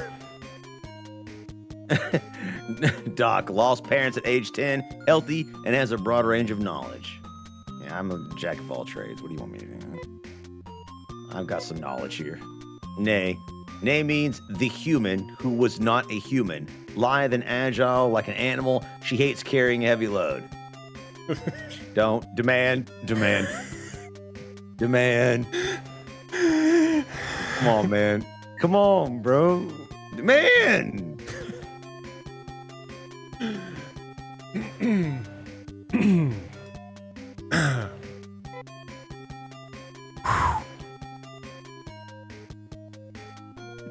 Just want to You gotta show reorganize them. that took so much Every restraint. ounce of string. That took every drop of straight. She would love my load. You couldn't even resist it. You still fucking went there.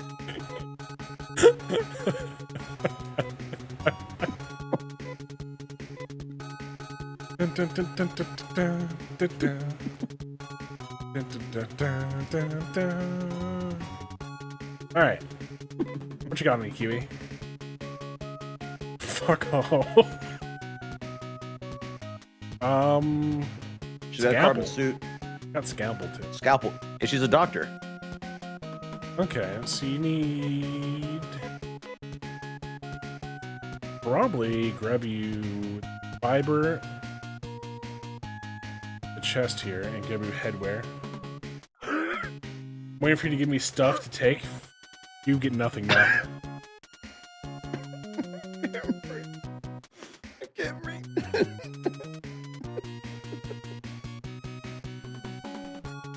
Go level you up. She's a thief. All right. I'll give you my hand-me-downs. I'll buy you a scalpel since they're so cheap. You just call her flat, bro? I don't think she's flat. No, I think she's actually pretty stacked. Want my fiber coat? I'll give it to Kiwi, even though she's gonna take it.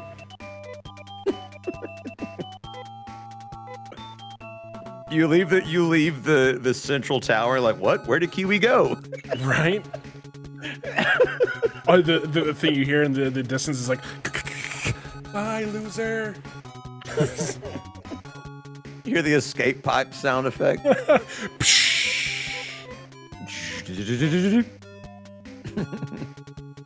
Where's my money at? Minus 20K Meseta. I said I need to give her a chest? Yeah, like a... Yeah, she. My money well, now, hold on. little homie. Did you try to? Did you try to put on the other shit? No, well, she doesn't have a headgear, and I don't have a spare headgear. Okay, understood. All right, Kiwi. She got I never thought I'd code, ever good see deal. a sentence in my life. They need to amend that sentence. Kiwi can't wear the fiber coat, but she's gonna take it.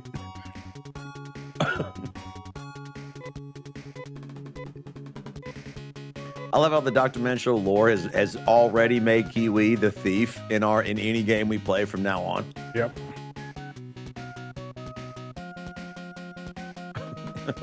All right, Kiwi, I'm gonna buy you a scalpel, a second scalpel. You're gonna dual scalpels. I don't know why I thought a scalpel. Dude, let me tell you my logic. What just Fucking happened? crying right now. I went into the hospital to buy a scalpel. Get me out of here, bro. I was like, "Are you illegal? What are you doing?" No, bro? I went here to buy a How are you scalpel. doing this, dude? Also, So scalpels ridiculous. are on the other side of town. Yeah, they're literally weapon stores, not anywhere near where you are. I know. I just thought my brain equated the plus sign as like, oh, doctors have scalpels. Surely they'll sell me one in here. You know, I wouldn't be surprised if they did. Like that's how this game kind of works. It's a little wonky. You can only sell in the item store. You can't actually sell stuff in like Ooh, any like I the don't want to buy a weapons. knife. Oh, yeah, knife not the same as a scalpel for sure. Kiwi. This is my Final Fantasy era. This is the game that I love, that I fell in love with. And it was the biggest tragedy on the face of the planet that it didn't get any remakes or sequels. I mean, it did. Obviously, Final Fantasy 3 and 4 exist, but it didn't get this. It didn't get like the modern sequels it deserved. It just went to Final Fantasy or Fantasy Star Online, which, by the way, first Fantasy Star Online was an absolute banger. However, that being said, it didn't get like the single player like remakes like that Final Fantasy did, and it breaks my heart. It breaks my heart 'cause this game was a severe contender to that game back then, like back now, right? Like it's such a shame. Every time I walk by this thing, I just think of the old lady pressing her face against the glass. Like, Yeah, she's waiting for you to. She's like, so you learned how to play the game. I see. Damn it. yo, but you got 4 characters. You're right. Windfall says, the game I fell in love with when I was younger, Tales of Symphonia. Heard that game was a banger. I don't think I've actually played. I pooted this dick in your mouth. All right. Eternal Sonata. Yeah, the Tales games were actually one of my friends was really into, and I just started. I think I played part of Tales of Symphonia, maybe. Yeah. We need to play through the whole list. I may actually do that, Windfall. So you may actually join up like on the stream if you want to watch those, because I typically play a lot of these. I mean, Demand's doing it now, but Only because I want you the can title expect- of the JRPG demigod. yeah, whatever we end up calling it. Yeah. I mean, if you beat this game, there can be none that can deny. Like you're one of the undefeated gods of JRPGs. This is the hardest one in my opinion.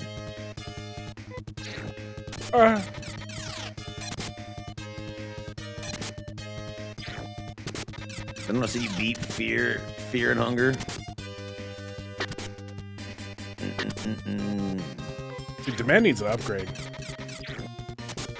No, dude, go play Fear and Hunger. Maybe. We'll see. Is that a JRPG?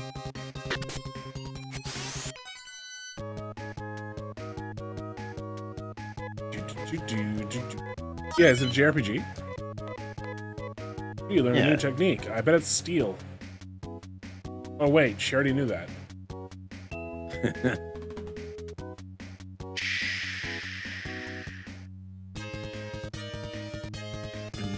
Almost had a heart attack because I thought the blaster was here.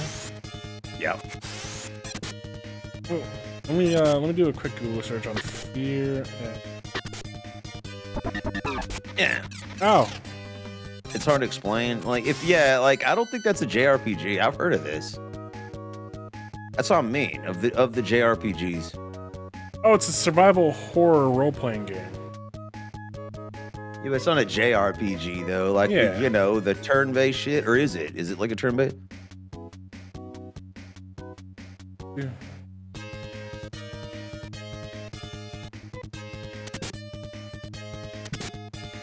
I mean, we'll play this.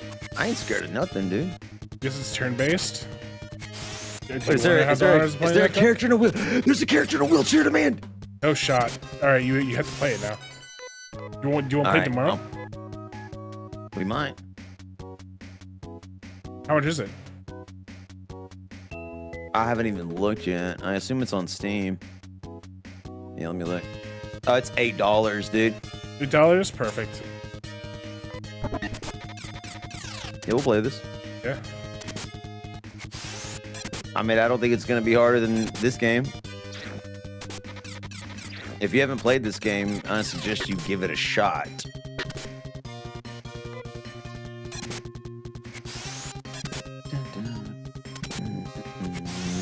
This looks fun. This looks really fun. Yeah, dude. For real, that's Masochist shit. Yeah, I'm into Masochist stuff, dude. Yeah, bring it on.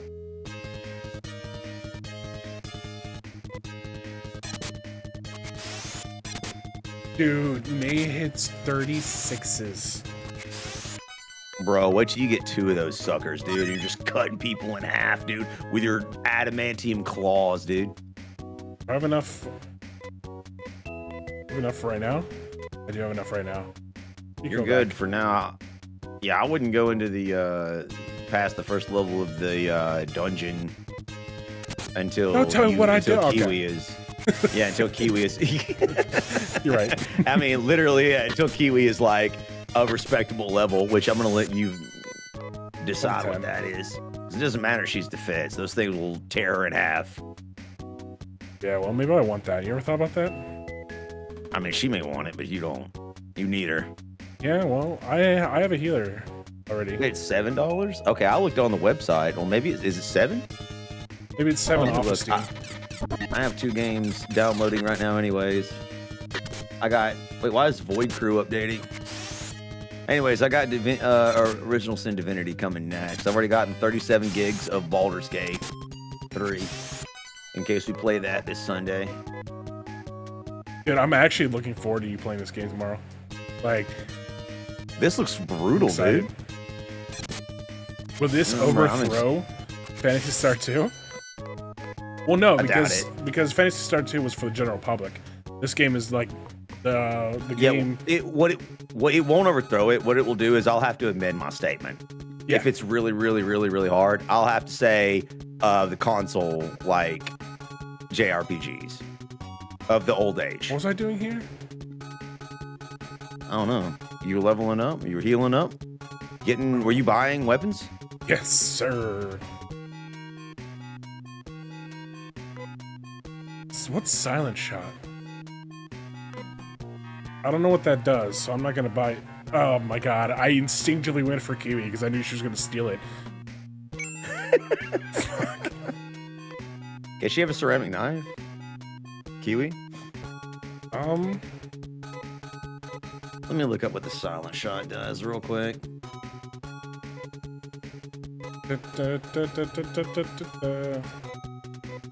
I don't know why I want to equip Kiwi. I'm just. The first thing is a GameSpot review. Silent Shot, not completely useless. All right, not buying it. Just hand it over. No, Kiwi, no.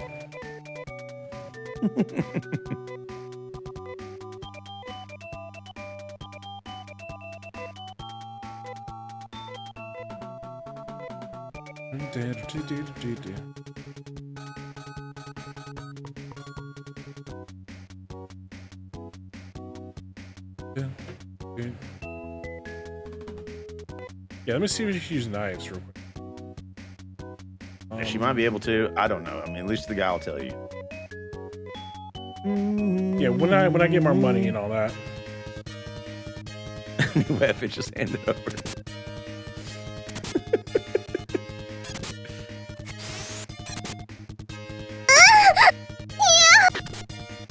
I wish I had a better weapon for my main dude. Demand. I mean, you have silent shot. Yeah, but the first thing you read was not completely useless. So a lot of people say Well, it's useless. the reason is, I'll just tell you what it does, because I don't care. Like, if you look up items and shit, that's not cheating. You can't look up maps for the dungeons, because then you've cheated, in my opinion. But silent shot will freeze enemies, because you could just buy it and waste a bunch of money and time. But it has a chance to freeze enemies. That's what it does, Does it do and more it does a lot damage? of damage. Yeah, it does. Yeah, it does. I think it's two-handed though, so I think it's more than the Gross. shotgun. But it's less than. Yeah, I don't quote me on that though. Like that, I don't know. Thank you for redeeming the disgusting moan. Welcome to the Dr. Man Show, baby. I just showed the man's falling behind all of them. I mean, he's a freaking tank though. He's a hoss. I forgot to heal.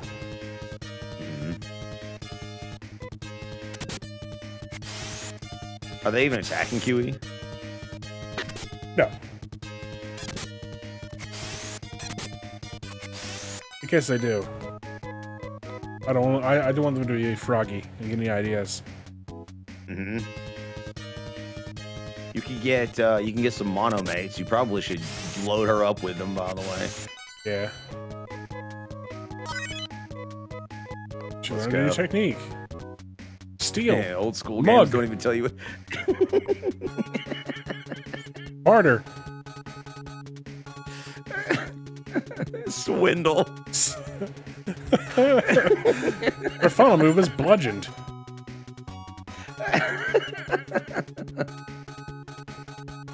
What I come here for? Fuck. You came in there for. Oh, yeah, I need to you heal came in there first. to heal, but you should just. Yeah, you need to get some mono mates so you don't have to keep coming back here.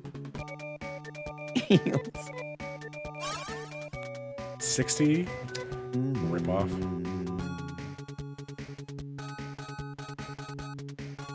Alright, Kiwi, what did you get at? She's a doctor. Your stats suck. Look at her text. Yeah, she's low level. Oh, yeah, that's true. Because you have. Yeah, so oh, she- wow, your TP is getting high, Kiwi, too. Okay, Yeah. so you're the healer. Gotcha. She's already. Yeah, she's literally your healer. Like, I mean, you don't have to. I can also heal if I need be. Or If Doc you can. have to. I always save my shit on Doc to get the fuck out of Dodge. But I mean, I will heal with him so long as I leave enough TP for. Yeah.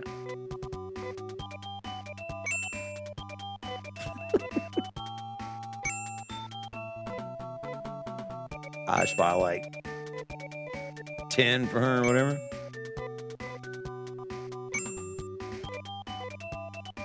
Oh, wrong button. It is what it is. I like how we decided Kiwi to be like the most important linchpin to carry all. Oh, Doc bought another one. Just carry all of our medical supplies. Yeah.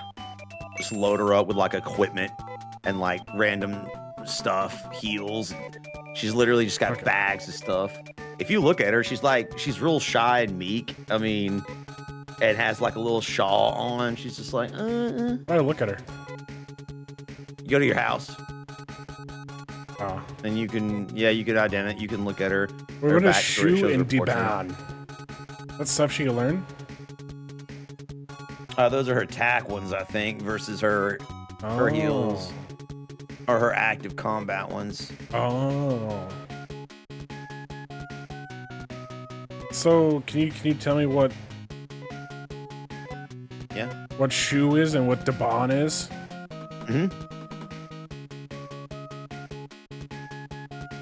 So Shu costs 3 TP to cast and increases an ally's defense stat by 20 for the duration of the entire battle. And it stacks. And Daban? And Debon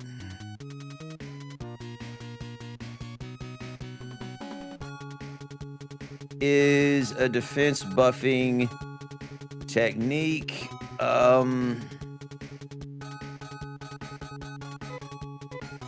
It costs 4 TP to cast and creates a shield over the entire party, reducing the enemy's tech damage.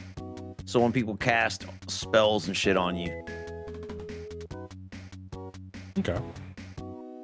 And she's the only character that can learn it, I think.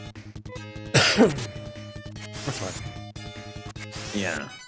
All right, Kiwi, you're starting to get to the point where I'm gonna start making you attack. Yeah, she's getting up there now. This is really good.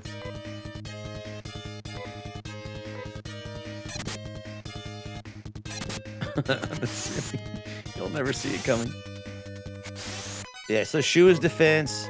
Debon is magic resistance. Okay. But Debon is party wide and Shu is like single target. Bless you. Yeah. I should probably be casting it on herself.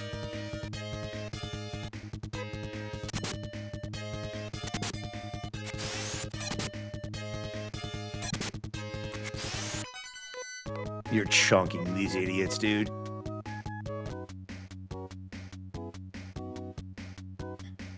Does anyone know why Elon Musk is so invested towards Trump's campaign? Oh God. Trump's campaign or Trump's camp? Uh-oh.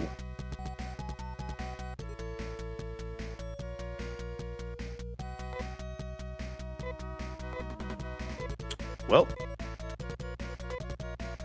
dynamite the door, baby. Invested so much towards, you mean his campaign or just his camp? What did you mean by that? Like, Oh God. it's happening.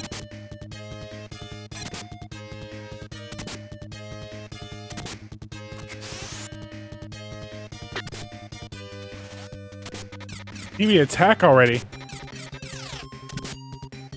Oh, she's stabbing.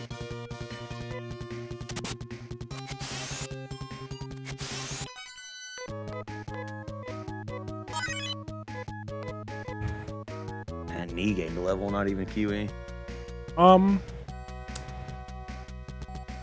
Like he's on Trump's side? Yeah. So he basically. Oh, shit, they did 19 damage to Doc.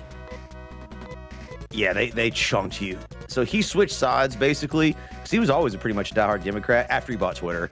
He got so much backlash from that the other side of the political aisle that he just went to the other side. Like everyone started hating him and like spreading like a bunch of lies about him and all kinds of stuff. I mean, not all of them were lies.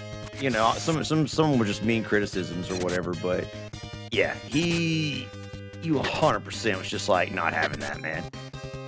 He's like, yeah, I'm out of here.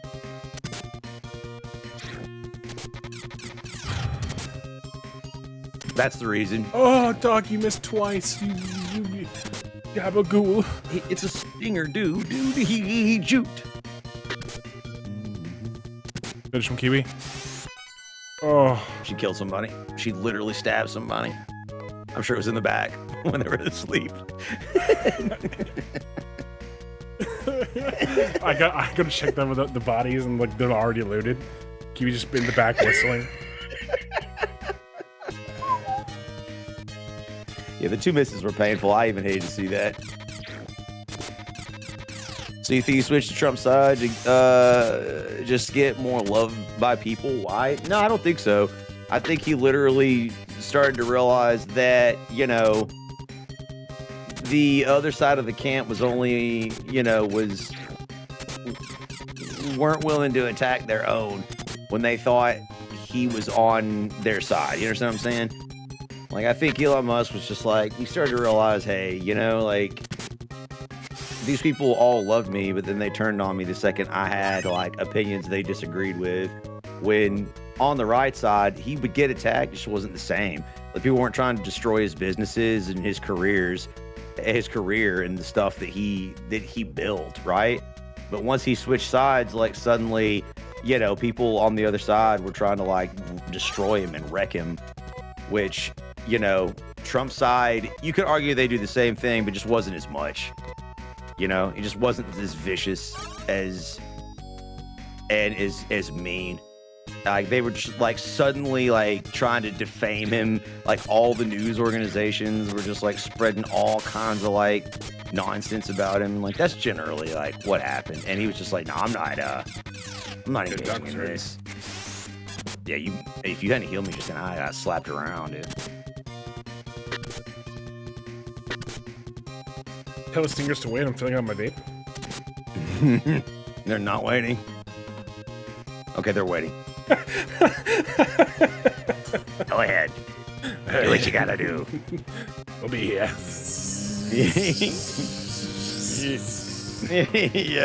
yeah. Are you done yet? Yeah.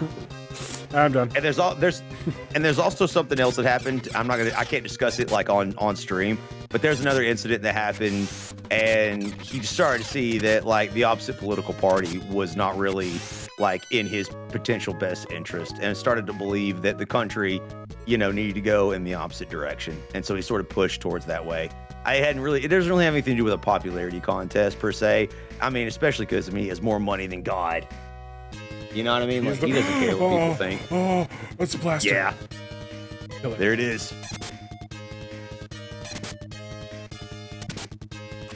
Oh. Murdered. Oh.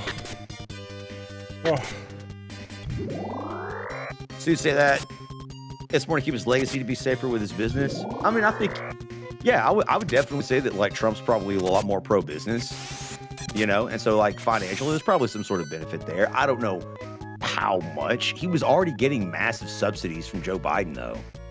Like, that's the thing. So there's not really any financial benefit for him going to the other side. If anything, he was taking a risk because, like, yeah.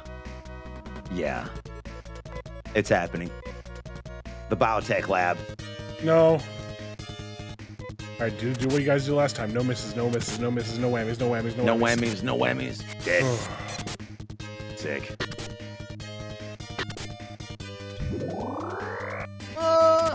Oh, that hurt a lot. Oh, he missed.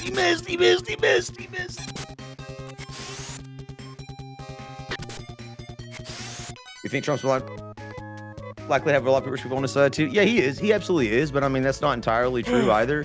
Like, there's billionaires on the other side as well. There's lots of billionaires that were left leaning. Mark Zuckerberg, Jeff Bezos, all those people are Democrats, man. Like, they have their own billionaires too. Don't be fooled. There's a lot of Democrat billionaires. It really depends on which side you come down on. Often depends on your particular interest, but yeah, potentially. But I think that more or less we can't ignore people's personal feelings about things either. Billionaires still have a heart, and they're still have a heart. Literally have a pumping ventricles in their chest, and they have a brain and feelings like everybody else. And so, I mean, that matters too. That matters, yeah. The biolab is all sorts of corrupted. Well, yeah, it's like it's the source of all these monsters we fake, and we don't know why. We're about to find out when we get to the basement.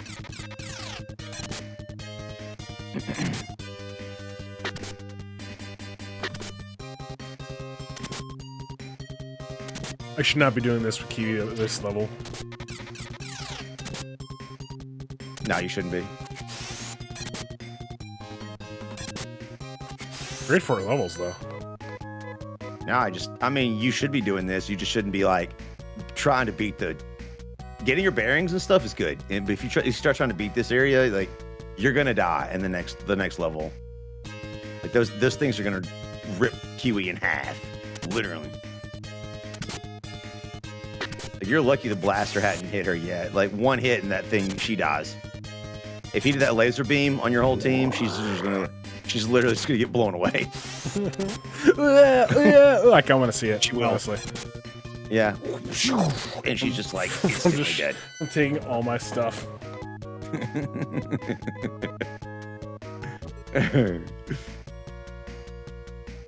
Oh, wrong way.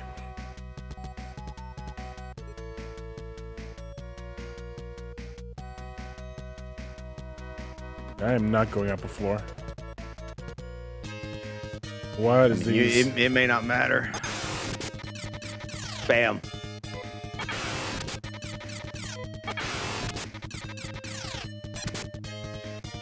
Wow. Those things are mean, dude.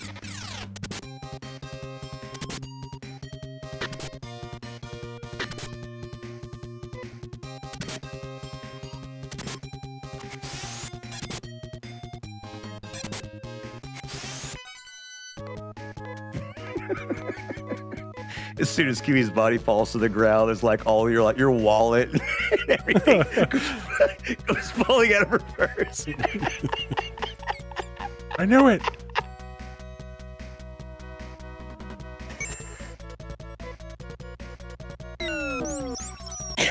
Exploding, like she explodes like a sonic rings flying everywhere. I'm crying. I guess I should go revive her, right? Yeah, you probably should.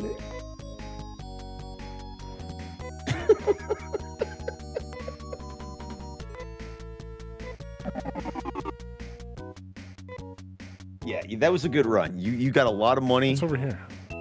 Down here. Death.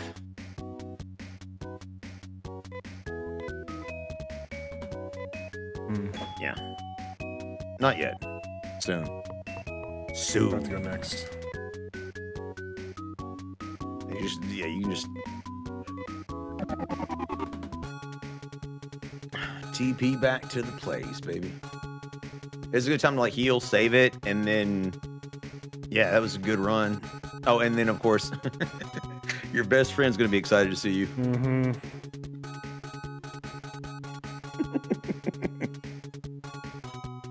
Just starts licking her lips, seeing there's only like only 3 of us. She starts licking the windows. Who would you like to clone? Ah, I see. Return to life. She sniffs the money. And as you leave, she's like, see you soon. Oh.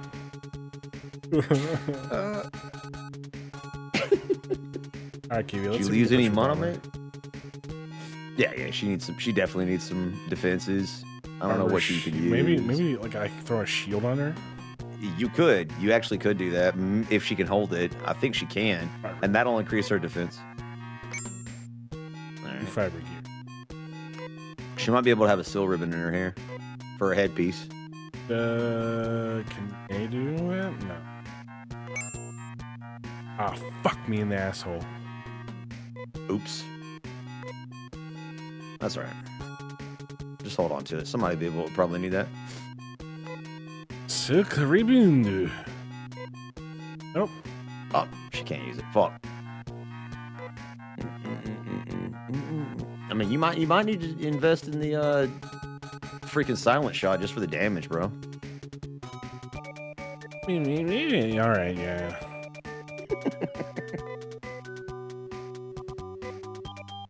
Wait, where did one of the fiber gears go? Kiwi! I think you gave it to Doc or something, or Demand. Oh, knee. Yeah, you gave it to yourself. Meh. Whip. Kiwi. Alright, her defense goes from 22 to 27. Alright. Yeah, she's she probably needs a shield, like in all honesty. If you can afford it. You can't now, I think it's 1,200. Sorry, Oh, dog, you you just can't call me afford it. broke? I didn't realize that, man. Oh, okay, never mind. That's a shame. Kiwi, come on, girl. She's doing her best, man. She's doing her best. What does Nay have? Nay has a carbon vest. Something better, Nay. Wait. Fiber cape? Yo. Get an A1 too if you can afford it. Maybe. Can't use it. No. It's fabulous.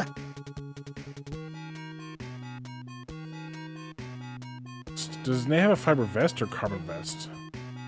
Can't remember. He was sucking all your money already. That's how it starts. True. Alright. Oh, fiber gear is for your head. Oh. Okay. Okay. Can I equip other people fiber gear? I mean, if they're all wearing headgear, fiber gear is, just a replacement. Need you wear that? No. Alright, it's fine. It's fine. I technically bought it for fine. Demand. Demand can wear it, probably. He's wearing headgear. Yeah. All right.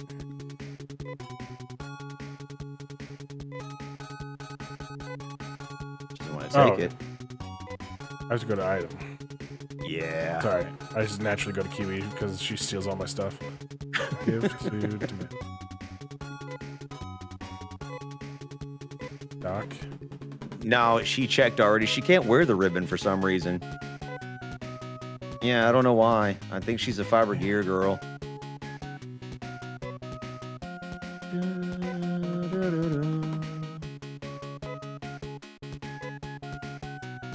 Nice, dude. Nay's wearing silk ribbon. She's That's she's better already than got silk. one on. The Kiwi can't though. We already tried to. Demand tried to buy Kiwi one, and she can't. She can't wear it. But Nay can equip a fiber vest. She can. That. Now we're juicy. goosing. Mm-hmm. Excuse me. All right, never mind. Block the road. Must be Tor. Mm-hmm. Sell. Doc. Play your headgear. You're on a roll now, baby. You're on a roll now, dude. I can sell my bow gun. He has a bow gun and headgear you can sell.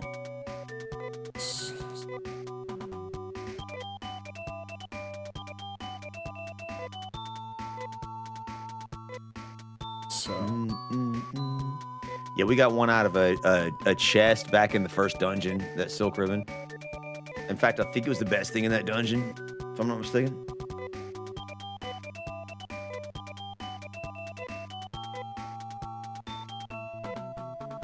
suit.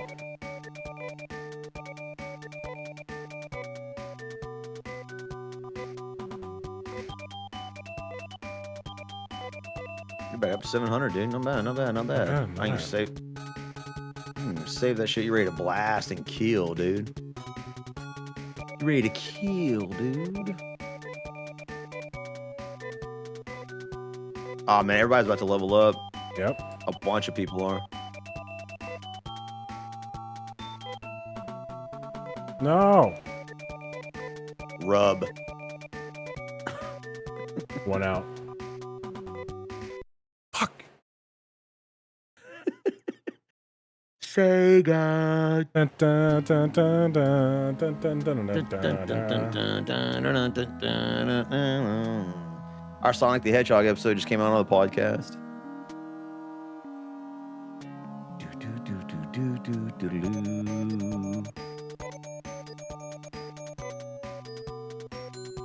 Hi, Doc. Hi.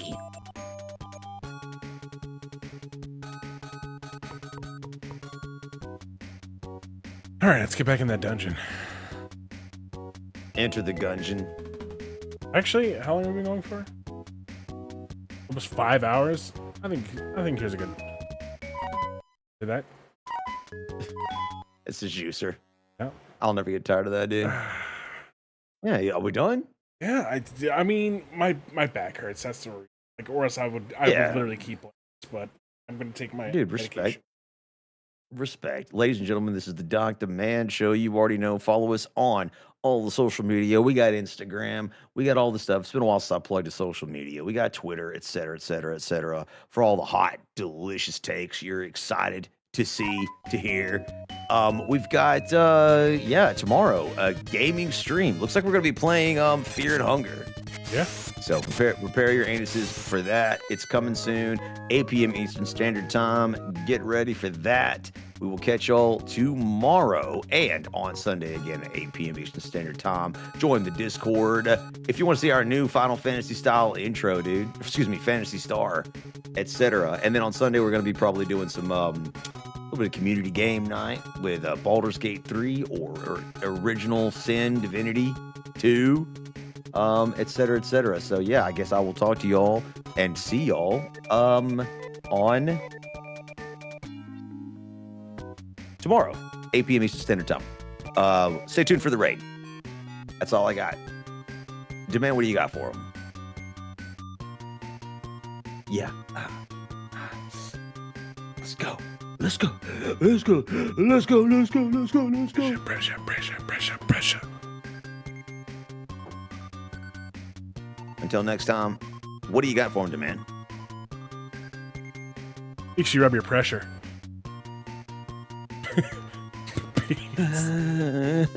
Stay tuned for the raid, baby. Piece of my heart.